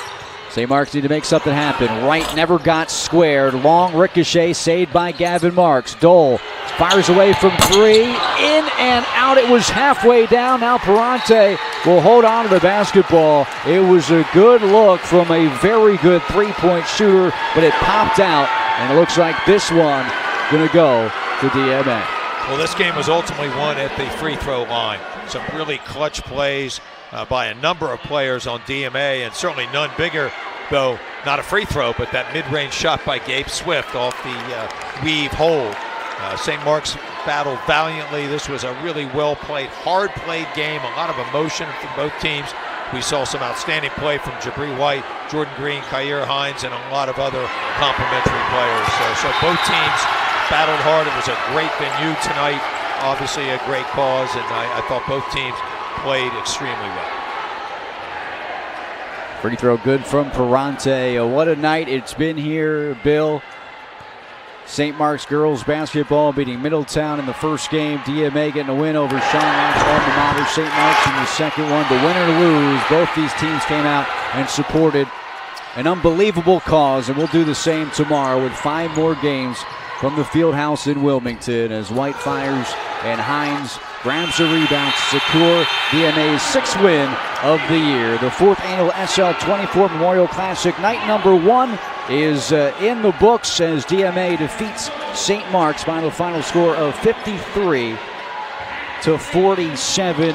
And we've had a whole lot of fun tonight. Can't wait for everyone to come back out tomorrow night as we continue raising funds and awareness for one of the best causes you'll find, the SL24 UnLocke the Light Foundation, dedicated to unlocking students' light, providing resources for those struggling with depression, self-injury, and suicide. And just so proud that I get to share in tonight's broadcast with you, Bill, and what a fun night it'll be. I know it'll be the same tomorrow. Well, it was a great pleasure with working with you, Scott, but even more importantly, working for this cause. Chris Locke, a dear friend of mine, Sean Locke, a player that I coached and then became very friendly with after he graduated college. A terrific young man.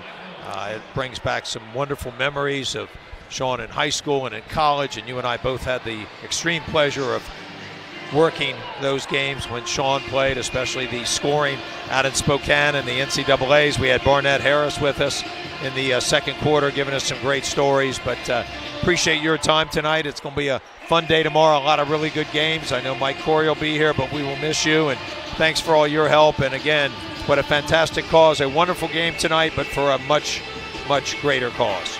And as we wrap up the first night of the 4th annual SL24 Memorial Classic, let's once again remember why we are here to remember Sean Locke and to help others that are battling with depression the same way that he was. The SL24 UnLocke the Light Foundation has put on an incredible basketball event once again here at the Chase Fieldhouse, and Sean would have absolutely loved every three-pointer, every box out, every point scored tonight. He would have loved people coming together to watch the game he loves so dearly, but he is not here tonight, unfortunately. So in his honor and memory, the SL24 UnLocke the Light Foundation is dedicated to unlocking students' lights by providing resources for those struggling with depression, self-injury, and suicide. We lost Sean too early, but because of him, 43 people have walked into Sean's house in a suicidal situation and got the help they needed to walk out alive. Because of Sean, over 1,300 young adults struggling with mental health and depression have had the courage to get the help they need in over 6,000 visits. So if you're watching now, or if you see this on replay, think about helping. If you're in the financial position to do so, not all of us are, and that's okay too. But at the very least, tonight or tomorrow, look at your phone, find a name you haven't talked to in a while. Might seem awkward, might be out of the blue, but you text that person, or you call that person, you ask them how they were doing, and let them know you care about them. That small interaction, that simple connection, may make all the difference in someone's life. It's what the SL24 UnLocke the Light Foundation does every single day. They are there. I'm so very honored to get to be a very small part of this event and talking to a microphone for a few hours on a Friday night. But tomorrow, the next day, the day after that, Sean's house will be open and changing lives all year round. It's been an amazing first night of basketball, but it's only the beginning. 5 more games tomorrow from the Chase Fieldhouse. So for Sean, because of Sean, tomorrow we'll keep showing up, no matter what. And we know you will too. For the SL24 UnLocke the Light Memorial Classic, I'm Scott Klatskin. We'll see you tomorrow.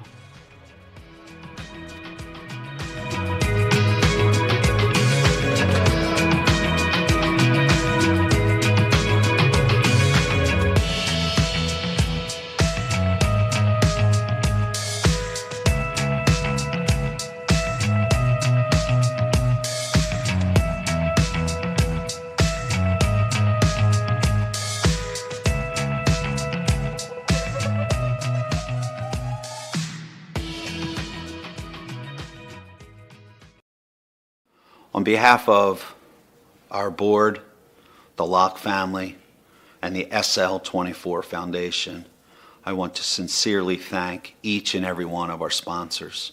Through your kindness and your constant generosity, we are able to fund Sean's house. We are able to provide the necessary tools needed to save people's lives.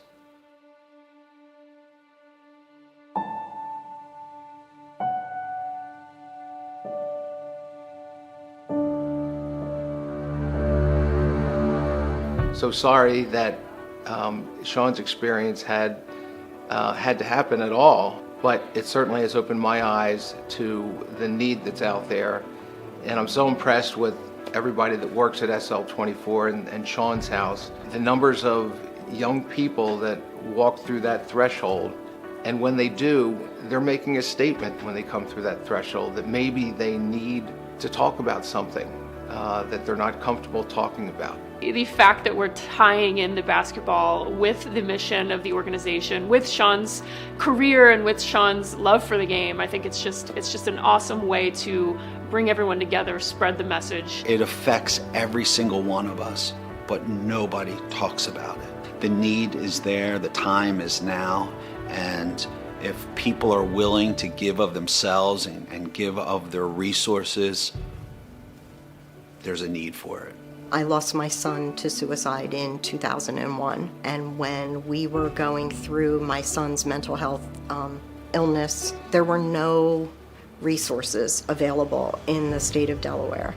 Because of the lack of resources is when we lost him to suicide. When I met Chris through a mutual friend and he explained to me about Sean's house, I can very specifically remember thinking, about a time when I drove my son to a therapy appointment and he refused to get out of the car. I could only think to myself, if only there was a Sean's house in 2001 where Jeremy wouldn't feel like there was something wrong with him. This is no longer about Sean. It's much bigger than Sean. And I just want to thank everybody who has contributed to this event, just attending it. Thank you for allowing your kids to participate in this event. And let's all come together and unlock the light for each other. You're giving money to save a life. It's going to help the kids. If you can be a part of that, saving a kid's life is an important thing.